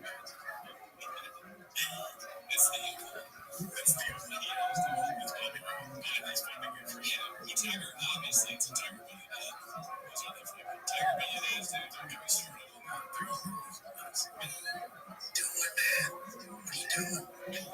This isn't a thing. Any dad, talk to any dad whose kids play racquet and travel ball down to baseball, they manage or they coach a team. This happens all the time. This isn't the shit at being news. This is anything. If your dad manages a team and they gets around, you don't give a fuck about you.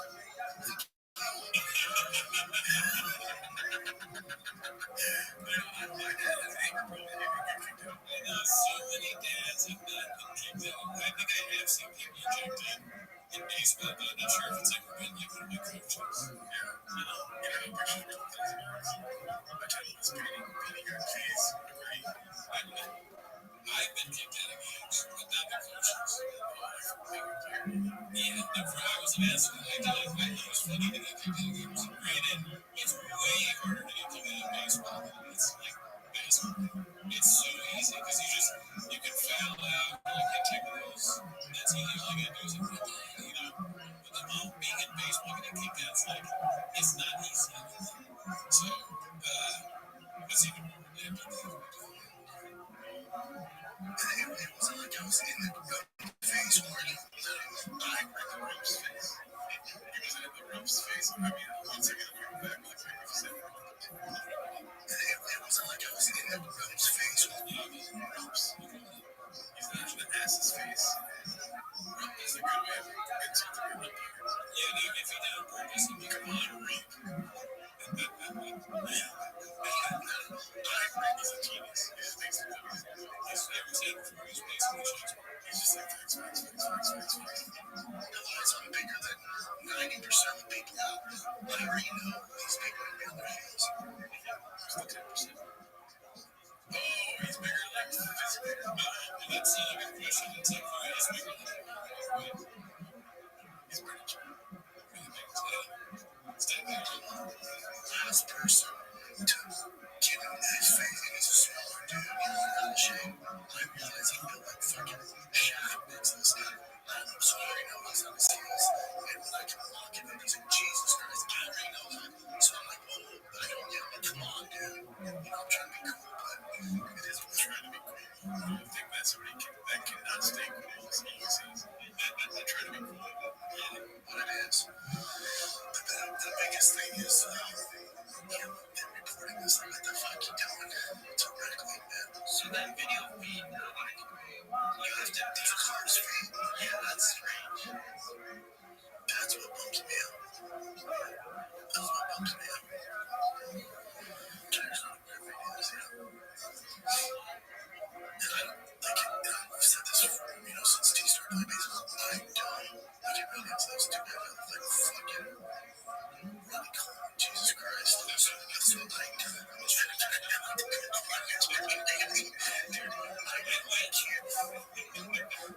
If T strikes out, if he walks kids, hits kids, effort, as long as effort's there, we're good. I don't need him being fucking Otani at 9. This is a long journey. It's all good as long as effort and his attitude is good. That's the best I do. The difference between the people that go on and play in high school and have outliers in college and the lucky ones that get to the pros do the work. It's athletic ability he has. Check. Got that. You've been born with that. You didn't earn that. You were born with that. Check. You're an outlier athletically and size-wise. You did nothing to earn that. The difference is between the years.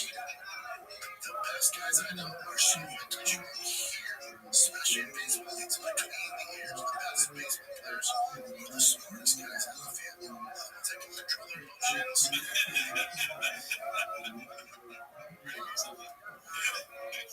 That's so funny, dude. God, Jesus. How does the fucking host not laugh at the control your emotions ever? There's a video of you getting thrown out for cursing in a child's baseball game. How do you not laugh?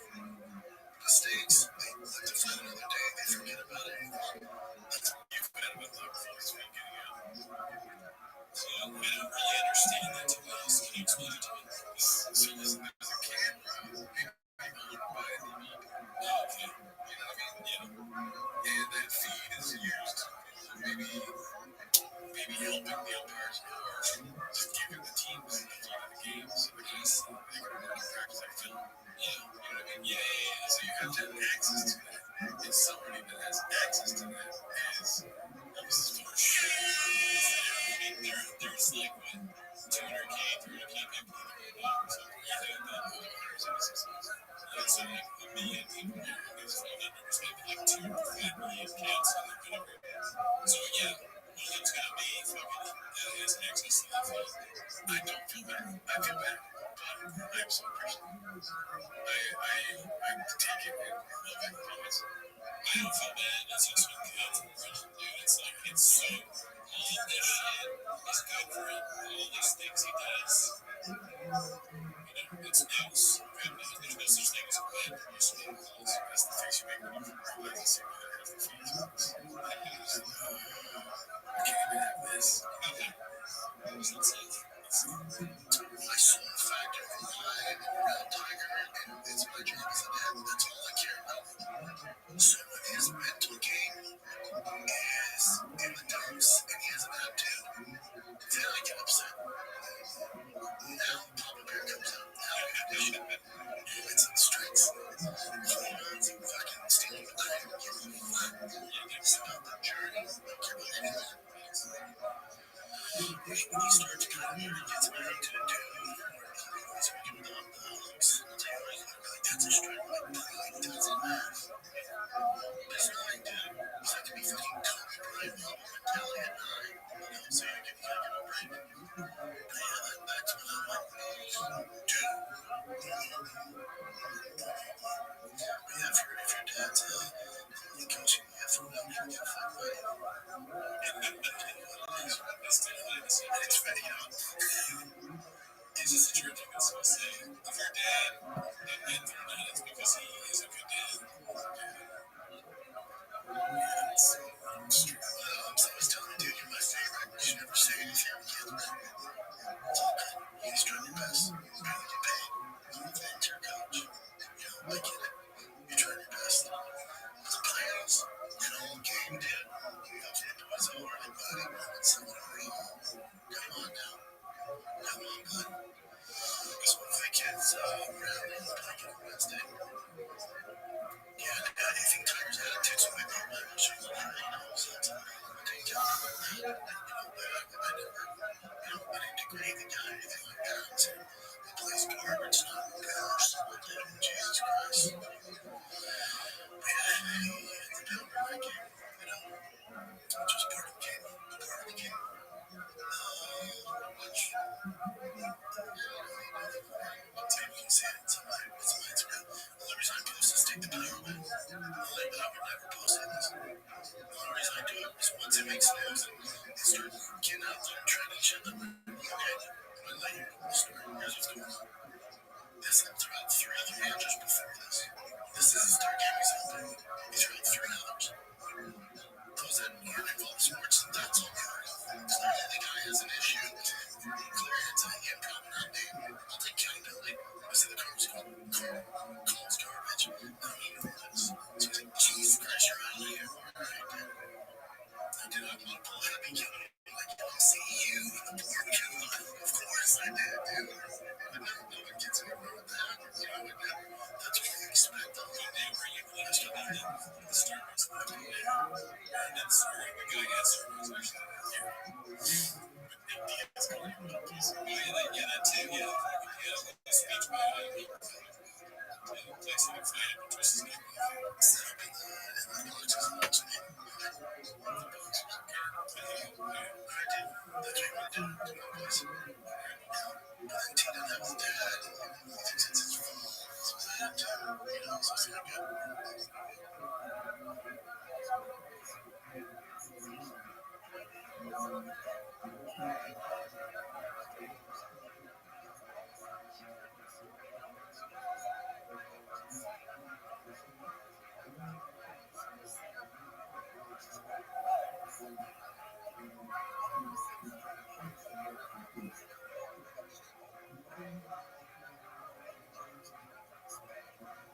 It's like a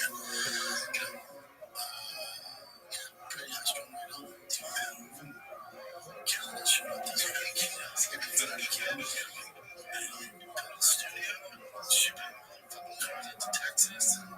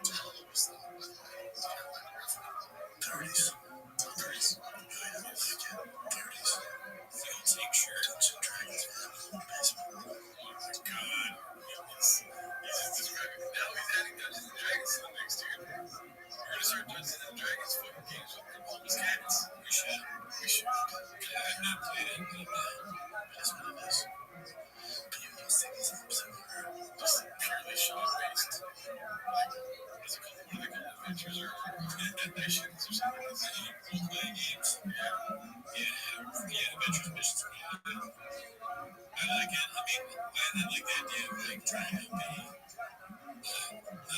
You go into your mom's basement, you plug into video games, play games, so complex. You end up profoundly committing to the character. That's what super. My favorite was this one. It's been like 35 years. Him and his son, they do it together. And my great, that's what it was. Awesome. Love the game of baseball. Now, you know, in the middle of the game, my nephew step like this, and they have it's crazy. This guy's like the only person he's had so many complaints against him. You think I'm gonna file a complaint? That'd be hilarious if it was like he did. That's next week's episode. Oh, fuck.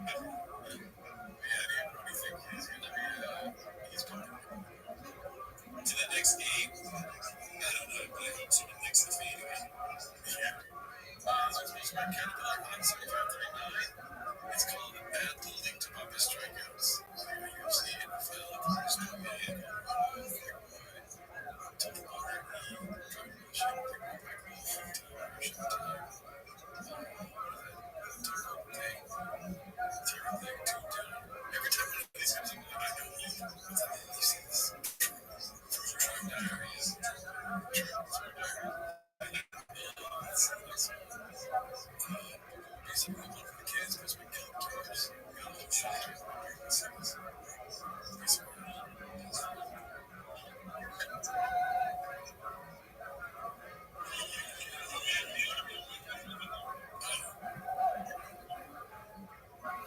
Get the fuck out of here. That's the translation. Get the fuck out of here. That's kind of, yeah, that's pretty aggressive. That's definitely not ain't cool, Brennan. That ain't cool.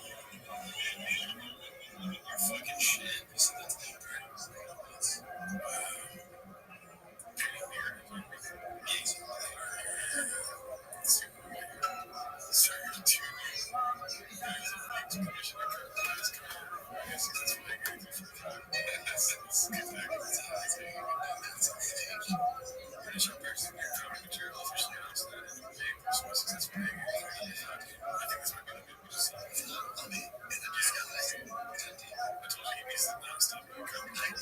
Yeah, that could have been the new Blackfish. Yeah, right here.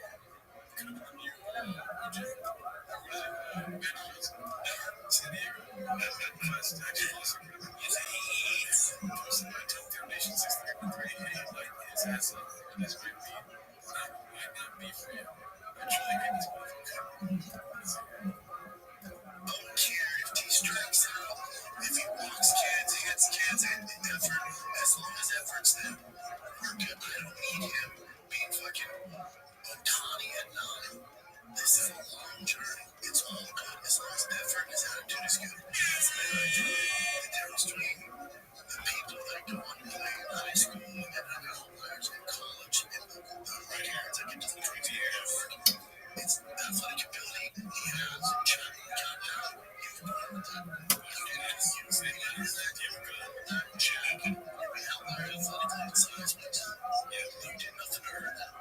The difference is between the years. The best guys I know are so mentally strong. Here's great special. Yeah, because at a young age they take chew nicotine and observe brain function. Line his ass up, or this might not be for you. Everybody needs to run back in there. This is posted by Old Zealanders. Which provides that this piece should not be coming to Austin, Texas. I don't know what she's going to do.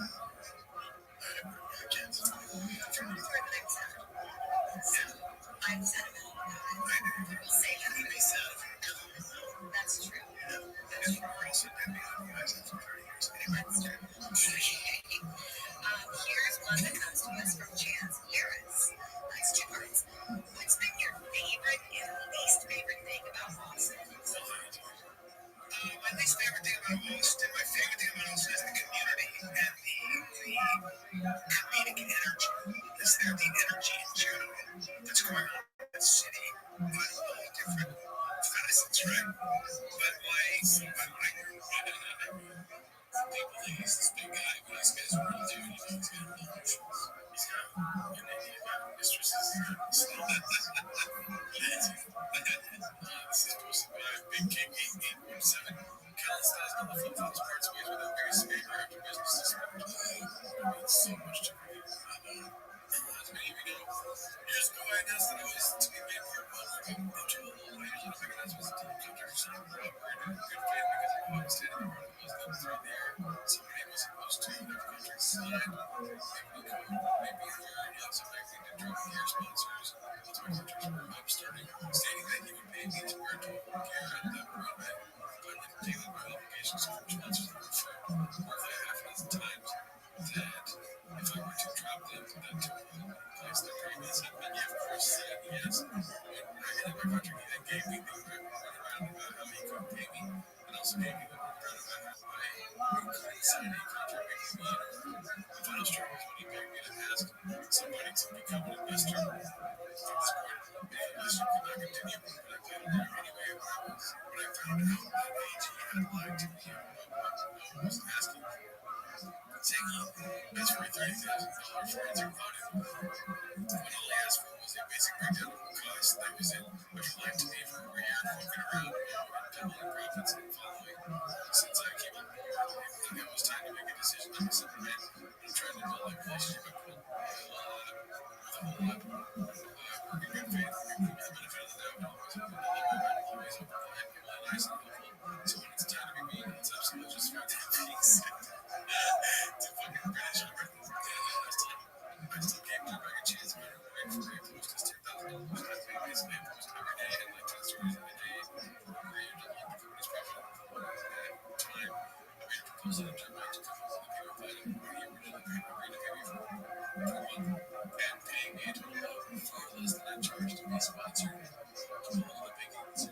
That's what I make a mistake. Okay, so he's pissed. Yeah, I mean, cool story, bro. But you decided to work with a company that you said Brian Callen. Yeah. Like a deal with Brian Callen. What are you thinking? Anyways, this guy recorded. Just what that one dude. Who's that?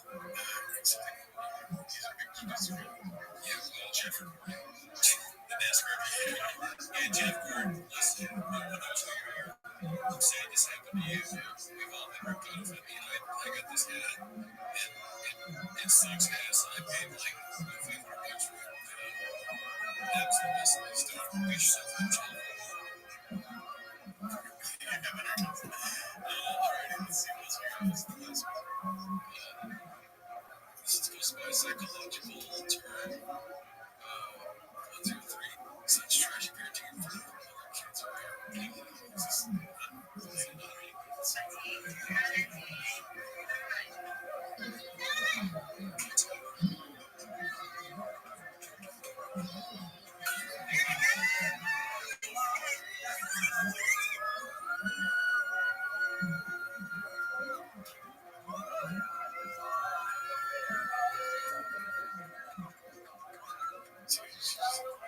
yeah, I mean, I shouldn't say shit, man. Run, shit is good. Fuck you. Fuck you, shit. You fuck shits. I think that's it for this week. I'm not gonna disagree. See you next week.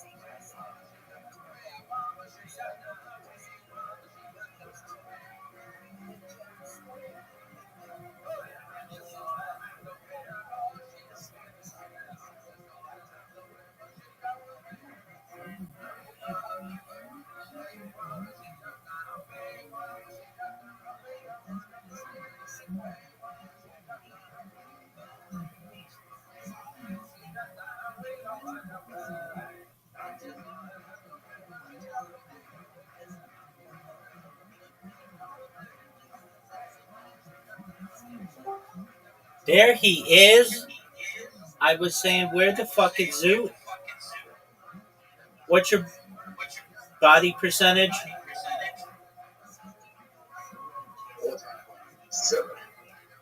14.7. Yeah. All right, are you ready to lose?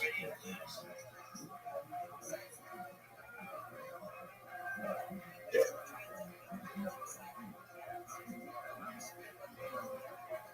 I want to win. That's what I like to hear. I bet you will.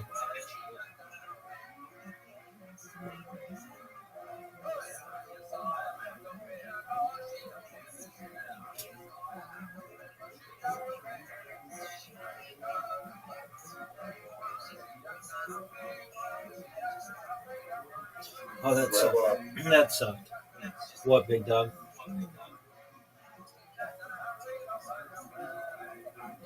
I think he can put Texas right now. I doubt that. What he plays that together. Takes like 72 hours. Fuck.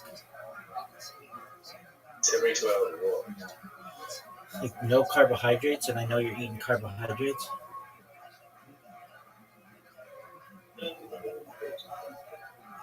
What's my carbohydrate level here? You talk about in the morning you eat some kind of.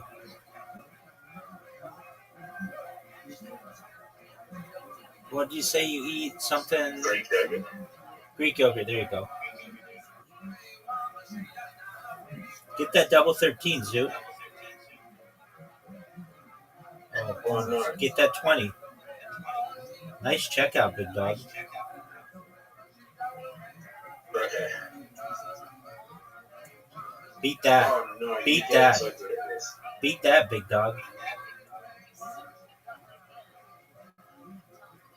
Pretty close. Not a terrible shot. Not terrible Not a at all. terrible That's shot, good. right? Dude, you've been playing with other people. You've been practicing.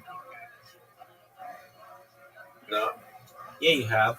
no, I played once like 2 days ago with people, and it was all just bots, so I had to leave. Okay, it's 1-0.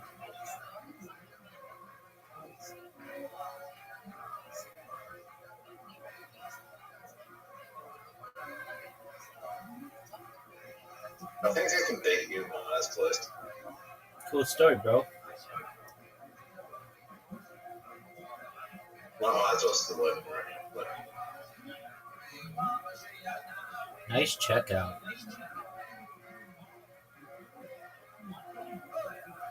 Okay, you just need a triple. Like, Shit. oh, you are in trouble. 1-1.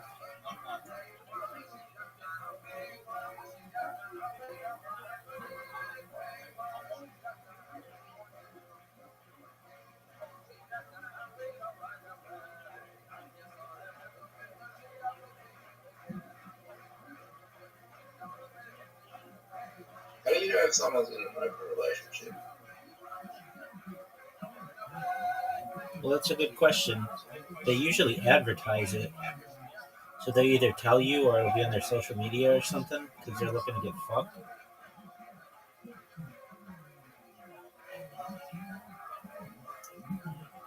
Oh boy, you got a tough one, Zoot. 20? Okay, 20? Rabbi, let me ask you another question. It's impossible. Perhaps. No, it could have been. How many people do you think are in a relationship that they come over? Very high. It's increased a lot in the last probably 30 years.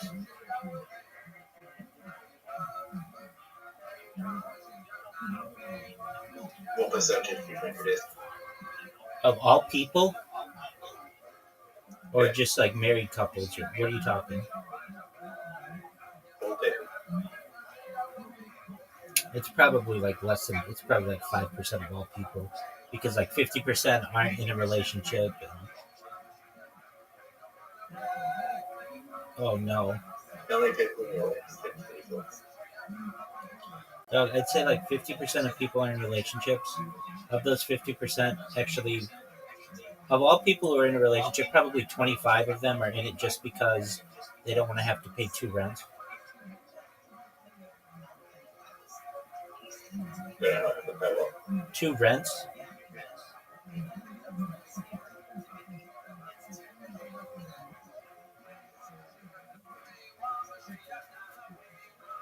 I can't really talk.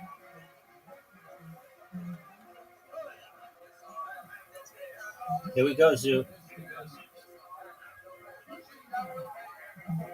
Ho, ho, ho, baby girl. I'm not even going to look. I know you won't beat that. I can't really talk because I'm in a situation where I live somewhere because of, You're in an well, open, I could. you're in an I open could. you're in an open relationship with people. No. I'm living in a situation where I could get out if I wanted to, but then I'd be in trouble in a couple of years. Don't you just live with your mom? Yeah. Yeah, that's not an open relationship. No, I wasn't saying that was. Dog, this sucks. I'm just saying I could move it out, right? It's just that, I might be in a lot of trouble later on. Dog, you need a job before you do any of that. Like a good job. Oh, that sucks.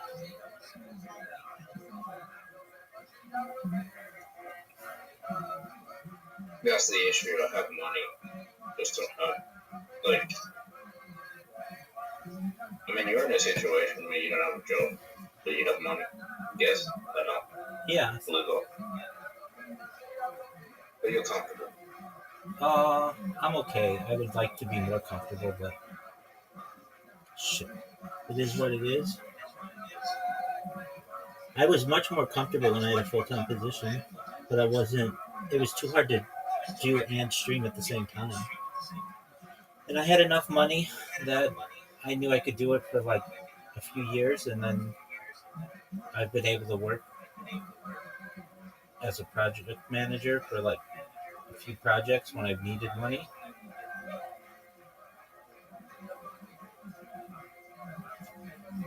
You're comfortable now. No, I mean, I was much more comfortable when I had a car and cell phone and all those other things, but I know that those cost money and I wasn't using them. I literally would just go like 2 or 3 months without driving anywhere just because I was so focused on streaming. Oh, not you did it, Zoot. Perfect game.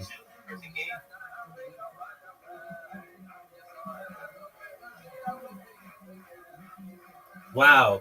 0 to 1 with a perfect game. That was amazing, Zoot. Oh, Impressive. that's torture. You played nearly perfectly as well. Yeah, that's okay. I'm fine with that. It would have been worse if we both had perfect games and then I lost in the showdown.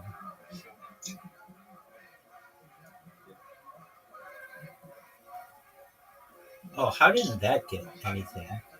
What would have been worse if you went first and then you scored like that? Because you'd be like, oh shit, that would have been like such an easy win. And you'd be like, holy shit. That's true.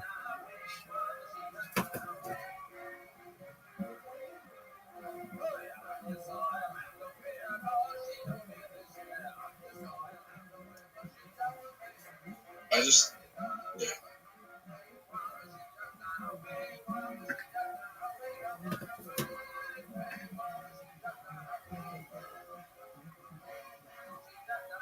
Boo.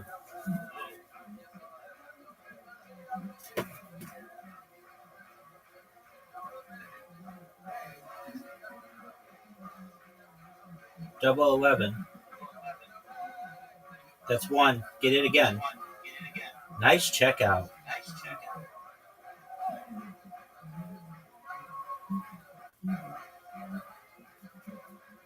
All right, Zoot. You've lost 2 of these today. 68.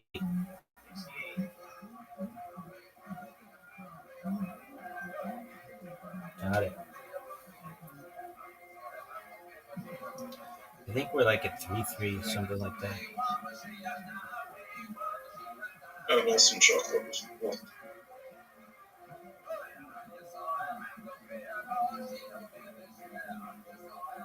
By the way, you won't think that you're in ketosis. You'll know you're in ketosis. Yeah. You just feel like super energized. I bought some creatine today as well. Yesterday as well. I took some creatine today as well. All right, well, that's. I think it probably is that protein or I think it's protein, right? Uh,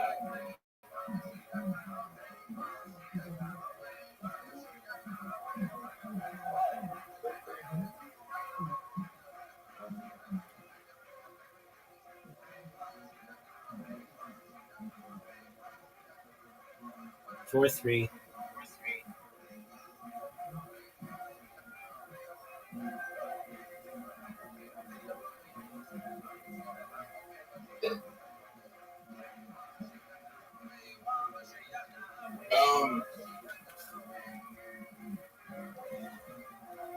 Zoot, go. no, it's not protein.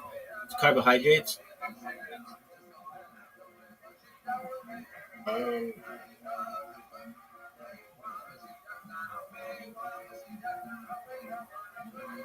No carbs. So it is protein. It says 0 protein.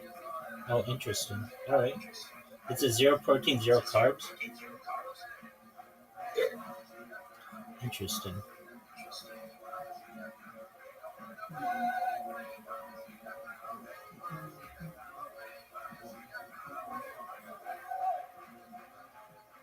Oh my god, you said it again. No, I'm dumb. I don't win. I can't win.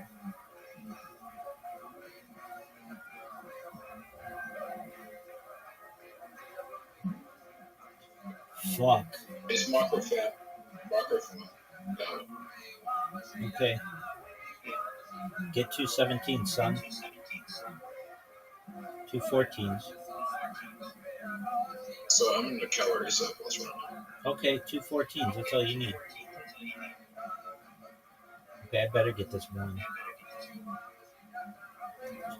Fortunately, I got it. 5-3.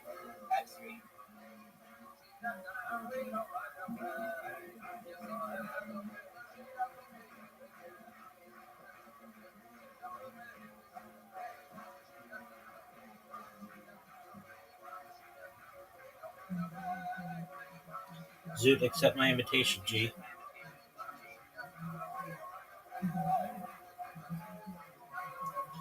Zoot. Dude, Zoot, it's not fun when you do this.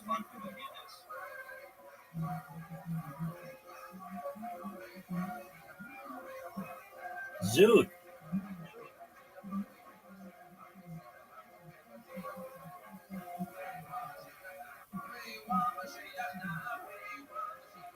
Zoot, go.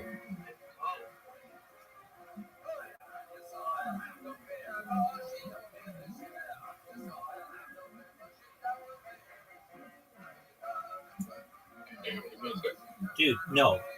Not that bullshit, man. I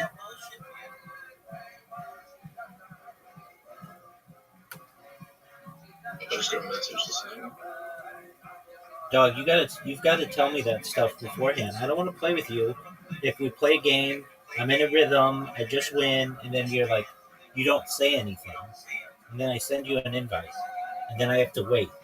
If you say, hey, just give me a second, okay, I can be more understanding with that. Otherwise, you're just a jackass.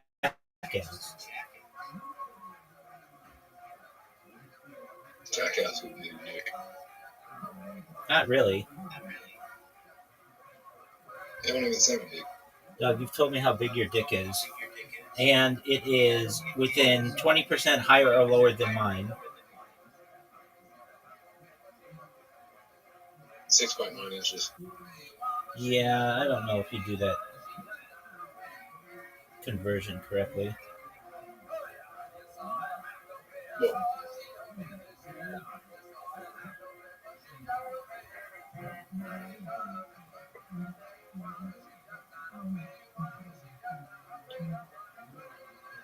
Zoot busted. Gotcha, bitch. Let's see here. That's 7. No, 6-3. yeah. Has anyone like told you that they had an enormously large penis for a bit? I was on. I was on like sports teams, and yeah, there were some dudes with some really big dicks. I had a roommate who had a really big dick. How do you know? Dude, we were naked all the time together. He was 6'6". Yeah.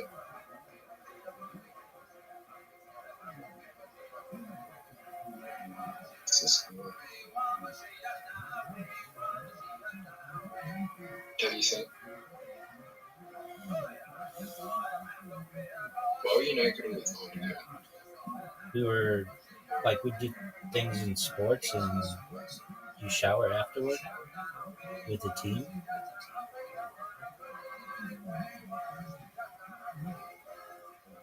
Really? Yeah, dog. Haven't you ever been on a sports team? Yeah, I have. I'm joking. Yeah, dude. Very common. It's a Division One team, so they even invited me to In come. Australia, you go by yourself. All right. Well, usually in the United States you do, but it was just where we would we were in dormitories and they didn't always have. Um, they had some like open showers, and you were just kind of seen as like a loser if you didn't go in them, and because it's like, what are you hiding? Okay, I'm up like 7-3. Um, because we'd have all kinds of fun in the shower. We'd like take beers in there and then just drink, and it wasn't like, oh, nice 50.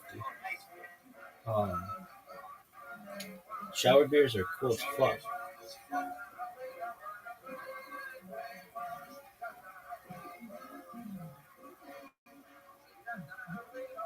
What sport?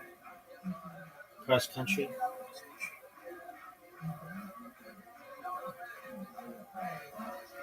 Okay, that's just weird.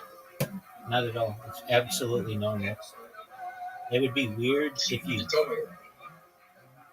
if you didn't shower in the in public. Fuck.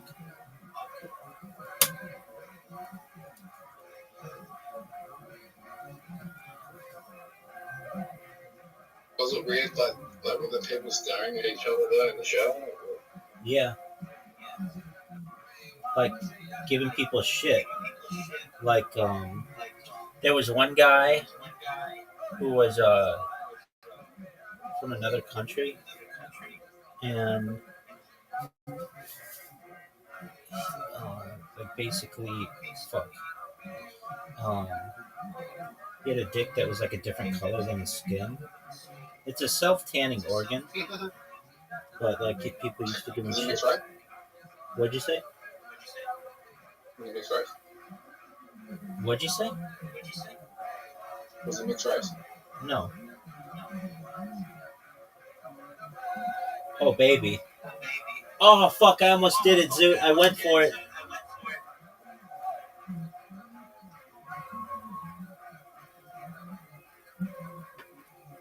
I'm gonna hit a triple 20. I just need a ball over.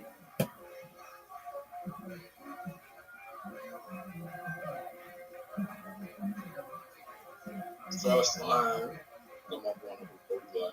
Hey, did you win the lottery? Win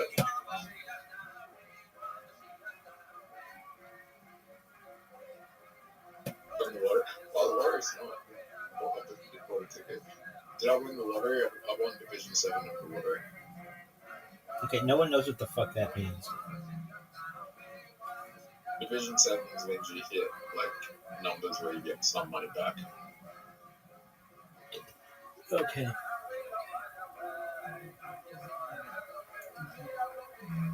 I hit 4 numbers in the lottery, so you get money back. Dude, I'm playing like such dog shit. Now, if you hit 5 numbers, yeah, that's Division 6. Well, no, 5 numbers is wait. 5 numbers can be Division 4 or 6. If you have subs, then it's yeah. Wait. 4. So I got Fuck. 3 numbers in a sub. 3 numbers in a sub, then 4 numbers. Division 6, and then it's 4 numbers in a sub is Division 5, and then Division 4 is 5 numbers. Division 3 is 6. What division is throw the fucking dart? Division 2 is 6 numbers, and sorry, Division 3 is 6 numbers, and Division 2 is 6 numbers in a sub, and then 7 numbers is Division. Dog, I'm playing like dog shit. Don't you have divisions in the lottery in the US? Dude, they say in the US, I mean just anywhere, lottery is a tax on poor people. Although, when I was like a young, like a little kid. There was a guy in our neighborhood who won the lottery, and I always thought that was cool. How much do you win? You know, I don't know. I think it was $1 million.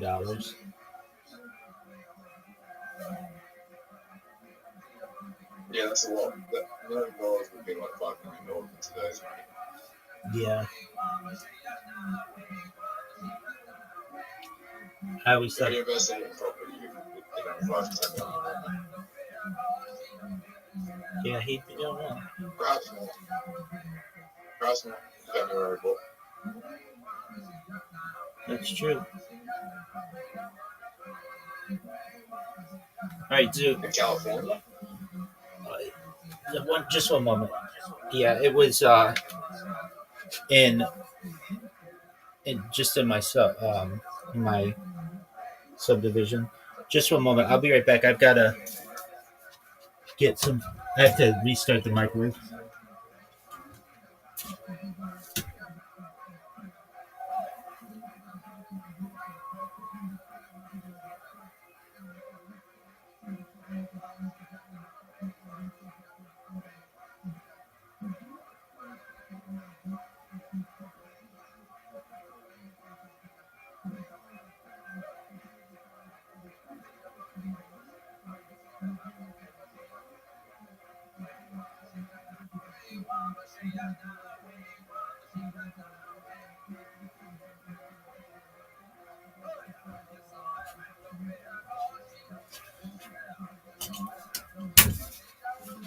I don't know what lottery he won.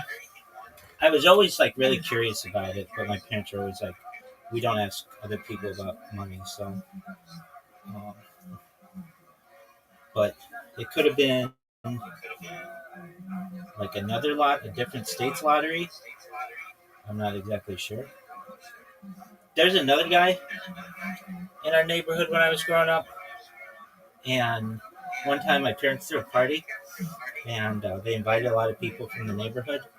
And this guy, he's like a single guy, and you ask people what's your line of work or whatever, and he said that he was a professional gambler. And this was like before you could do that. It was like nobody's a professional gambler. Like that's like a lie or something like that. And it turned out that he had to go to prison for like tax fraud or something like that. Zoot, are you gonna play?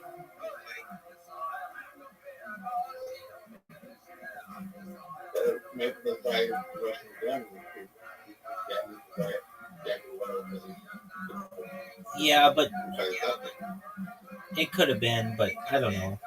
If you're gonna do that, wouldn't you just like move to Las Vegas? Like there weren't any casinos like where I was, so they were like the best you could do is just like a card room, and that doesn't make a lot of money. It was just Is this always, before the internet? yeah. It was. Yeah. It was before anybody was gambling on the internet.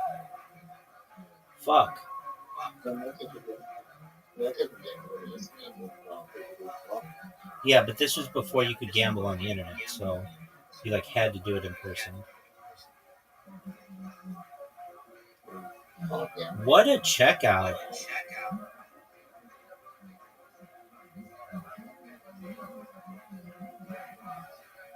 Oh, I need. Gambling is in California. What'd you say? What about gambling in California? I can't hear you. Can you repeat that? What about California internet gambling? What about the rules? They have really strict rules in California. They've loosened, so you can do sports gambling, but that's just a recent innovation.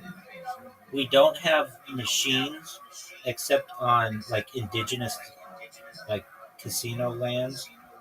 Um, What is strange is like every all the influences that are like in California are gambling in the state, but you can't use states in California.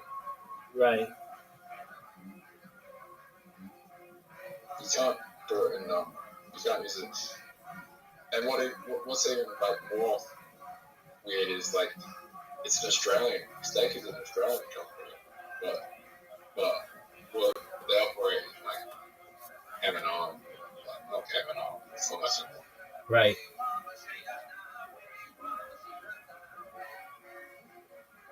Steak's an Australian company and you can't gamble in Australia. Would you if you could? What? Go on steak? Yeah. If I was a sponsored streamer, yeah. Fuck. If I was a sponsored streamer, I'd be sitting there gambling all day.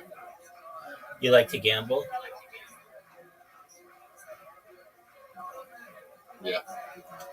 We had a guy in here last week who was gambling on steak and those, and he won $1,000 when we were playing like 2 or 3 nights in a row. He would just come in here. We'd play roulette, and he would just be like, "Tell me what numbers to pick," and I'd be like, 00 or 0 or whatever, and then he would just bet on it, and he did pretty well. He just played roulette though. I'd rather just invest in Bitcoin in a bear market and wait. Right. I wouldn't buy Bitcoin now.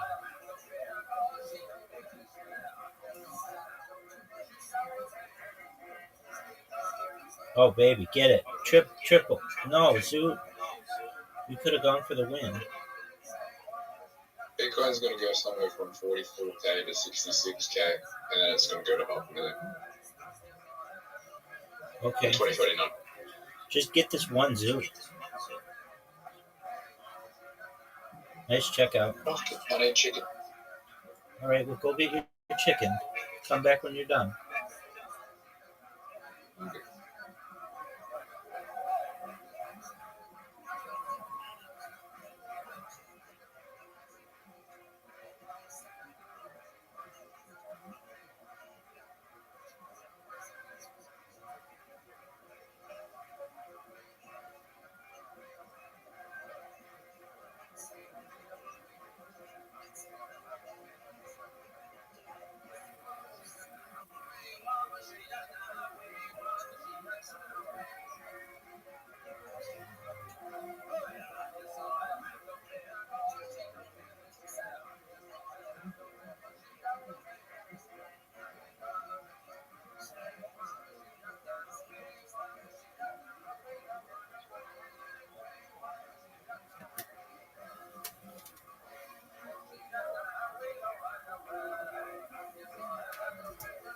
In magic, Right. they will beat you. Then God taught Moses how to be more in magic than the Pharaoh. And you remember when he held the stick and the stick became a snake, I think. And Moses brought more snakes to swallow what the Pharaoh did. Then we know from books, from Judaism from the beginning, that the ancient Egyptians were really highly in magic. Then we can believe. Do you think that magic might have had something to do with how they constructed the pyramids? No? No. You don't, but if you believe that they have enough magic to take a goose's head, put it back on, it's still alive. That's magic. Yeah. Wouldn't they use that magic for other things? But But if you believe in magic, I do, of course. you do believe in magic. Yeah. So you believe that someone could take someone's head off, put it back on. It's written. Okay, then it must be true. Yeah. All right. Yeah. What is this? Someone's gonna kill a dove? It's a magic trick. You can decapitate birds and stuff. Oh, okay. Put it back together. I was just reading it. Apparently, in the trick that he did it, he put the head on the other side of the room and made them come back together. He did it to a calf and a different animal also. But Now, really, I want to tell you Well, now. that person's magic too. Maybe that Now, person can make us pyramid. What I want to show you that I'm not a person. What do you think magic is? Magic is magic. What do you mean magic is? Well, how does it work? I have no idea. What do you mean by how it works? Well, I mean, I how have- does someone do something like that? I That have no seems idea. We have to go back. physically and We have to go biologically back. impossible. We have to go back and you to 4,600 years ago. And do you think a lot of this information is what was lost in the burning of the Library of Alexandria? Of course, Because this is some of it, but they still, kept but- unbelievably detailed but records, still right? also, because I will tell you why we do not have any evidence about Khufu, temples and things like that. Mhm. Because what happened? The ancient Egyptian believed that a pharaoh should be a male. A pharaoh cannot be a female. Anyone who changed the religious belief, they hate him. Hatshepsut, when she became a pharaoh, they hated her and they destroyed her monuments. Khufu, when he changed his cult to be a sun god, in the first intermediate period, they destroyed his monuments, the temples, the statues. The only statue of that king was found in Upper Egypt, not at Giza. Even in the temple of his sons, there was 23 statues. They smashed the statues. A smashing was a sign of revenge. Now, do you have any question about Khufu pyramid before I switch to the Sphinx?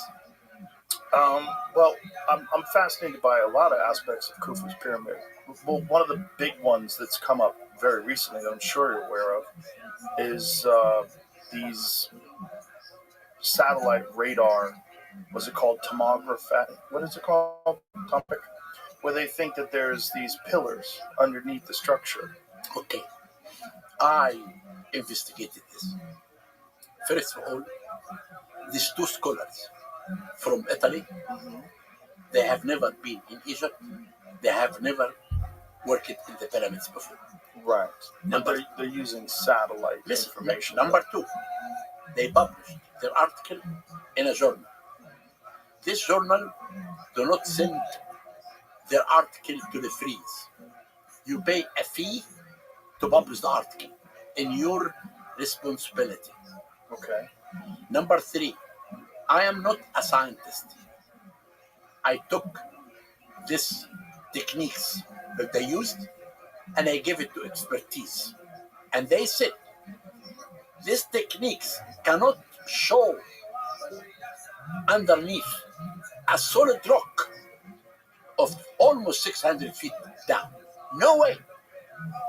Why can't they? They said these techniques cannot show that. But these scientists are saying they can. Do you know about the Osiris shaft?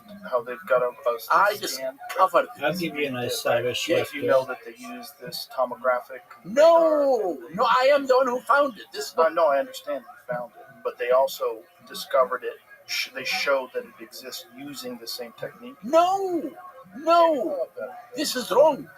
This is not true at all. I can tell you how I found I'll it. tell you. How can I No, find the I'm Osiris not shaft? saying that you didn't find it. It's under the paper Signature Aperture Radar Doppler Tomography by Filippo Bondi. And if you scroll down, Jamie, you'll see an image. And this image is of the Osiris shaft, which shows that they got an accurate depiction of that from space, That's not true. from satellite. It's not true. Yeah. So what are you saying, that they're lying? So They're this right lying. here. They're completely lying. But if they're showing using these techniques things that we know that you discovered that absolutely Okay. exist. Now, these techniques, as I told you, Mhm. scientists said that these techniques cannot show 600 feet under the pyramid. The Osiris shaft that I found was only 50 feet. Right, but Under it's the ground. showing at least for 50 feet that this is accurate. What makes you believe those scientists rather than these guys from Italy? Because because the scientists are scientists. Well, these are scientists as well. They are not showing their techniques carefully. They are not. What do you mean they're not? Okay, showing their take the techniques that they said and show it to any scientist. No one can tell you this is accurate. I asked it every person who knows about radar, ultrasound, all the people work with me. The scan pyramid project, they said this is bullshit. It cannot happen at all. Now, Tell me. So you're telling me that these scientists that are proclaiming the capabilities of these satellite tomography devices that are saying that they can see kilometers into the ground with this stuff. That's not true. I Are did. you sure? I did Do you make. understand the technology? No, I You don't. don't. Not me. So but you're I, just but I listening to other ask people. scientists who are in this field. Do you talk to these scientists that are saying that they have these discoveries? I made a press release. But did you talk to them? I did not. Why not? Because they did not talk to me. How can I find them? Would you be willing to talk to them? Of course I am. To them? Yes, okay, I'll connect you to them. I'm just interested if new technology becomes available and they figure out a way to look into the ground and you discover things, especially if they discover the Osiris shaft and it turns to actually. They did not discover the Osiris shaft again. Okay, you discovered it, but they used their technology to show an accurate depiction of the interior of the Osiris shaft. The Osiris shaft. Is that true? No. It's not. The Osiris shaft. The images that we showed. The Osiris shaft is known to everyone. Right. It can be seen by when everyone. they turn their equipment on the Osiris shaft, it shows the actual interior. Maybe, I don't know, but yes. This is 50 Let's feet. Look at it again. But they took about 600 feet. I understand, but if it can go 50 feet, why can't it go 600 now feet? I am, again, I'm not a scientist. Right, so why are you dismissing it? I gave what they published to a scientist, and they said that's not true. But scientists are wrong all the time, particularly ones that are biased. Then what I did, I made a press release, explaining my point. Yes. And I said, my words of the second pyramid, that the base of the pyramid is 28 feet of solid rock. Right. And there is no way that anything can be happened in the solid rock. And I explained. I think what they're saying is it's underneath the solid rock, correct? Let me finish. And I said, your technique that you published in this magazine is not refereed by scientists. You just published it. And number 3, the team that's working in Giza with all these new techniques, they said this is wrong. They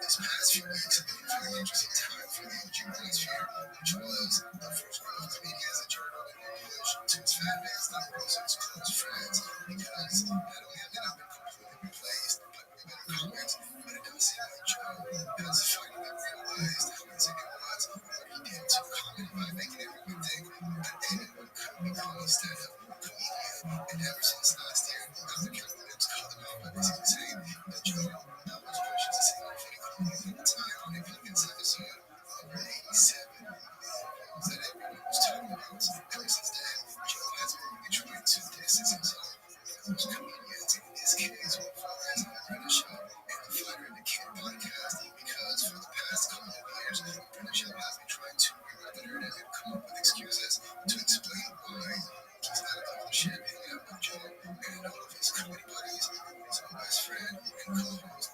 But also because technically this channel is more of a level drop into and the show. It has become somewhat of a tradition to check out the podcast and see how it related. So I have the recorded button.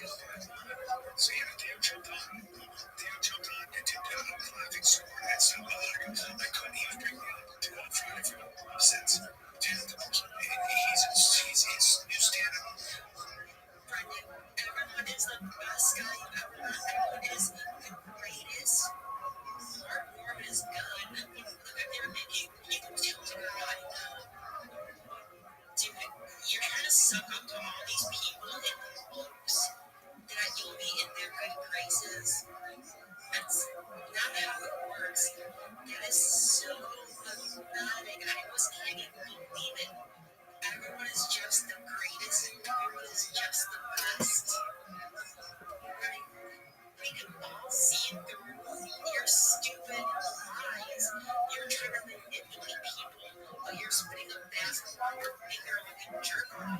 Keep up. I was laughing. I'm not going to have him do anything. I'm just laughing so hard. And, you know, he's of course, such an original.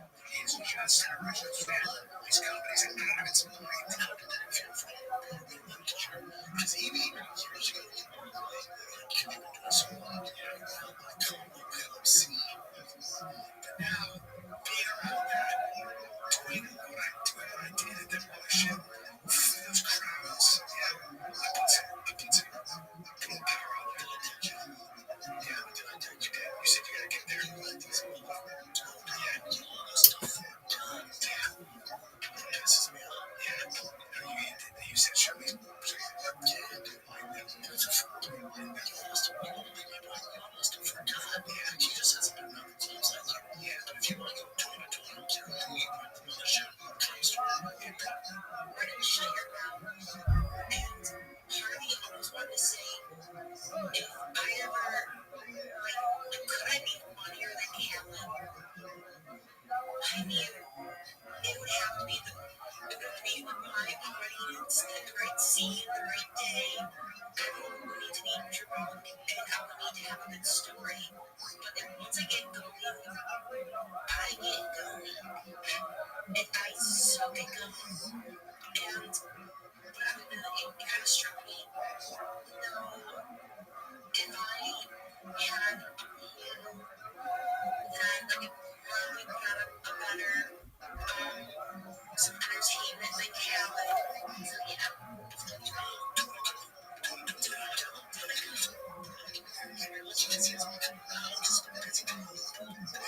shows up. Almost forgot. Figure it out.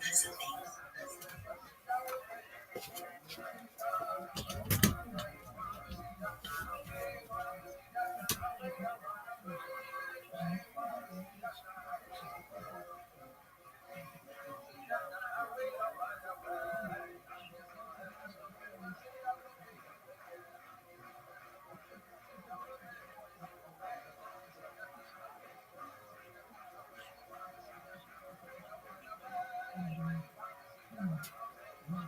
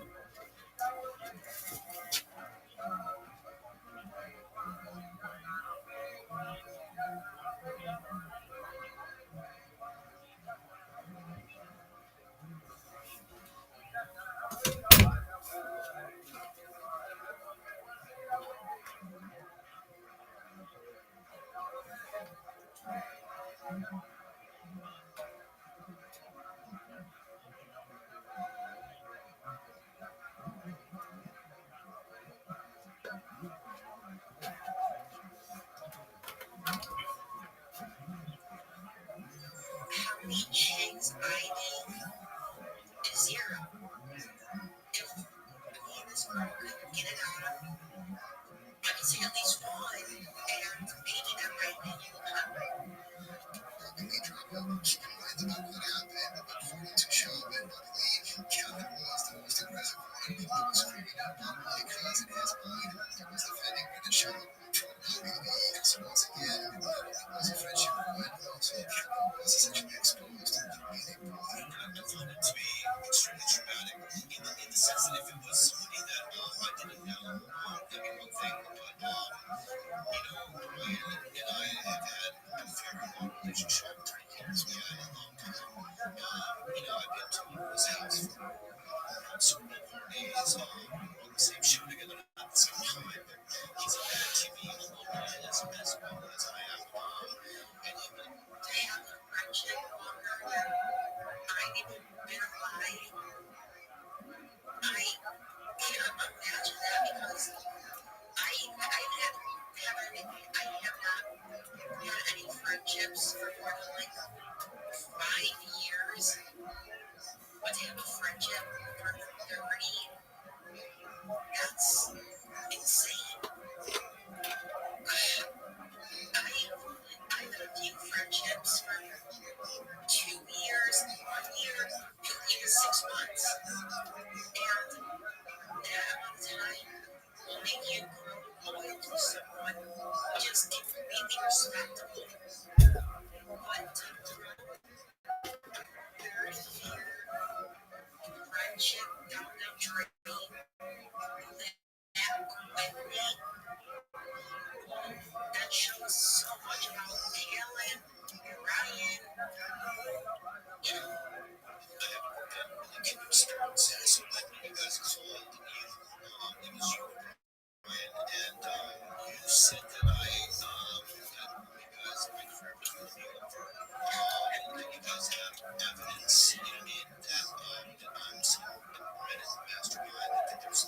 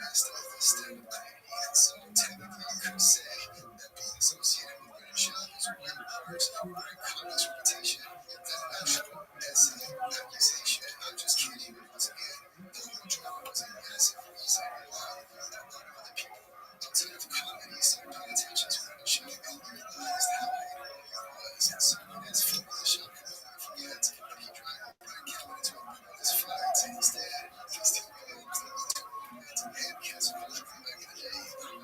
It drives me nuts. Nuts. That Brian's out where he's at. I will challenge anyone, any comic, to come on stage after Callen. I challenge those comics I'm off. If it's a comedy store, Zanies, wherever they're at, and you're telling me Brian's not better than 99% of those comedies, it drives me nuts that he's not up there with those guys. Well, this is kind of a comeback, like everybody's been treated like shit. We've all been told we're racist, we've all been told we're considered so we're all been told we're all these things. I have a very different perspective because my closest friends, it's coming through.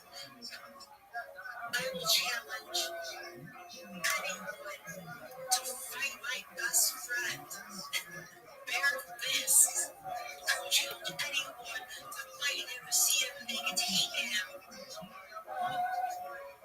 How about you, tough guy? Mr. I'm different. You never said you were a comedian. So, let's see what you got, tough guy. Oh, that's right. It's the whole you being a fraud. You being a poser. Oh, you're just built different. Oh. To this degree, but it took everything from him. And now that Brandon is realizing that he made everyone hate him, and they're now starting to let Calvin back into the club. I'm pretty sure he doesn't like that. And the quality is absolutely insane because on the show he was to make it sound like he actually cares about Brian's career and that he wasn't too honest about it. Even if it means the podcast potentially ending, he knows it's not that simple and it's not really up to Brian because I think that what it works is that Joe Rogan obviously has to invite you and give you some sort of confirmation that you won't respond to the bullshit because otherwise, if you want there with the confirmation, then you become not a man of the meeting, but you're fighting for spots at the bullshit without really having too many other options. Now, I could be wrong, and maybe Joe has invited Calvin to finish to Austin and perform at the bullshit, but I doubt it because to me, it looks like Joe Rogan is slowly trying to bring Kevin back into the club, potentially making him hard to go with the movement sphere when it comes to Brandon. I don't think Joe is ready yet to comedy enforcement. This was posted 3 months ago, and now that things are really heating up, I think Joe doesn't strike me or the dumbest person ever. But I think even he knows if he lets Brennan off the hook, that his comedy club is going to lose all credibility. Maybe Brendan could do a 5-minute set opening up for someone. Even Brendan's ego won't allow him to be an opener, or even, I think, he is scared to do comedy. I think you all scared him, not me. No, Brendan knows how much hate he's got. He's not that dumb. And to keep doing comedy, it would only get worse for him if he knows that. And if I'm not mistaken, is it when you go into Joe's club, you have to turn your phone in? Because, that's how free speech usually works, right? But Joe knows that there are so many great comics that you've never heard of and probably never will. I would say there are so many good songs that have come out in the history of the world that you've never heard. Bands that would resonate with your soul that you'll never find in this lifetime. It reminds you to be grateful for everything, but I digress. So, to give Fred and Shop 5 minutes, the world's worst comic over anyone else, how could you see that any other way than losing credibility? But I'm back into the Rebel sphere because to me, it doesn't make any sense that if Shaw was actually invited, that he would actually choose to not go there with Joey Ryan and to his probably night from his best friend, Kevin, that night from his mother. It comes up so much in the religion that I'm thinking, just so you know, I was also surprised. Really? I'm not too outside the last few months. I was inspired. Damn, AJ is there. Yeah, I was such a attention. And he was like, he crushed him. First one, I think, she was second. Yes, he's top of the neck. Yeah, it was a good crush. Crushed. Yeah, I think that second show, I did better than I've ever done in my life. I think actually, Wait. Brendan, I know you always touch just the tip of your nose to your mic. Look how much closer your mic is to your face than Cameron's. Dude, you cannot help but needing to touch it. Yeah, you need to. I'm sure that felt good. Maybe I'll do it after this video but dude, if you put that close just so you can like rest. That was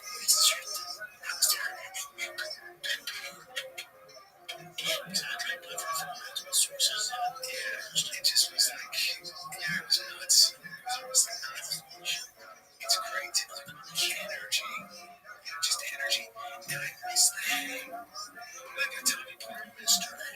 Yeah, Tommy Parker. He's in chains. It was like he's on the ship tires. Funny dude from Philly. Dark side. Just had a guy who I could hang and talk with. It was him. But oh my God, I just met his Rabbi. Is the UFC going to be out? Yes. What are you going to have there on this? The 18th.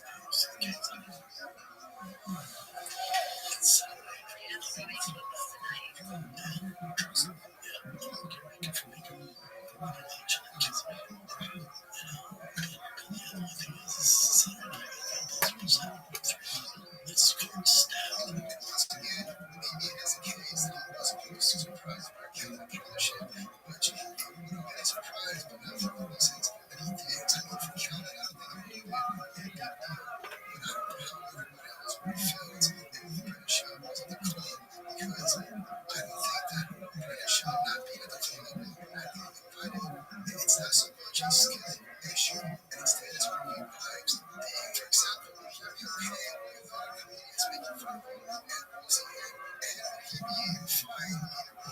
Other comedians that are now way more successful than he is, including his best friend, Colin. But okay, let's say he was alive and also praising Kevin, but the other shit, the fact that his friends, Joey and Kevin, are both in town for a big UFC event and hung out and have dinner on it because he decided to rank auction absolutely insane because technically Kevin had mentioned that Sean was invited to dinner with Joe Rogan and so for British Show to not be in town on the weekend. It is a very interesting moment. And then we've got with the UFC, I haven't been to the UFC. I was at Mika for $25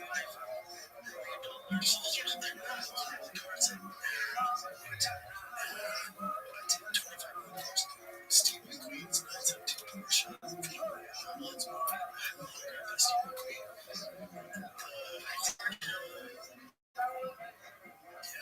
So Steve McQueen's grandchild, his son, and so Steve McQueen's son's son is there. Yeah, because I'm moved on. So the son's there. And I'm picking up 35 You have some pretty good seats for him. I had some pretty good seats. Sorry, I just looked up if it actually was Porsche.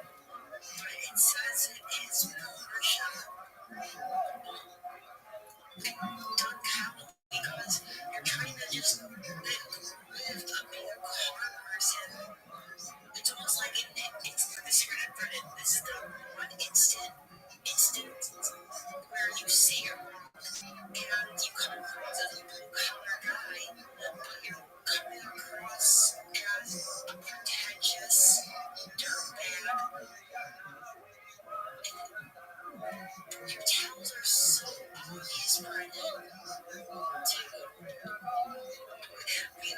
How can I see through this? I can see through this. But all the big boy empire can't. Everyone, this is going to be like a B300 where it's going to be me against 300 big boys. The odds are going to be against me. But somehow I'm going to prevail. I saw your scene for that one. My nephew, he's such a you see how powerful he is. That if you haven't I'm glad you really is a line of it was me turning and Caroline's side of and it was so good and I was like this food is so good I just want to do it so he goes I'm gonna blow this place up and it just amazing post that video I guess I got a call from the manager who's like everybody coming I just kept seeing it I was like god damn it so yeah everybody coming just remember the place is great and I could to be fair what's wild is that even though Calvin's terrible the Jake Comedian Paper is the worst one out of the two to him and shot because even though it highlights melting to cancellation and the accusations it definitely sounds a lot worse than anything that Brennan has gotten hit for in my opinion.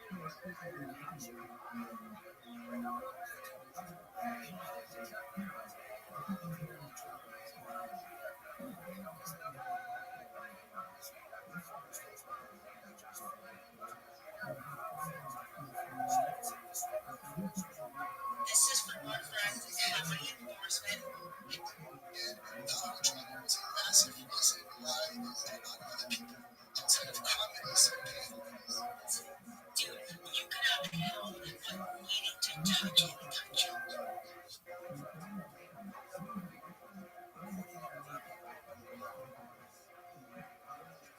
So I'm saying to it, so he's on a blows place up and he makes the post that video I guess. I got a call from the manager. He's like, dude, everybody coming. I just kept seeing it. I was like, god damn it. So yeah, everybody coming. Everybody. Just remember the place is great. And I do it to be fair. What's wild is that even though Calvin is terrible, the Jake Comedian Paper is the worst one out of the two to him and shot because even though it happens melting to cancellation and the accusations it definitely sounds a lot worse than anything that Brennan has gotten hit for in my opinion. Shop's case when it comes down to his inability to take accountability and admit he has made a mistake in the past. He knows almost every single time that he's made a big mistake in the past. He kind of talks about it. Once again, everyone takes accountability for whatever he did. For example, if you go back to the Tackle Money episode with Brennan Shaw, he basically denied everything and blamed the whole thing on the personal evidence that he supposedly had and never showed. To this day, I feel like he's kind of doing the same thing that Lawrence Messier did back then because back then Messier's go-to was to say that because somehow he taped every single one of his shows, he could actually prove that he came up with every joke that he has ever told, which is insane and has never happened to this day. Very little come on, I have the proof there. Here's the thing. It's yours. You can make the case. You know, it sort of sounds like because I know a lot of popular songs are accused of plagiarism, and granted, you could even write an original song yourself, but it was guaranteed to sound like some other song, and maybe for no other reason than you've got inspiration from it. So, they draw the line of the comedy of stealing slash getting information. Obviously, you can change it up, but as basic as saying, like, oh, I was in an orange field, then someone gets inspiration, oh, I was in an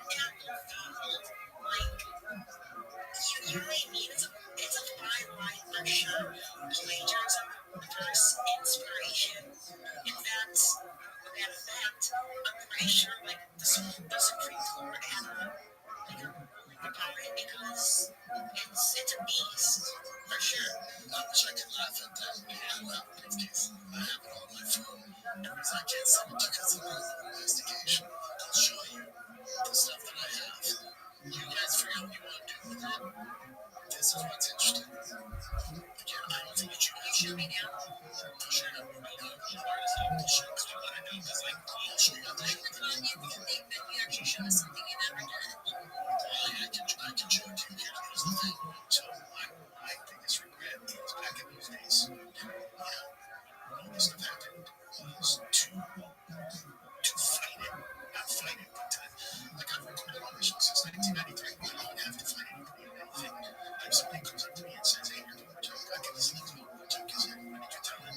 Let me go look in and if you did it before, it's always up to me. So like I've always had that. Had a lot of do. Just getting just a really good apology. Practices you get to understand what happened. It's so very simple. It's no evidence. It's just a way to take accountability on camera because in my sincerity, at this point, you've not seen somebody from illegal cancer.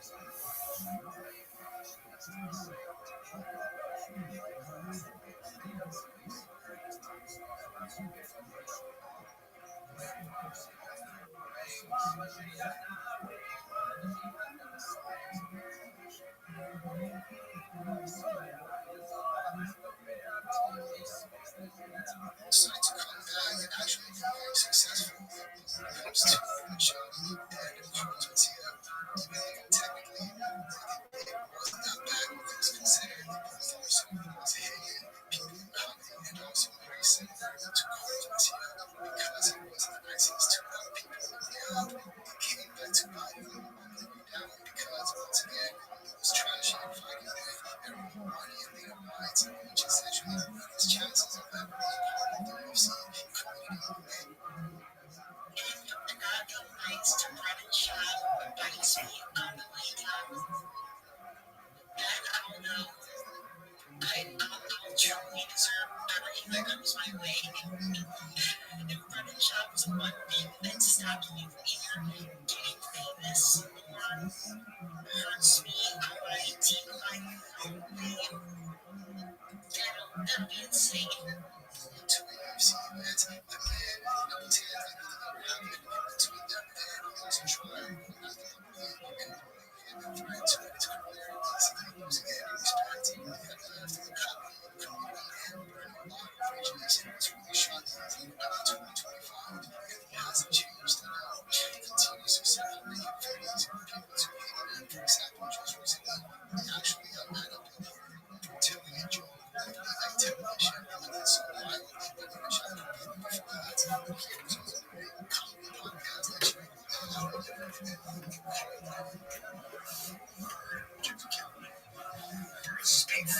have that as a It was being funny. They're in my part saying like people, everybody's got opinions and things. I'm a fireman, but I don't mind that. I don't know. This is vintage birth, right? Yeah. When you have a bird on the back, do you doctor with a mask? Everyone gives a fuck. Like, that's his thing. To say nuisance, right? I feel lucky. And I think everybody did a great job. Yeah, I'm like the internet, all of these fire experts. Why don't you just fly a helicopter into the ocean and get out with 100 knot winds? You want to do that? You want to do that at night? This was definitely mismanaged. Mismanaged, like some idiot on the internet knows how to manage the worst fire in LA. Sitting there in his underwear. You know what? Looking at the footage on the internet, I have determined that this here was mismanaged.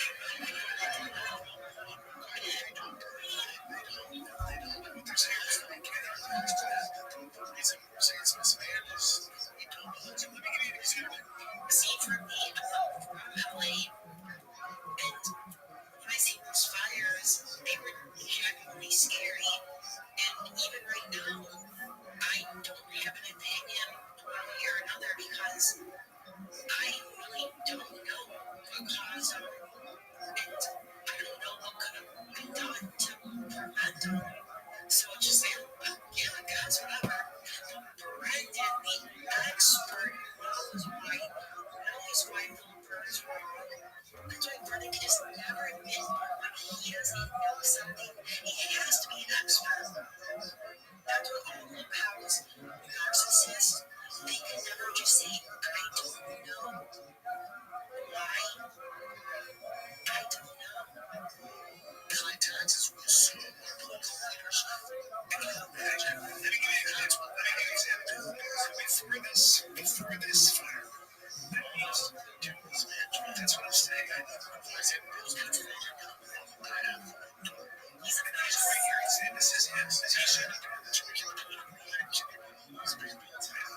This is funny bit that I don't think was on Bill here. I wasn't defend Bill. It's great, but I'm just saying it was not managed properly. It was managed very poorly. Now, to be fair, nowadays, most things are when it comes to Bill, if you're familiar with this company, they do a good job. It's very nice. It wasn't that bad. But the way that British shows you this, personally, he reacted is what makes this not funny because he actually got mad and responded actually, which is pretty insane because it shows you how funny he is. And he's 100% of the company and he's trying to fake it out, which is pretty wild because technically, now British and Calvin are very about to nothing. Comment, I mean, it's always comment, but anyway, comment in the UFC was the comment, right? And now British is the comment in the UFC. Still get on and see another similar folks to each other. The show is a very similar situation as to where, okay, except when it comes to British, Calvin doesn't really comment on anything because, making it possible to the podcast episode instead of it shows that we're in a control show, which basically turns into a show with Calvin as a guest, for example. This is what happens when Calvin tries to hold up the show. He's so badass, he's an alpha male.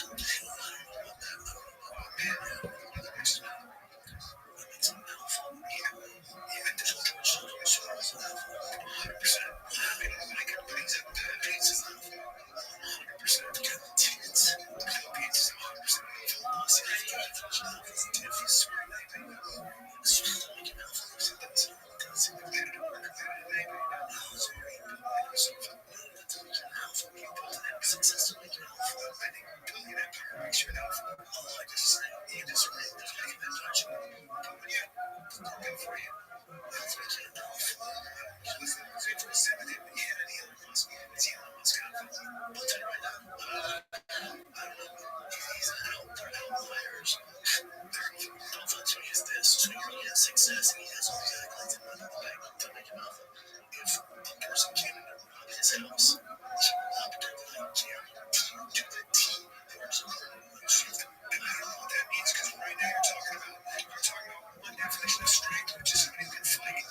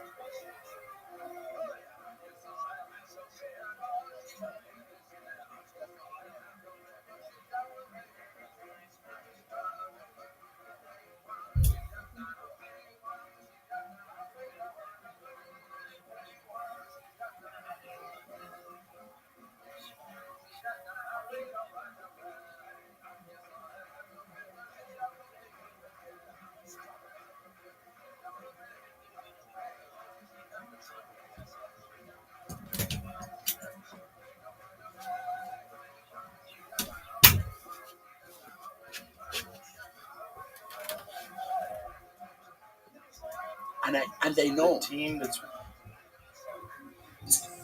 A failed empire, an empire that gets made fun of day in, day out on the interwebs. So the fact that you build a successful empire doesn't count. But I promise you, if my empire would have taken off, building a network would be the pinnacle of success. You're so stupid. Finally, it's hard to I think our questions are paralyzed, right? Because that's all I can answer that, Rabbi. He is a major mistake. Just acquired companies when you're already a billionaire. His life does not change. Zuckerberg has to realize it's a badass. This is not how you accomplish what he accomplished without being a mistake. I mean, let's see, I found a bunch of it's just what do you guys think? Our listeners, there's definition of here. It's just as the most successful thing. So it could be either. That would be Zuckerberg. Top definition for sure. It could also be physical. It could be all sorts of things.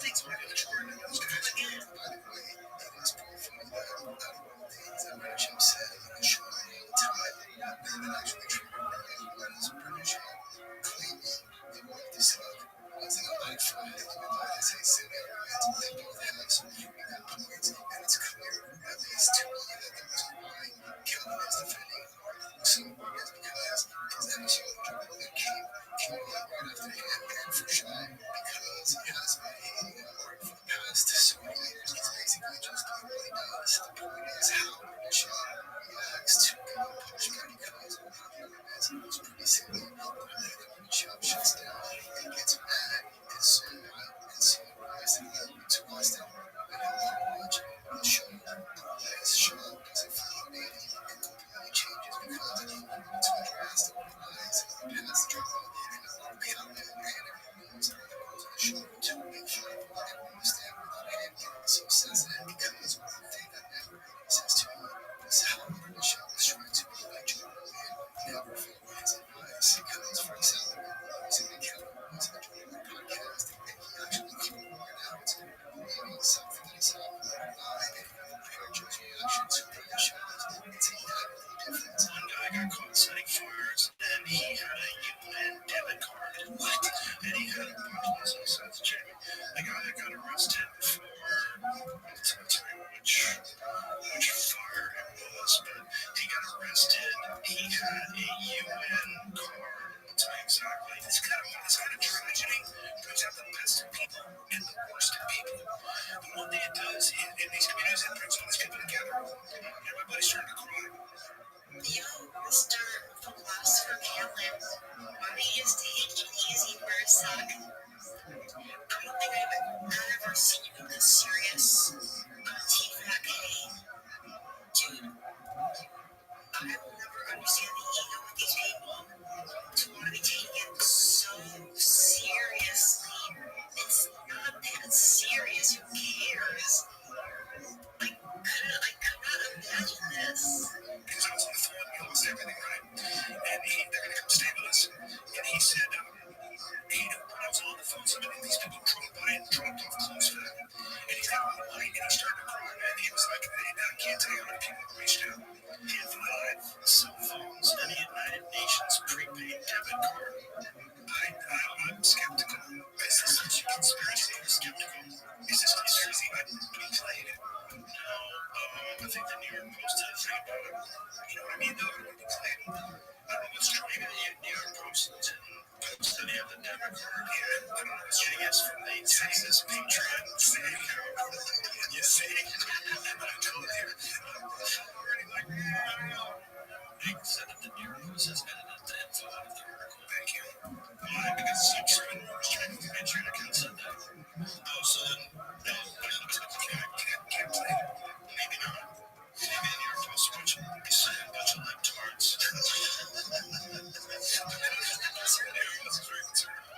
They are kind of, yeah. And so because of that,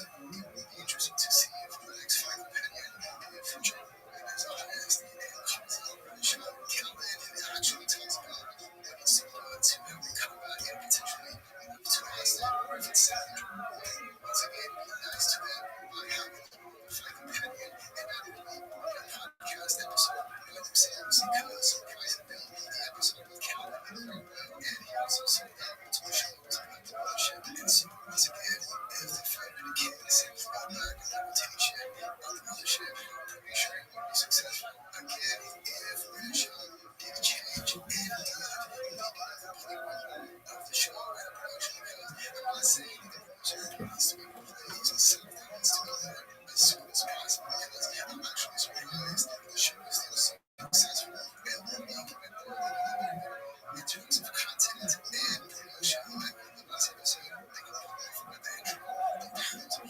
Shane is definitely worse than that searching the internet and dealing with crime ads. I mean, he actually uses TMZ articles as crime ads instead of just going straight to a source of the video or the clip. And so if they really want to compete with the podcast and have a chance of coming back, then they need to do something about the production. For sure. So Joe does it right. He does it right. You can't wait. Can't wait. February 8th. Can't wait. Huge ideas, Joe.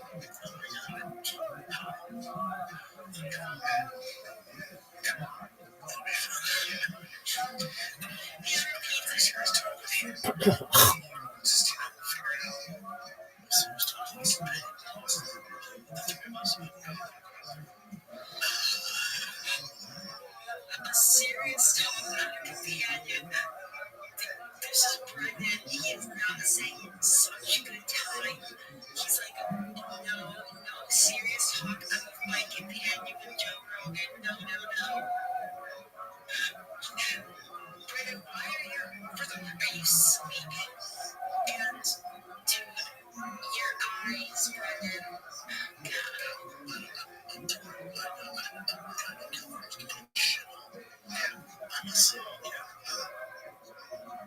I do not you get that the energy like I'm not getting else when you move somewhere and you're just there and like shit, what do you think? My life is done.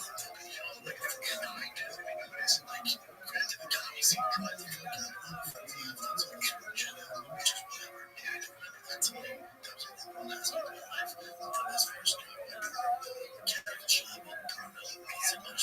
So I think it was there. Wait.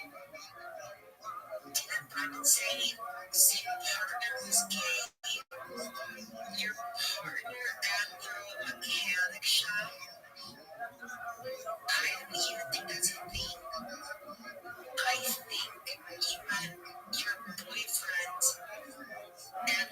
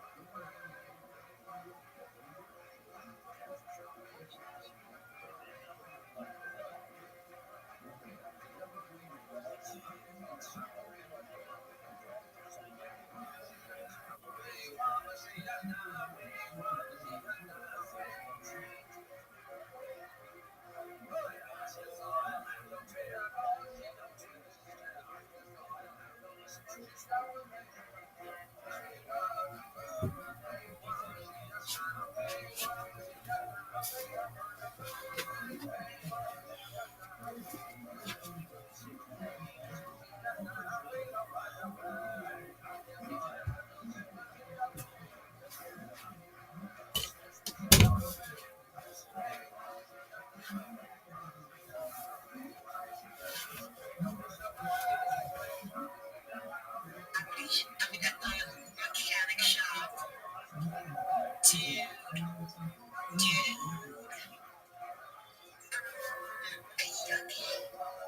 My God, Tigers baseball, which is a big deal for me. Texas. Naturally. Yeah, keep people around the course. Yeah,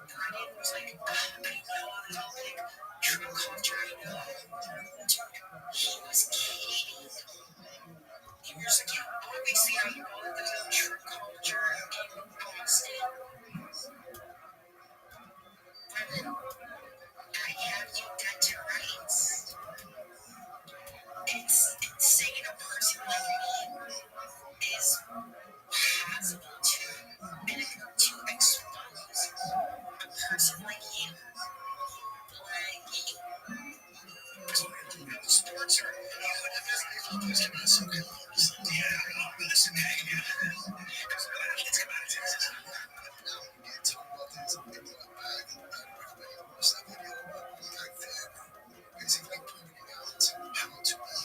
It was very clear that Joe was trying to distance himself from the British House to what they did because people back then that they were all still cool. Be clear that Joe was trying to distance himself from the bag that everybody was that video back then, basically pointing out how to be. It was very clear that Joe now we get talk about this in the bag that everybody.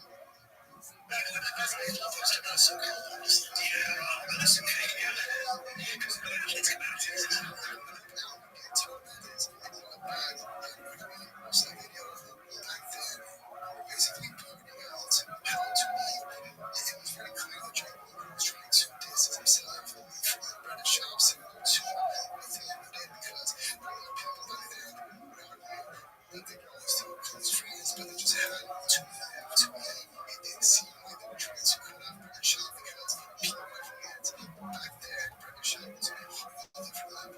Hate coming from common fans, but also the entire internet. So that's how it's in the comments. My bad, but it was perfect. Basically saying that John Logan took down Carlos and saying it was British shop. And what's really interesting is the same way that John Logan was a fan of British shop for the Canadians is the same way that he defends Tony now. That is very much uncommon enforcement. I guess the main saying, my main takeaway would be was that juice worth the squeeze. Sure, he may have gotten Carlos Mencia out on that, even though I don't think of the two besides him and Joe had some beef about, Joe beef stuff. But I have no opinion on that stuff either way. Instead, in Carlos's place, being Brendan, that's what I'm always saying. Be careful what you wish for. Because if you hated Carlos, well, look who we have now. Brendan Schaub, who is arguably the C-19 of the comedy world. That's deep for sure.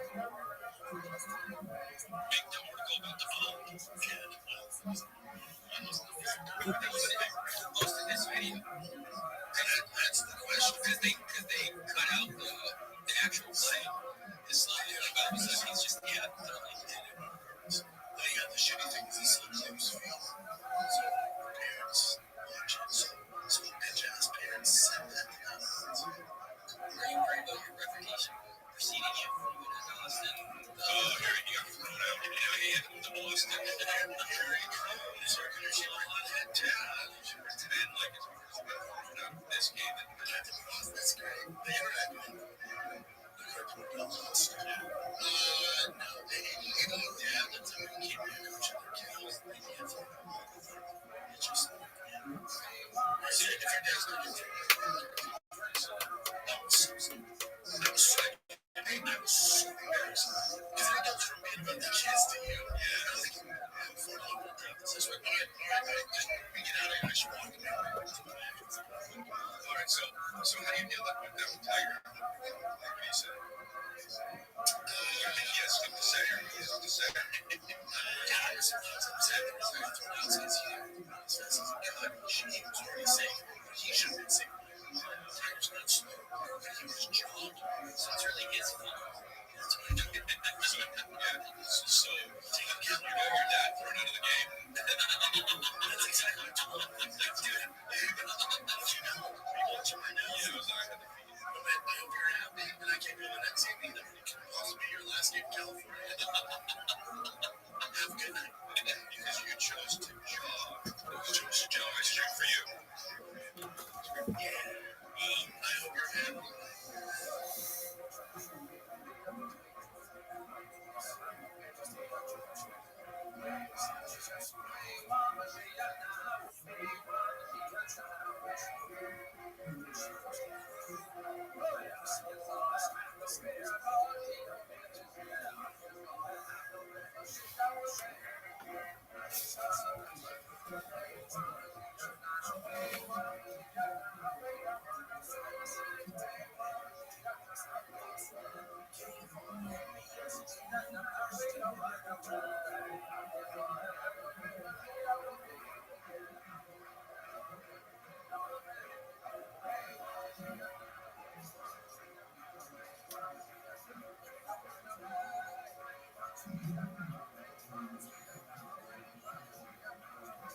In your one little side hustle, can you guess how much we won after scratching off all of these?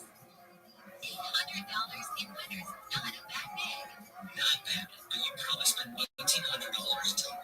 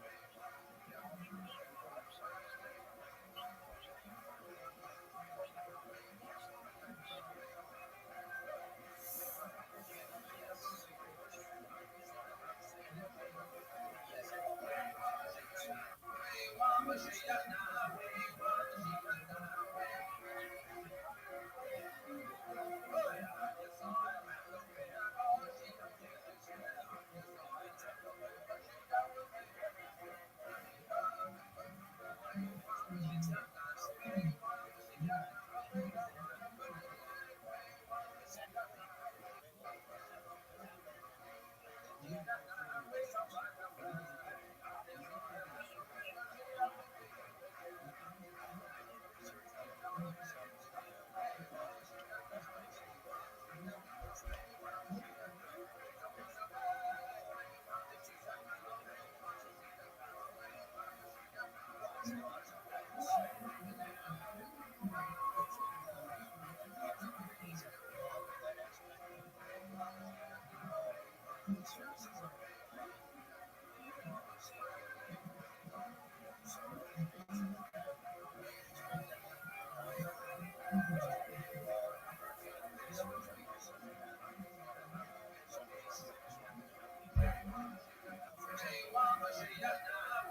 are you do? How many programs are you doing right now? This is six programs. So I have one.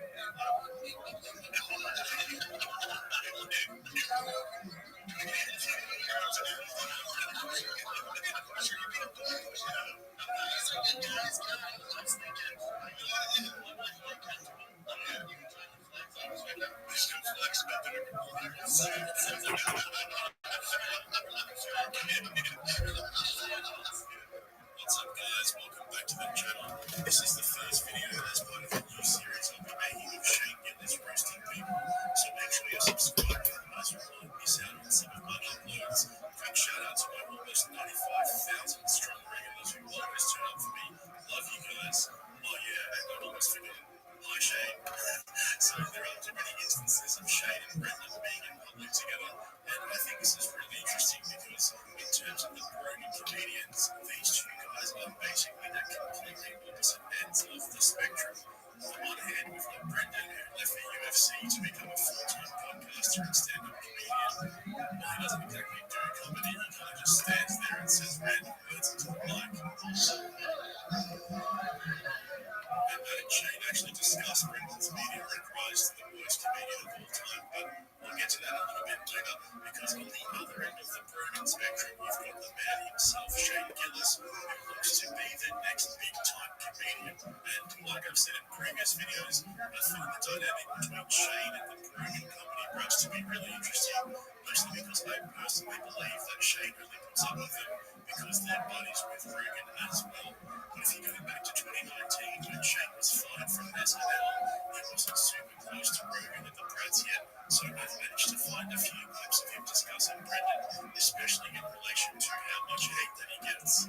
So like I said, this was 2 years before Shane made his first appearance on JRE, even though he's been friends with Rogan for a while. At that time, he wasn't part of Rogan's inner circle, certainly not compared to nowadays where he's got a regular spot on JRE's Protect Our Pies podcast. So this all started when Shane stumbled upon the Fighter of the Kids subreddit and made an interesting discovery. I was looking at the Fighter of the Kids Reddit. Hilarious. Tough stuff. I was looking at it. They had a post about us. Shit hit me. Shout out to this cast. Man, seriously, hilarious. It is very funny. The dynamics like so. Looking down. Jack came back to the corner. Just said hi, Shane. She's like, oh, that's hilarious. Maybe like being like, you know, he's gonna read this in. That's actually, yeah. I always find it funny to hear about other comedians speaking publicly about Brendan and all the hate that he gets, but this was actually a pretty unique situation where Matt and Shane spoke pretty loosely and candidly about the Fighter of the Kids subreddit specifically. And just to give you some context before we go on, this is wild. At the time that this episode was recorded, the subreddit only had 14,000 members, but as of January 25th, 2024, it has 153,000 members, which is crazy. But yeah, like I said, this is a pretty rare find to hear Matt and Shane speaking about this, because they surprisingly understand the details around why the subreddit was created in the first place. So I'll get to that in a moment, but first, let's hear Matt and Shane's take on the subreddit itself.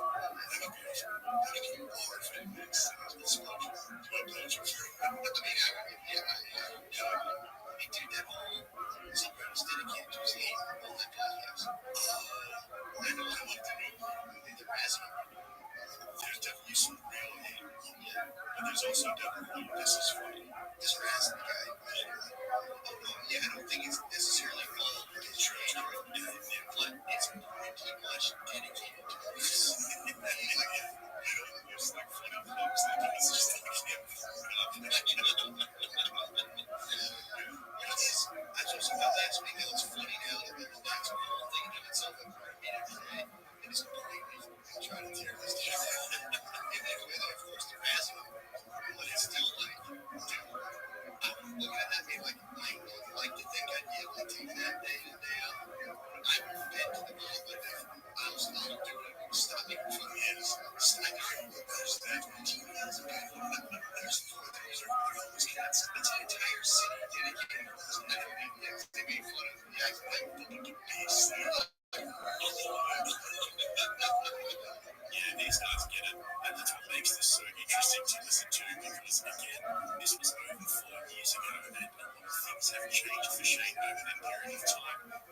something that's on this channel recently, particularly with regard to Shane's appearances on Flagrant with Andrew Schultz. We just heard them talking about how if they were in the same position, they would have caved to the mob and begged to be released from their grip, and that was only when there were 14,000 members. And in this next bit, that breaks down exactly why this all started in the first place. So let's hear from them first, and then I'll break it down even further. Watch that movie sometime about the guy that made that documentary about. Yes, I know exactly what's going on in that subreddit. So I watched that documentary, and then I went to the subreddit, and I'm like, oh, God, there's like a whole space. There's active subculture of these people. There's like a small city, there's 13,000, yeah, small cities with people, towns with people dedicated towards like watching everything. Yeah, I see the watching he was taking that like kind of elitist attitude towards his fan base.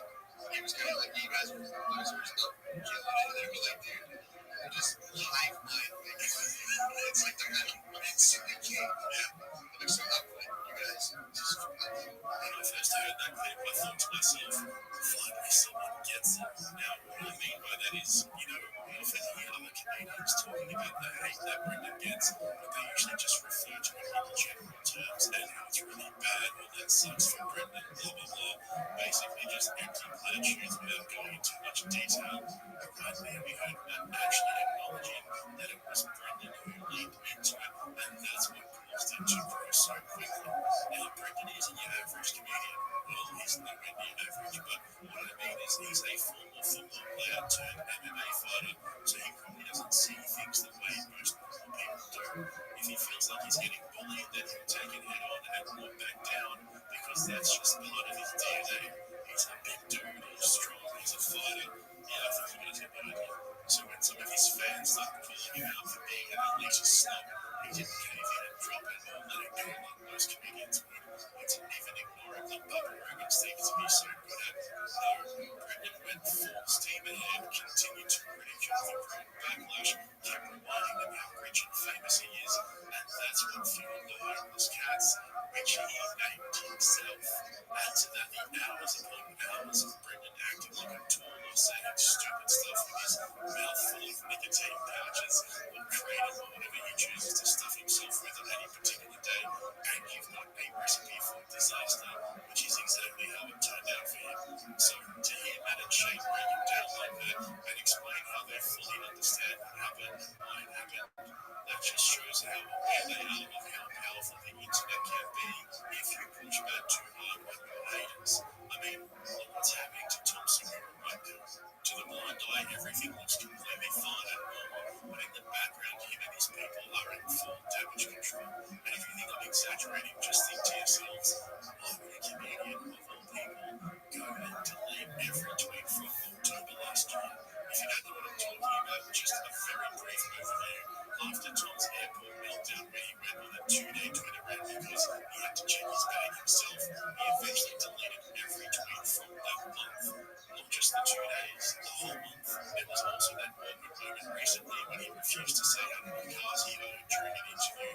So you can see how even with someone like Tom Segura, who is 100 times funnier than Brendan Schaub will ever be, there still is a line as to how far you can go when giving it back to your haters. Just like although I was thinking about this the other day and I realised there was a possibility that I'd never brought up with you guys at the time. I don't know how I missed this, but do you think that maybe American Airlines launched some sort of legal action against Tom or sent him a cease and desist letter or something to that effect? And as part of a confidential agreement, he had to delete all those tweets. But instead, he tried to mask them all behind smoke and mirrors and just deleted the whole month so that people would know exactly which tweet or group of tweets it was. If that's true, that would be pretty wild, huh? Because remember, American Airlines actually replied to his tweet at the time and called him out, but he basically just doubled down and told them to shut up. So, I don't know if that's what's happened. Again, I've got no evidence of this. I'm just speculating out loud with you guys. But I still personally believe it was an internal thing, like with his PR group, that happened within his actual team. Anyway, we've been listening to episode 160 of MSSP, but let's go back to episode 147, which was recorded just over 3 months earlier when Brendan messed up badly by basically saying Rogan and Dana White are two bald men that he knows have no trouble reeling in the ladies, even though Papa Rogan is married. Take a look. What's it say that Joe Rogan's cheating on his wife? I'm kidding. What's he say? Sorry, but he's quickly becoming the persona non grata in Ron Chop said that I don't know if this is true. If he said that he's cheating on his wife, that is. See, yeah, kind of like, well, I don't know if you can hear it. Listen, I don't see my dad's just like, get out there, like a date of mine, I'm getting, that's it. Like a date of mine, I'm getting, that's it. So, yeah, he's spending through his wife. He's saying, look, I'm married, you let him sleep with his wife, maybe he's saying he could, or he could be talking about stand up, but as soon as he said it, you could see his face, like, and he'll have to listen to his life. I suppose you know what his kid do is steak and, I don't know, him and Theo.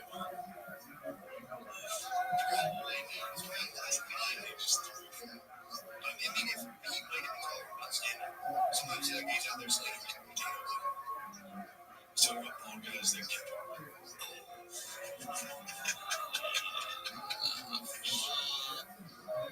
that's just saying, well, you can deny that. That's easy. Because we all know that intention. Shop's intentionally. Maybe he just meant like if he could get like, if he means like actually. Also, that's how does he know Dana White's I'm sure he's, I think he just made that up because he's upset. Yeah, he definitely knows. To me, as a blogger, he's saying he's getting to the thing you can safely assume anyone who's making millions of dollars just saying, yes. That's the guy.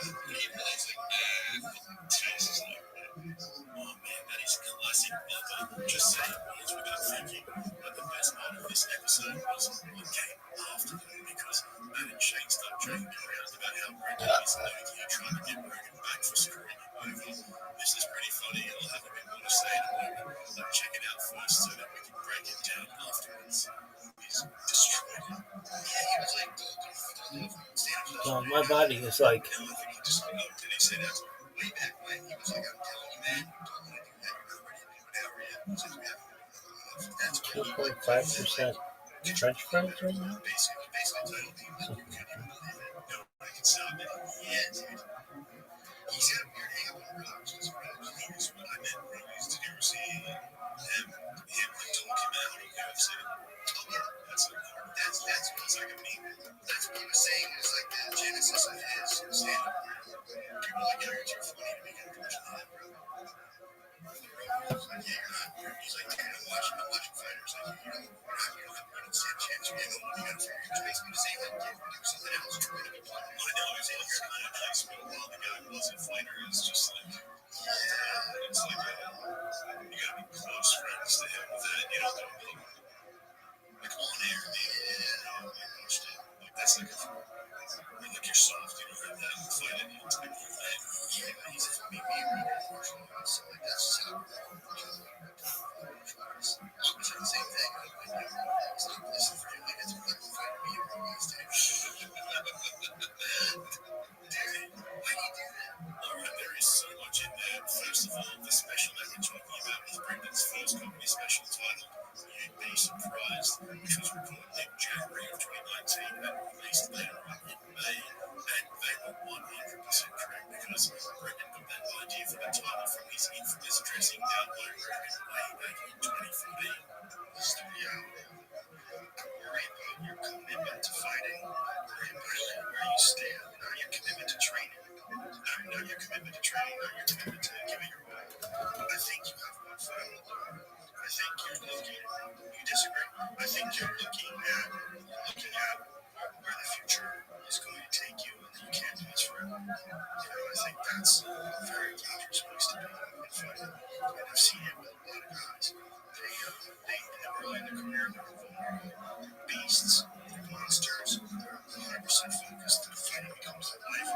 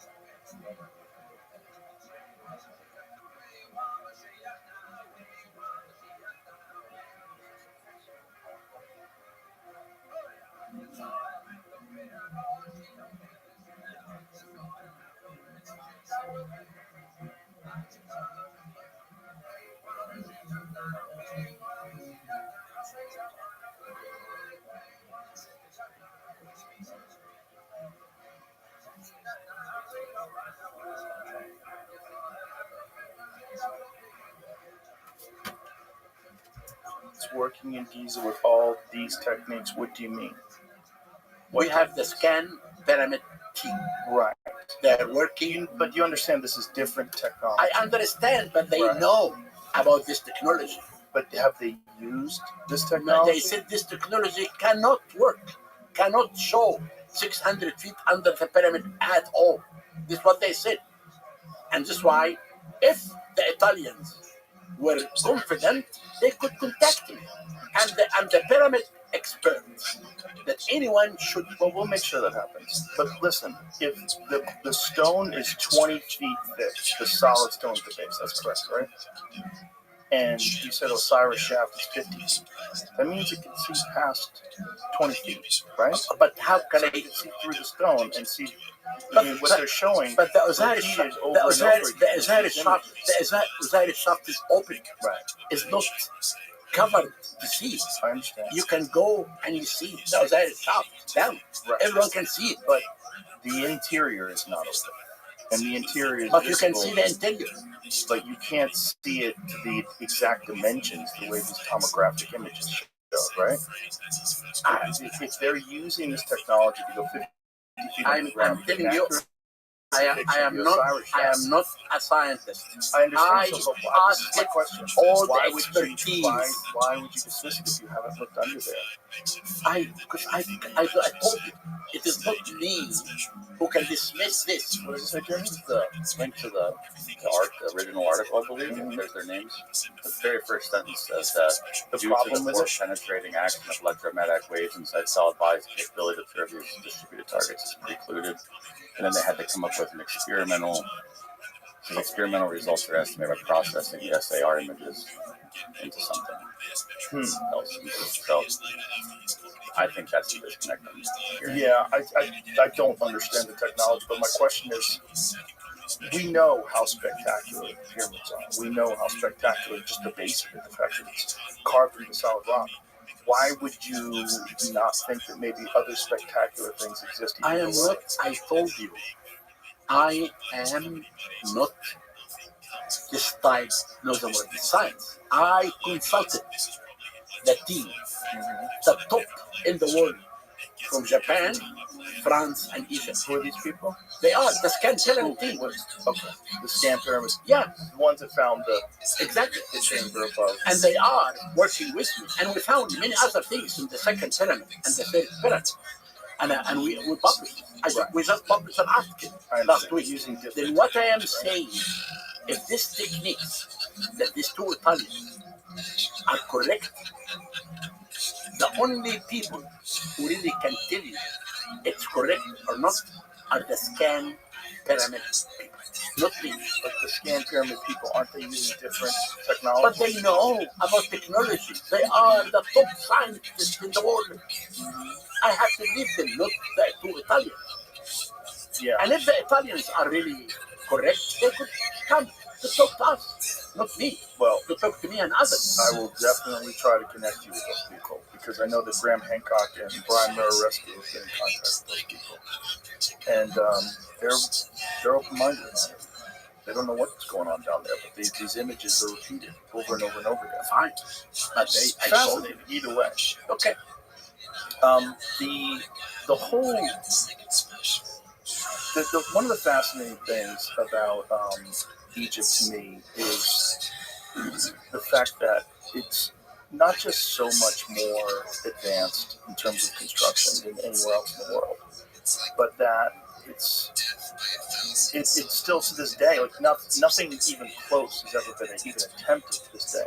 What do you think was going on back then as far as their capabilities and their understanding that led them to do something so spectacular that other people Again, 4,500 years ago? Again, the belief of the afterlife built Egypt. Right.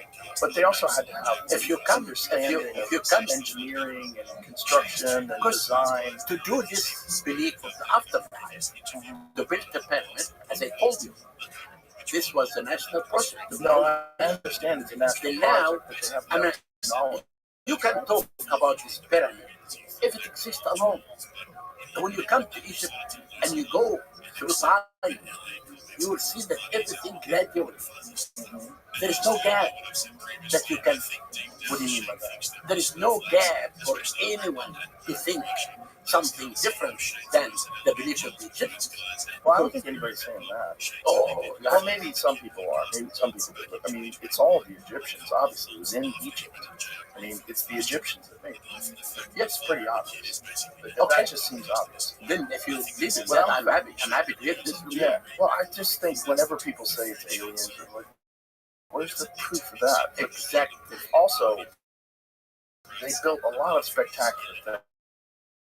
Like, no ifs, ands, or buts. Just the statues, just the faces of the pharaohs with incredible symmetry. That's why I want to come. I want to come. It's for me. It's just We are willing to invite you. I'm willing to go. Okay, Let's go. tell me when, Okay. and I will arrange everything for you. Okay. We'll hook But, it up. but now, I want to come to the Sphinx also.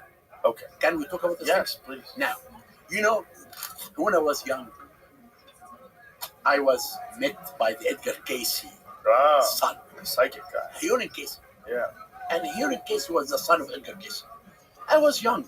I really don't know what's this Casey and Pepper. When he came to Egypt and talked about his father, you know about Edgar Casey. Yeah. Okay, then He it had is a vision. There was a chamber underneath the Sphinx's paw, underneath the right paw of the Sphinx, there is a chamber.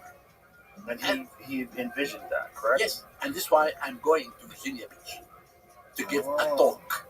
One of the cities in my tour now is Virginia Beach. Why? Because when people began to tell me there is something inside the Sphinx, I really, as I told you, I have an open mind, and I did search. I found inside the Sphinx 4 tunnels. One behind the stela, they call it dreamy stela, between the two poles of the Sphinx. And the second one behind the head in the top. Right. There's actually a door in the top of the head. Now, No, right? no, just There's a lid, just right? a tunnel, A tunnel. 25 Isn't feet. it closed off though? No, yeah, it's closed. Yeah. There's like a door on the top of it. It's Right? not a door. No, A lid? it's just a tunnel. Go down. Okay. But it's closed off. You cannot go up to the Sphinx. That's why we have to cover it, Got it. because it will take rubbish and garbage. That's the top. That's what I'm talking about. Isn't that the top of it? Is this a Sphinx? Yes, that's it. Okay, that's a lid, right? Yeah, That's we, what I'm we, saying. we covered it, Okay. Yeah. but we covered it Got it. to protect it from the I sun. understand. That's not a Yes. door. Okay. It's a lid. The third tunnel that I found in the back. Now, Edgar Casey, But- he had this vision that there was some hall of information. I know, but I'm going to come to this now. Yeah. But I'm talking to you about the tunnels now. And the third one is in the tail. The fourth one was opened in 1927 by a French, his name is Monsieur Perez. And I do have photos of workmen inside the Sphinx. We found these 4 tunnels are published. An article, scientific article. I found in situ, in all the 4 tunnels of pottery, in situ, to prove that these tunnels were opened on Dynasty 25, 500 BC, as in the late period. When the Egyptians saw the Sphinx, they thought there is something hidden underneath. And they dug, and they found nothing. Now, we come to the Edgar Casey and what people believe, because we had John Anthony West, and we had many New Age people who believe there is something hidden underneath the Sphinx. And they used to tell me, we need your permission. To what? To drill. I said, how can I let someone who's not an archaeologist, who's not a scientist, to drill? No way. But recently, I found out the rise of the water table in front of the Sphinx. And I was really afraid that the water could damage the Sphinx. Then I brought a team from Cairo University, and we did drill 30 to 35 feet underneath the Sphinx, everywhere. And I do have photos of everywhere under the Sphinx. Okay. The Sphinx is a solid rock or a living rock, and there is nothing underneath. So there's no tunnels. No tunnel. This is exactly. Okay. I told you what. What do you think about Robert Schoch and his theory about the temple and the erosion outside of the Sphinx, that it's water erosion? When Schoch said that, okay, we brought through the American Research Center a scientist from Louisville University. I don't remember his name now. And we gave him what Robert Schoch. You know what Robert Schoch said? It's not his theory. It's a theory of a New Age guy who talked about this before, and John Anton West brought Schoch. I don't remember. Yeah. Then we That's gave the guy. we gave this guy from Louisville University, who was an Indian American, who really studied. He came to the Sphinx, and he worked with us for a season.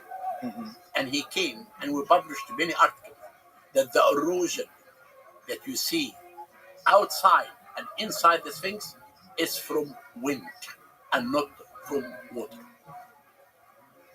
Now, what Schoch want to say? That this is dated back 15,000 years ago. I agree. Okay, if I came here and I dug the Sphinx, I will leave something.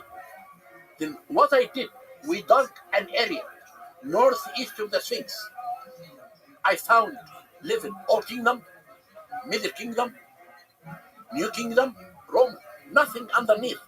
Then this New Age people say that the head of the Sphinx is very small compared to the body. Right. Yes. Why? Why? If you take all the casing stones away from the Sphinx, you'll find exactly here the Sphinx, and now this, and another part like this. In between, there is a hollow. Remember, I told you that Giza Plateau is divided to 3 levels. Level 1 and 2 is very bad stones, can be seen to the chest of the Sphinx. Right. Level 3, they carved the head from level 3. Then when the Egyptian carved the head to represent the King Kefren with the cobra, the royal head premise, they began to make a lion body. Then what they did, they filled this hollow between the 2 Sphinx pieces with stones. And they covered the whole body of the Sphinx with stones. And they did the modeling of the lion body on the covering stones.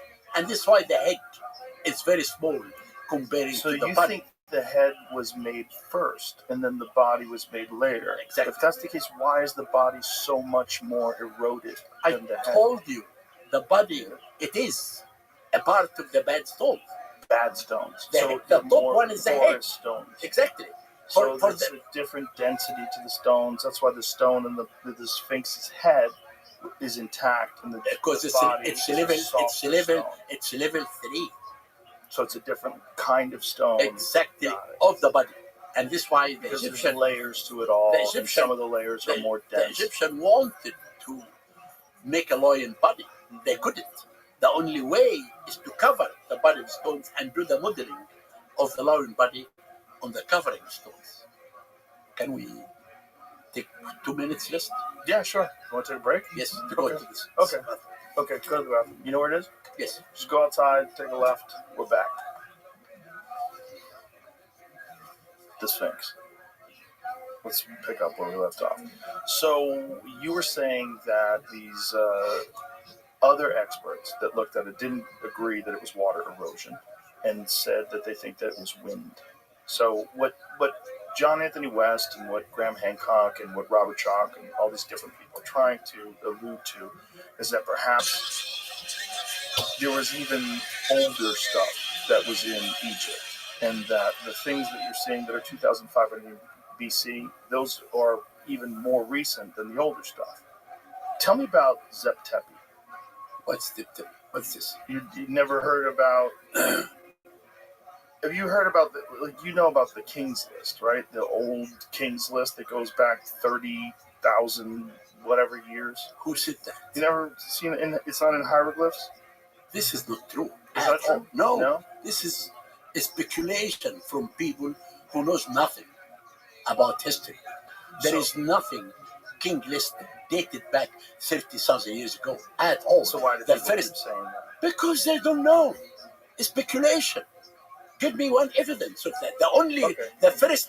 The first King List dated back to Dynasty 5. Only. I was reading that people were saying that it was myth. That the King's List, even though there is like some hieroglyphics of ancient kings, that these are just mythical tales. This is not true. There is no at all a name that you told me. I never heard of this name. I am an Egyptologist working in Egypt for the last 57 years. I never heard of this King List at all. Never? Never. And never even heard of it? Why I have to hear about it? Because it's not true. I don't want to waste my time in things like this. I am a person, give me a fact. So tell me, what is this list? Egyptian, Zep Tepi refers to the first time or the first occasion. Who said this? This is an AI. It refers to a mythical golden age of Egypt where gods lived on earth and civilization was in its infancy. This period is often associated with the beginning of creation and the establishment of societal structures. You've never heard of that before? No, and this is not true. What do you mean it's not true? I mean, I'm getting this off of... It never happened at all. Okay, I'm not saying it happened. I'm just saying this is something that's referred to. I never heard about it. It is not true. It does not exist at all. Even if it doesn't exist, the myth of it exists. I don't listen, Joe. Why do I have to go to a myth of people create stories? If you go to Wikipedia, I don't care about Wikipedia. I understand. I care about what I see in my eyes as an archaeologist or a philologist. In all the myths, the world was said to emerge from an infinite, lifeless sea when the sun rose for the first time in a distant period known as Zep Tepi, the first occasion. Different myths attributed to the creation of different gods, the set of 8 primordial deities called Ogdod, the contemplative deity Ptah, and the mysterious transcendent god Amun. While describing these different cosmologies, competed to some extent. In other ways, they were complementary in different aspects of Egyptian understanding of creation. It's an Egyptian creation myth. Fine. You've never heard of that before? Never heard of that. That seems strange that you didn't hear about that before. Listen. I've heard of it. Yeah, fine, you can hear it. But I mean, I just found it online. It's a new age theory. It's new age? Yes. Listen to me. I know, and any Egyptologist who study Egyptology in the States here, you have universities in UCLA, and you have Berkeley, and you have John Hopkins, and you have everything. Every Egyptologist here study languages and archaeology. No one can answer what you are talking about. This is hallucination. I'm sorry. This is not true. It's a speculation from people. But never in Egypt, we know the prehistory of Egypt. We know the pre-dynastic of Egypt. We know the beginning of civilization. We know there is no gap in anything that can lead some things like that. And that's why I never heard of it, and I don't want to hear about it. You don't want to hear about it? No, why? Because there is no evidence. I am a scientist. I believe on what's written in front of me, and I believe of a scene that I can see. But I don't believe on theories like this. Tell me where it is found, and where it is, and who published it. What is the scientist who published it? What is the Egyptologist who talked about it? I'd like to know. That's why I'm asking you. I've never heard of it. Well, I'm shocked that you haven't at least heard of it and dismissed it. I did. Because it's just I think it's a part of the creation then. I know, but it's not true. I receive many theories every day. My mind, Joe, now is really cannot stand all these theories, all of it. It's too much for me. It's too much for me. Got it. See if you find anything on that, Jamie, where that myth came from. Yeah. Is it a Bhuval thing? I just found that it came from a. Who's Buffon? Buffon is not a scientist. No, I'm just. Yeah, I know. I said those people, yeah, when someone came to you with a theory, he has to have a Egyptology background. He has to write a scientific article. We write all what we discovered. We write articles about it for people to read and criticize and give us opinion. But I can't go to series like this that has no basis. What do you base the dates on? Do you base it on carbon isotopes? No, we don't. We No? base dating on the evidence that we discovered. Right, but Like some of it darkness- is based on carbon, right? No, I don't believe in carbon-14 at all. You don't? No, Why not? carbon-14 never give an accurate dating. And that's why I believe, when you discover something, if you discover a symmetry, Right. there is two types of dating. One called absolute dating.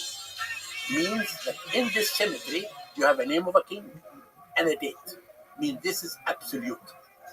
But if you discover another symmetry and has no date, the best thing that we do is to find the artifacts in this symmetry and try to compare it with other dated symmetry. And you give a date for this. But you don't believe in I carbon don't testing. believe in carbon-14 at all. And it's not working in Egypt until today. I have been I'm excavating also in the Valley of the Kings. Right. And I discovered many important things that we can talk about. So if you're going back But I 2,500 used radar Right. in all my excavations. What do you mean? And I never had a result by radar. And carbon-14, people use it when there is no date. But Wait a minute. You use radar to date things? How? No, I use radar to discover things. Right. But what do you use to date them? I dated, as I told you, two methods of dating. Yeah. Most of the dating that for me now in Luxor is based on evidence. Like I discovered the Golden City. It's a major, big, large large settlement, a city. And this city was chosen the most important discovery in the world of the year 2021 because this is the first time that we have a big, large city to tell us about the people who made this city. So how do you know how old the city is? Exactly. In the city, we discovered the names everywhere of King Amenhotep III, who was the father of Akhenaten. Inside the city, we found many statues of his queen Tea. We found inscriptions about dried wheat stored to celebrate the third Set festival of Amenhotep III. We found 9 royal workshops in the city. In the city tells us about the golden age of that king. It is dated by pottery, by hieroglyphic inscription, by many things. But I'm curious as to why you're skeptical about carbon dating, because I think carbon dating is generally accepted as being accurate within a certain framework. It is, but I never used it. And many people, it's very rare, use it in Egypt. Because in Egypt, mainly, we have absolute chronology. We have absolute dating based on inscriptions. Right, but I thought it was used in Egypt, like to measure wood that was in mortar. To date the Great Pyramid to 2,500 BC. No, that was an experiment to date the pyramid. I think it was about 2009, and it's not working. But I didn't see the result. You haven't seen a result on carbon testing of the mortar of the Great Pyramid? No, but the mortar, you can't. One thing, the mortar between the two. Right. This mortar, like, if you take a piece of stone from the pyramid and you try to take carbon-14, this piece of stone could be thousands of years in the quarry. It cannot date the pyramid. How can you date? Hold on. You don't date stone. I'm saying if you date mortar. Okay. How can you say accurately that this mortar is dated to the same time of building the pyramid? Well, you can actually. That's the argument, is that there's probably repairs done, right? And so Of the pyramid? yes. No, of the Great Pyramid, there is no There's no evidence repairs, of any no restoration. renovations, no restoration, never, nothing. never any accurate evidence that the pyramid was restored Right, but in any period of the Egyptian history. There is restoration that goes on even now, though, on the Sphinx, correct? I did make 10 years of restoration on the Sphinx. It's me who did the restoration of the Sphinx for 10 years. Why did you decide to do that? Because the Sphinx, when I left, I was studying in the States. I came to take my doctorate from the University of Pennsylvania from 1980. From 80 to 87, some architects and archaeologists were really stupid. They began to restore the Sphinx, and they took all the casing stones of the Sphinx out, and they put modern stones, and they used cement. You cannot use cement in the restoration. You can use cement in building the house. Yeah, that's not even restoration. This is Then, a new creation. when I came, I stopped this restoration. Okay. And because this restoration damaged completely the proportions of the Sphinx. It brings to you another Sphinx. Right. Ugly.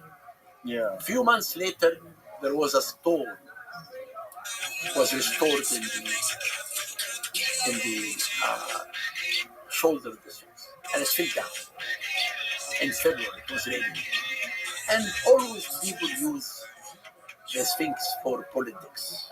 The Sphinx? The For Sphinx. politics? Yeah, if they In what want, way? I think it happened the first time in the Pharaonic period. You know, the area beside the Sphinx was called the Valley of Gaza. And the princes of the new kingdom used to come to hunt wild animals in the valley and come to worship the Sphinx. And this story that I tell you is written in a granite stela. It's called the Green Stela, located now between the two poses. In the stela, it says that Thutmose the fourth was a prince, and he came to have a nap beside the Sphinx. And the Sphinx came to him in dream and told him, "My son, if you remove the sand away, I will make you the king." Then he removed the sand, and he came to a temple. He found a door. What year was this? This is 3,000 years ago. So the Sphinx was constructed long before that, Before the whole kingdom. and then it had been covered in sand. Yes, completely. This is why Herodotus, the father of history, when he came to Egypt in the middle of the 5th century BC, he never talked about the Sphinx because it's completely under the sand. Then when Thutmose the fourth came, he took the sand away, and he found that the old kingdom casing blocks are falling down. He put them back, and he went to the Sphinx, a temple nearby. He took this granite stela as a door, and he wrote this story in it. But we found there is something politics in that story. He killed his elder brother, who was supposed to be the king of Egypt. And he wrote this story to tell the Egyptian that the god Horus of the horizon, it chose me to be the king of Egypt. Then they will forget the crime that he did. When that stone it fell down in 1988, a big fight happened between the head of Antiquities and the minister of culture. Ended by firing the head of Antiquities. It's politics. But I stayed 10 years. When people ask me about the best thing that I did in my life, I say two things. Number one, that I restored the Sphinx. I brought the proportions of the Sphinx back.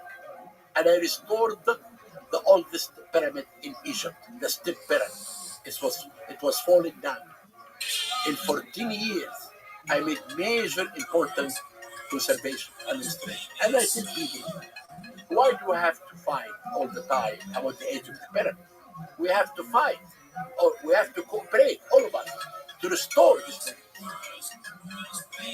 And the most important thing for me always is conservation. And I dedicate most of my life not only to the excavation, but to conservation.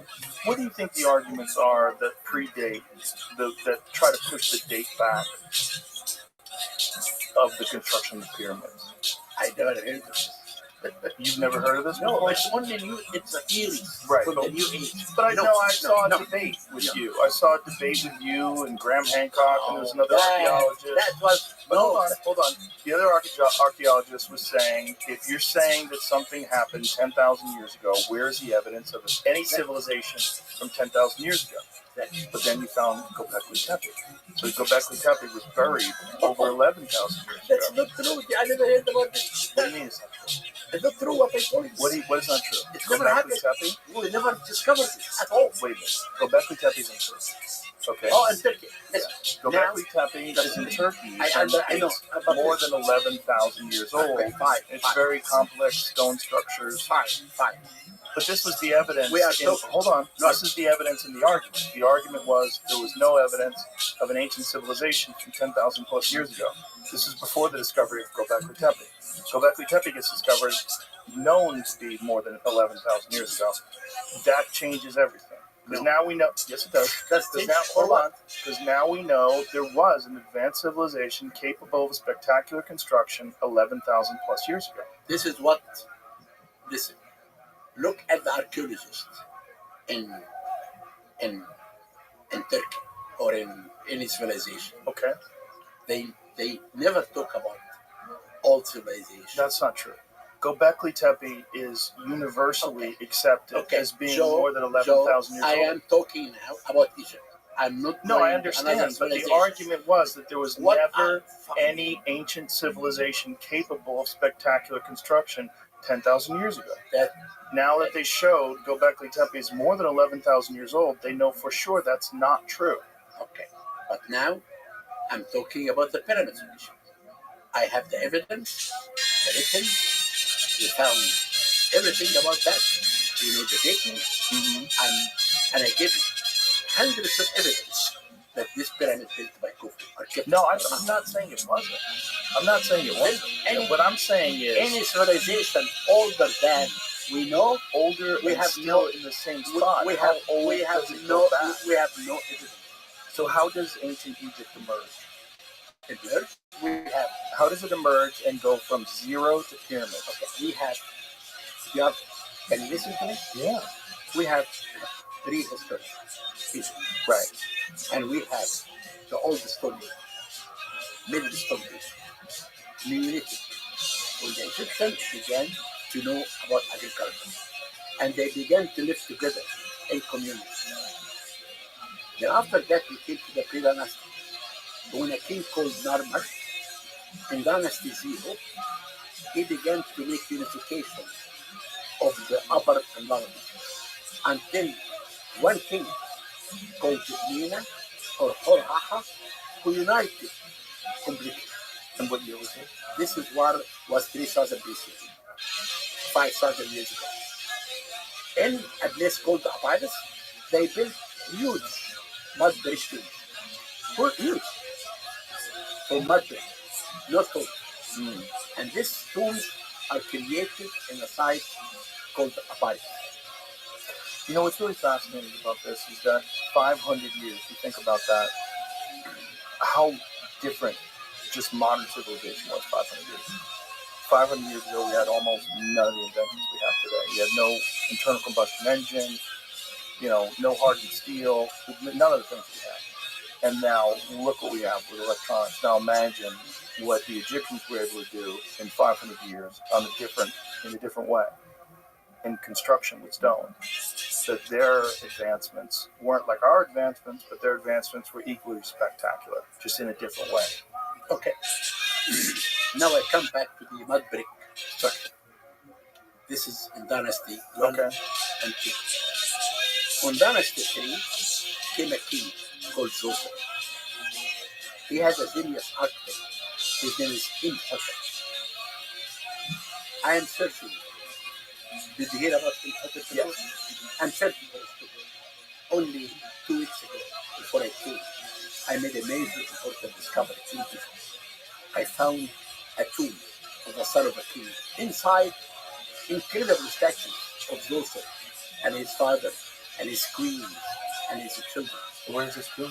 And in the shadow of the scripture, in the shadow of Joseph. And this really made me, because I have been searching for the tomb of Imhotep most of my life. But the area that I found this tomb, it was under houses, modern houses. Oh, wow. The workmen who worked in the site 100 years ago, they built houses in the site. But they never excavated what's underneath the houses. Wow. So modern houses are into Then 6 months ago, we gave houses to these people in another area, and we demolished this house. And we found underneath major discovery. This discovery will be in today's show this week. Now, I am sure now that Imhotep's tomb is in this one. wow. Now I come What technology can you use to discover like You these know, underground caverns and chambers? all what I do is digging. That's it? That's it. What if these Italian guys are onto something? You can find more stuff. I want you to come to see what I do and what I discover. I want to. I And want to what talk I to the discover- Italians too. And what I discover, I can show it to you. Please do. Jamie, Zeptepi, did you find anything about that? About that?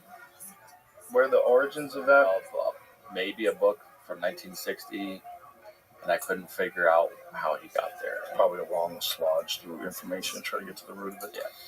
But can we continue With how what? it happened until you have the pyramids? Sure. Then Imhotep came and he built the same mastaba. Mastaba in Arabic means a bench.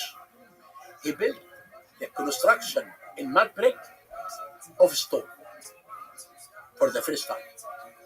And he added more sections, the first one. And he put above that 5 mastabas. It's called the Step pyramid. pyramid. Yeah. In the pyramid So text, that's the first one. in the pyramid text, they say that the step pyramid is a stone that the king is buried underneath to go to heaven.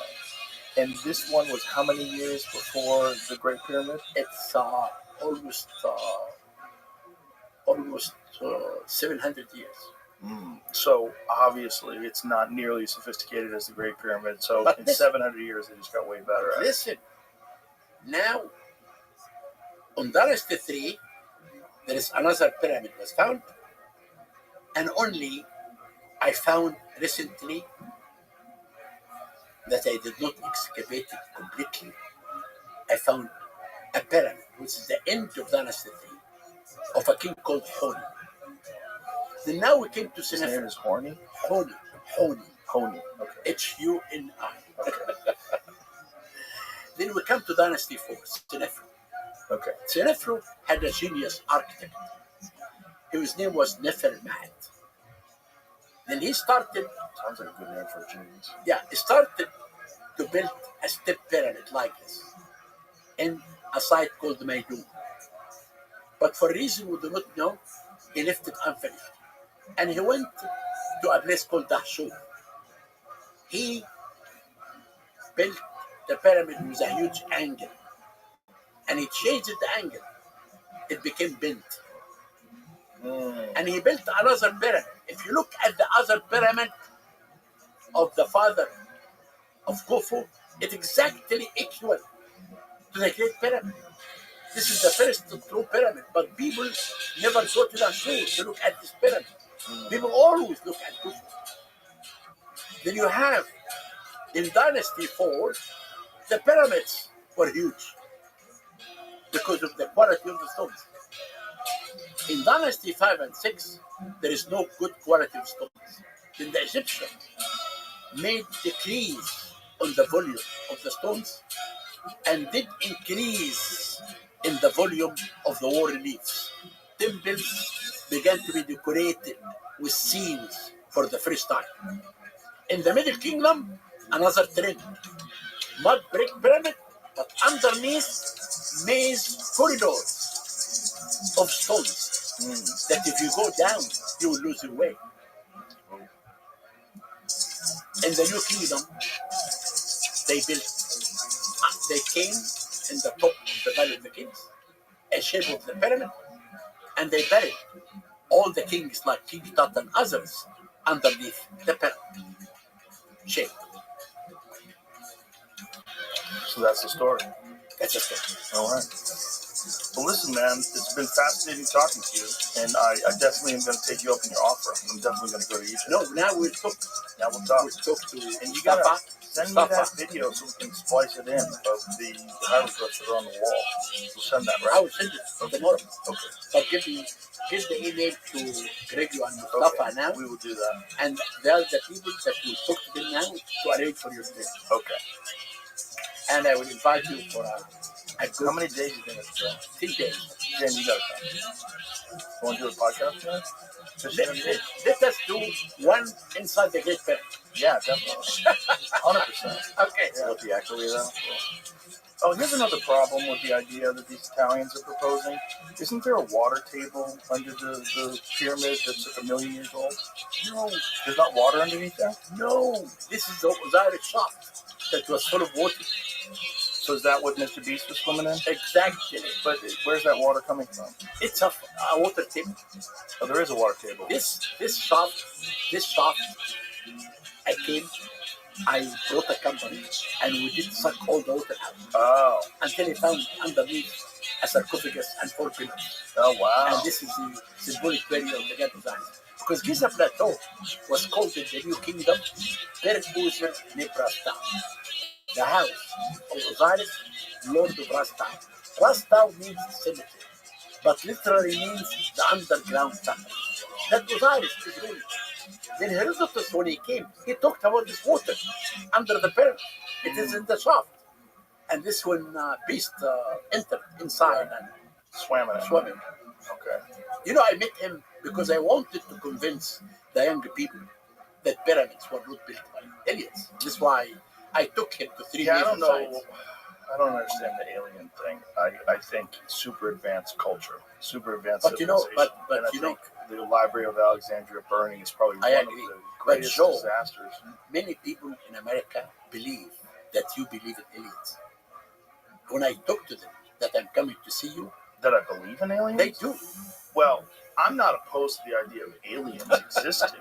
There's hundreds of billions of galaxies in the known universe, each with hundreds of billions of stars. The idea that we're uniquely alone. You don't think there's anything out there? Nothing. So you don't believe in ancient civilizations capable No. of advanced construction? So, You don't believe in aliens? So I You am don't a, believe in I am, carbon I, dating? I am a scientist. Oh. If you believe in something, write an article. I Then I understand. can read. But don't give me a theory. But the theory of planets containing intelligent life is... No, that's not true. I have been debating Graham Hancock, Robert Buffal, and John Anthony West, and I told them from the beginning, your theory will go with the wind. Right, but we're not talking about that theory. We're talking about aliens being possible. No way! No alien, just us. This is only their us in the national whole project. universe. If you believe in Us in the God, whole universe? Only us. if you believe in God, you will do miracles. The Egyptians believed in the afterlife, and they made this great civilization. I'm not saying aliens made it. I'm saying it's very possible there's something else out there in the Okay. world. Thank you.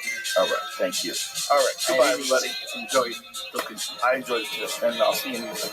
All right, bye, everybody.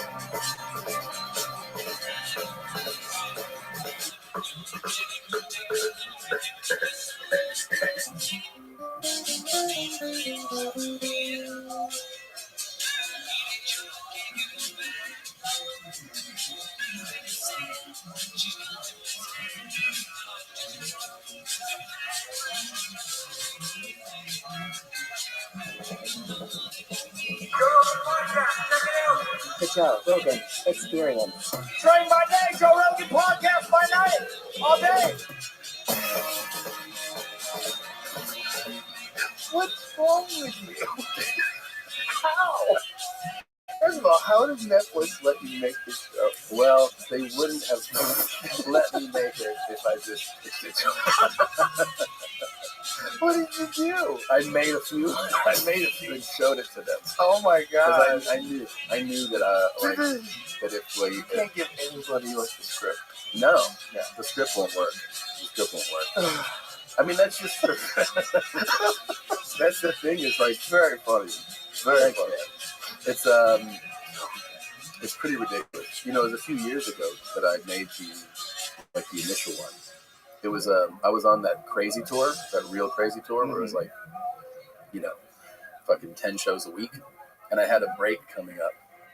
And so I've always liked movies, like features, right? But it's a huge undertaking to get a feature made, but I like short films because it feels like you're making a movie, you know, like a mini movie, right? Right. And it feels much more accessible to do. So I had written all these like short stories, short films, and I called my friend Rabbi and I was like, hey, I have a break coming up on tour. Let's shoot a short film because we'd done other things before. And when I sent him like 10 different scripts. He was like, what if we did 3 of these? I was like, how can we do 3 of them? He's like, we'll shoot like 11 days in a row. We can do 3 of these stories. And even then, I wasn't thinking of like having a television series. I was just like, oh, it'll be fun to make these stories, you know? And so after we shot those 3, it was clear that we had like the, you know, the bones of a show. Like, what if we did a show that was based on short stories, you know, like short films, basically. And I don't know, there's another few that were in the original. And when I sent them in to Netflix, they were like, this is fucking insane, but like, we'll make 6 episodes of this. And yeah, they were just like, this is crazy. But it's been the most fun I've ever had. Really? Yeah, because you know what, I was thinking about it like on my way in here today. I was like, sometimes you have to remind yourself like of what your original dream, like your original dream, you know. And my dream when I moved to LA had nothing to do with stand-up. I never thought of stand-up. Not to say that I don't love doing stand-up today. I'm in love with stand-up.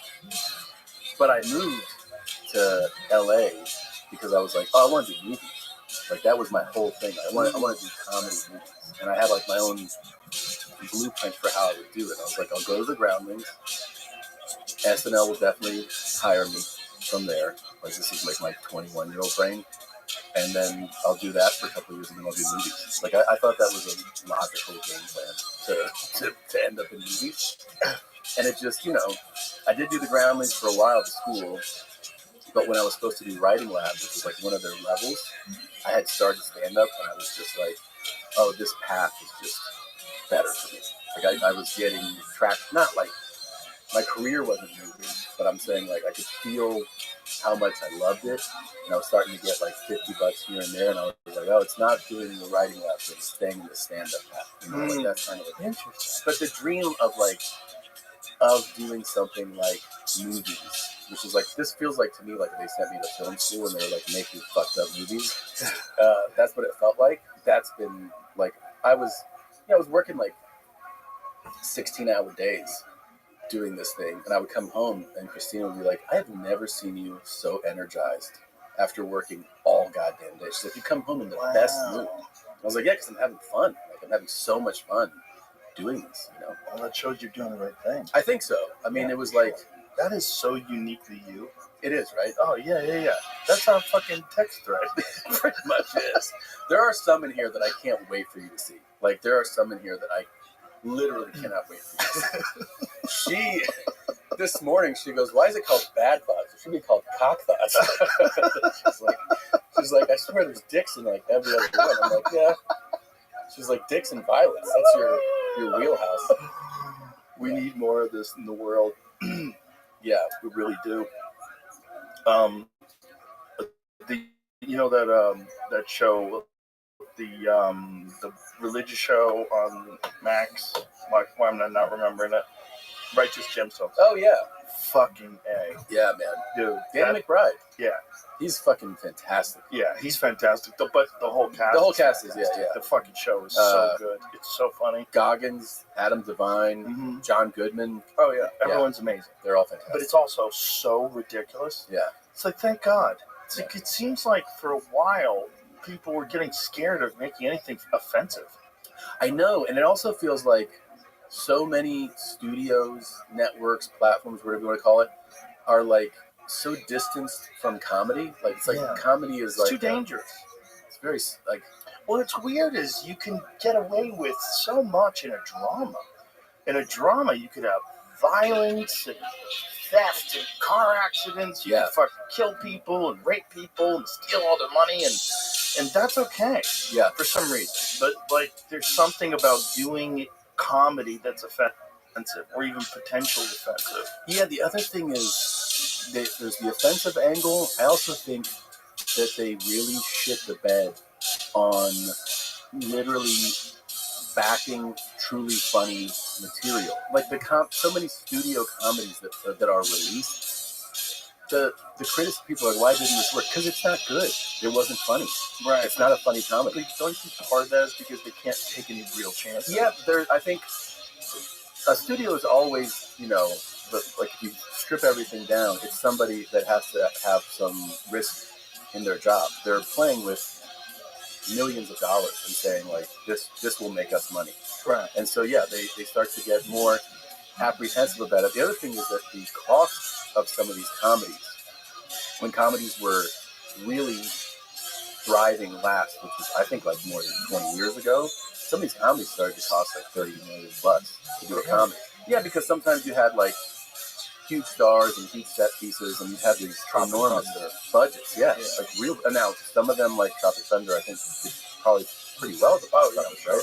But a lot of them would not, and so it started to be like, hey, you know what? We can make this. That's why you see the explosion of certain genres, right? Like horror really has had a huge uptick the last decade plus. People can produce it for $5 million, and they don't realize that you can produce great comedies for $5 million. Also, you can, but you have to like prioritize the material first. It's got to be a great script, and they got to be willing to back it. I feel like they just haven't taken those shots yet. Well, it's kind of a tremendous opportunity, right? Because of the fact that these big studios and these big stars are not doing those kind of films. Exactly. Like the door is wide open. It's open because the demand has never gone away. No, people want it. They want to laugh. Always. I'm doing one this summer. Yeah? I'm doing a movie this summer, yeah. What are you doing? It's a crazy fucking comedy. It's insane. It hasn't been announced yet, so you know how they are about that. But it's a wild R-rated comedy. Well, tell me about it afterwards then. Okay, yeah. Haha, everybody else. Yeah, no, I can't. I would love to talk about it, but I think we're doing kind of like what you're saying, which is like we're going to go all in on trying to make this really funny movie. And I mean, I couldn't be more excited about it. And I think it's like it takes. You realize when you read it and you go, this is it. We kind of do some punch ups on the script, and then you just try to surround yourself with amazing comedic talent, like great actors, and just have fun. Yeah, I think that's awesome. Something that's missing. That's so cool. I didn't even know that was your original. I've fucking known you forever. I know. Yeah, it was. I guess I was probably like I kind of was resigned to that's not going to happen too. Not like. I mean, the other thing is like, dude, every time I'm out on the road, I get a call. Hey, they want to see you for this part, or you got an offer to shoot this show or this. Like, here's the offer, and I'm like, yeah, I'm on tour. Like, I can't move the fucking United Center. They don't care. They don't care. They and just want that piece. And I'm like, dude, they don't get a piece of that United Center. I know. Like, I can't move all that shit. But that's also. I realized that after years of that, it's like, well, if I'm always touring, I'm just never going to be able to do other people's stuff. Yeah, and so it also kind of, I got excited about having the summer off and I could do something, and then my tour, the current tour I'm on, will end in December, and I'm leaving 26 wide open. Really? Yeah. I mean, film stuff. I'm gonna film some stuff, and then I'll still do like what I do, which is like go into your club or book some club weekends, which are kind of like low stress kind of things where you go like, Right. hey, I'm just going to go work out. Yeah. So I'll try to keep the muscle fresh, but I won't book like a tour. Yeah.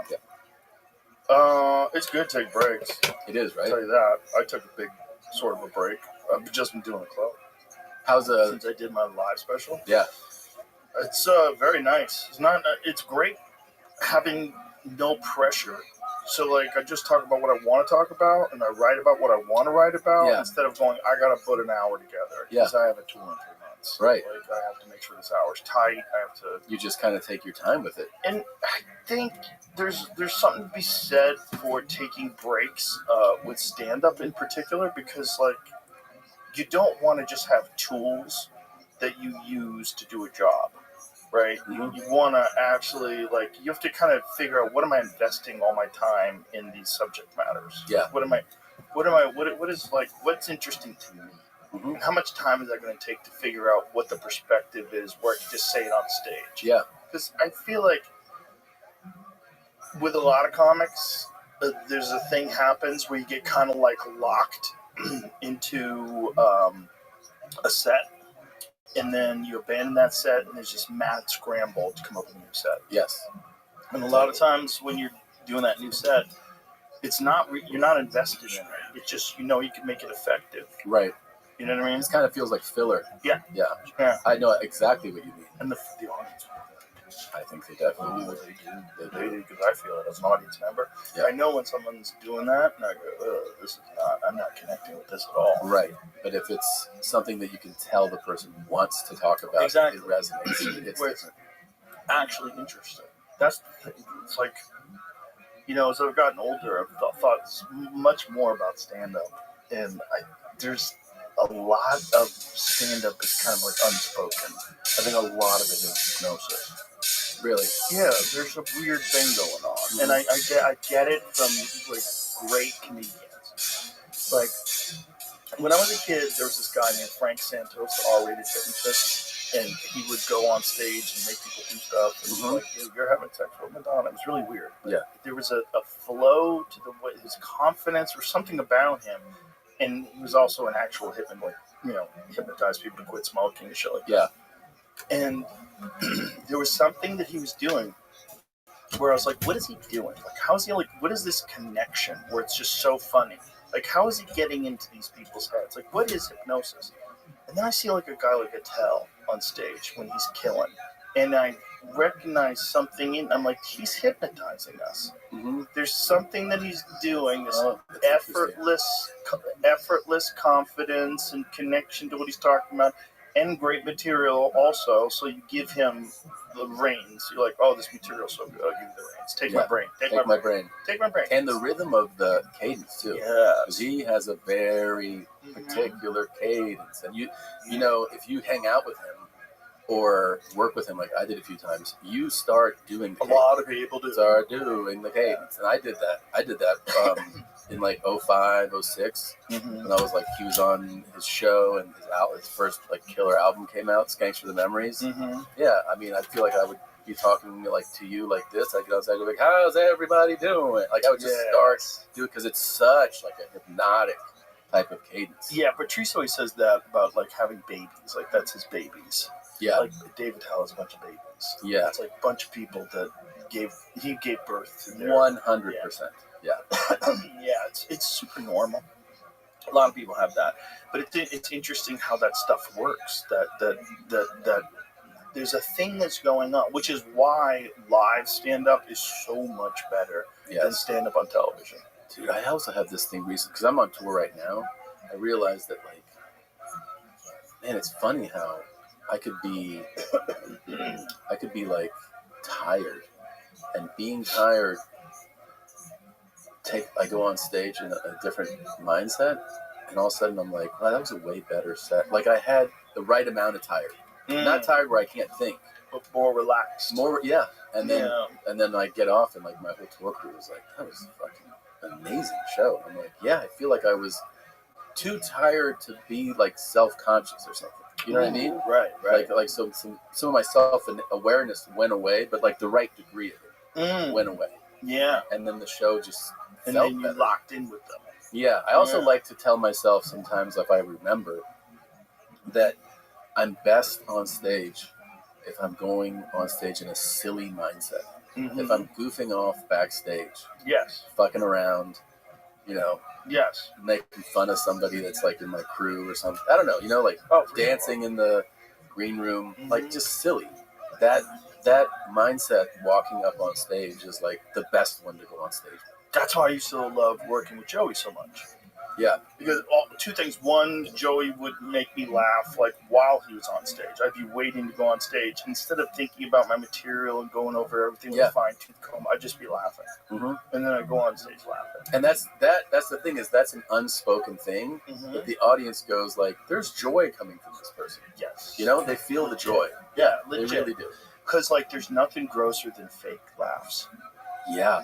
When a comedian does the fake laugh thing, it's yeah. fucking gross. Yeah. It's just like when you know they've said that fucking same joke the same way every night with the same laugh. Yeah. Like, you're tricking me. You're tricking me, yeah. You're tricking me. You're a hooker. It's so manufactured, you know? It's so calculated. Which is fine. I mean, do whatever you want. But it's like there's a thing that comes with that that's like, okay, I'm never going to be fully locked in, but maybe I just appreciate this for, you know, true. Like I'm watching a sitcom. Yeah. You know what I mean? And then there's also nothing as fun as genuine laughter on, like, if something really makes you laugh while you're doing a set, that's the most fun. Oh, for sure. And that becomes contagious. It's like, that's why the bits work so good when you first start doing them. Yeah. And then sometimes they die off because you get tired of it and you're not laughing anymore. Yeah. Whereas, like, there's certain things, like, at a subject, when you first start talking about it, you're like, what the fuck is going on? How is this a real thing? It's so funny, because we were just talking about how there's certain bits where it kills, right? Mm-hmm. And then over the next few months, it dies slowly. Yeah. And you're trying to do the math. You're like, wait, am I saying it different? Am I, like, did you just go listen? Right. Did I miss a beat or something? Did I miss some connective tissue? Right. What's going on? And it just, like, by the end, you're like, no, it's fully dead. It has died. I don't know what happened. You just got to be able to accept that they're dead. Yeah. That's such a funny thing, though, that happens. I have a bunch of bits I call orphans. I have a file of orphans. Oh, like they're all bits that just never made it onto a special. Yeah. Like, someone comes up to me, like, every now and then, one of my friends comes up to me, like, do you do that fucking, is that on anything? I was like, that one's just an orphan. It's an orphan. It's just floating around. It doesn't fit with anything. It's so fucked up. And sometimes you ever try to bring those back? I brought some back that didn't make it. And sometimes they get new life. Yeah. And then sometimes you're like, oh, there's a reason why I didn't carry this one. You know when they pop up is bottom of the barrel. Oh, yeah. It's the best show. The bottom of the barrel, every now and then I'll pull something out. I'll go, actually, I have a fucking ancient bit on this. Yeah. If I can kind of remember it. That's the other thing, is your memory starts to, on the old stuff. My memory's gone on my last special. It's gone. That's the best thing that can happen. Yeah. Oh, yeah, it's gone. I get called out to, do this bit. And I go, I honestly don't remember how it goes. Yeah. Like, I'll start it, and then I'll forget. Right. You want to do it? Yeah. And then they'll know it. They'll know it better than you. They're like, oh, yeah. Yeah, sometimes that's good. That'd be funny if they did it. They acted it out. It's pretty fun. Yeah, there's just certain bits. Like, they just leave your mind. It's like, I'm done with this. But did you like any of the acting stuff? Because I know you don't have any interest in doing it anymore, but did you enjoy it? Yeah. Yeah, news radio was really fun. That was fun. It was fun. I didn't mind doing it. It's just I didn't like it as much, and I didn't like the time commitment. That these I mean, I don't sound like I'm complaining, oh, it's acting so hard. But it's like you're working these long-ass days. Yeah. And as a person who likes to do a lot of different things, that becomes a problem. And you were on a multi-cam. Exactly. Imagine if you were on a single cam. Way harder. That would have been... Single cams are crazy. I had friends that are on single cams. I was like, oh my God, how are you doing this? They were working 6 days a week, and they would work like 12, 15 hours a day. Yeah. Like, this is so crazy. Like, I like to do a bunch of stuff, man. I like to do jiu-jitsu. I like to play pool. Are you rolling again? No, I'm still injured. Yep. I'm still dealing with some small, it's a lot better now, lower back issue. And a little bit of a knee issue, but that's pretty good too. Did I say my little guy quit jiu-jitsu? Why? Let him quit. The funniest thing. They both go. Both my boys go. And we take them in, and my youngest is like, this is my last one. He's 6. And I go, it's your last one? He goes, dude, my schedule is crazy. I go, what? He's sick of being his dad. Yeah, he's talking like me. And he goes, I have a full plate. And I go, you have a full plate. He goes, like, kindergarten, I got Spanish, do drums. I don't have time for this. That's hilarious. And then he told the instructor, he told the guy in charge. I was like, tell him. He goes, I won't be coming back. I have a very full schedule. And so that guy kind of like smiled and he goes, well, what do you have? He goes, I told you, kindergarten, drums, Spanish. I don't have time to do everything. He's 6'6". And I go, yeah. Is this the one who calls you Tom? Well, they both did for a while, but yeah. So he goes, but the instructor was great. He goes, okay. He goes, well, in life, you have to be strong, right? And like he goes, yeah. He goes, it's not an option. He goes, yeah. He goes, so if you have to be strong, then I'll see you Thursday. And he sticks out his fist. Like he goes, I told you, I'm too busy.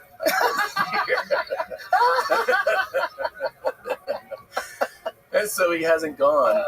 But this is the thing about kids, is like he hasn't gone now in like a month.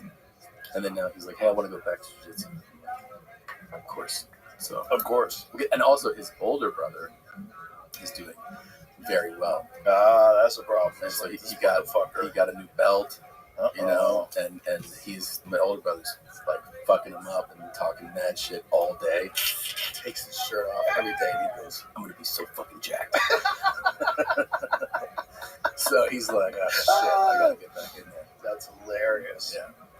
Yeah, you gotta hedge your time. Like you have to figure out like what do you want to do. You're the most insane in my book for a person who does the most different things, because you're highly proficient at archery, jiu-jitsu, shoot and pull, fitness, this shit, stand up. Like that's a lot of different things to be like very good at.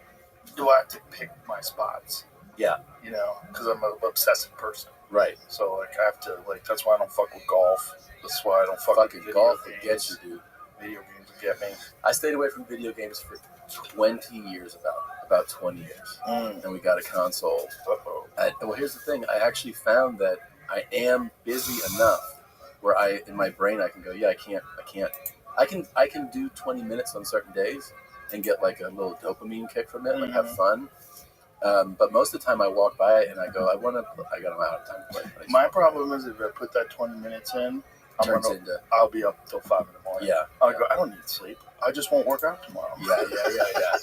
I'll just show up half in the bag. I'll eat a lot of creatine and I'll be okay. So my brain works. Yeah. Do you know to do that? Yeah, I started doing it every day. Yeah. But it's a really big one for sleep deprivation. Really? Yeah, there was some sort of study where they showed that it completely diminishes the effects of sleep deprivation. If you take, I think it's 20 grams. I think 20 grams of creatine, something crazy like that. I've been doing that. I have a whole new sleep protocol I'm doing. Oh, sleep protocol. What, like I'm saying a bunch of peptides and shit. Yeah. Ooh, I just ordered an Oura ring to track my sleep. That's good.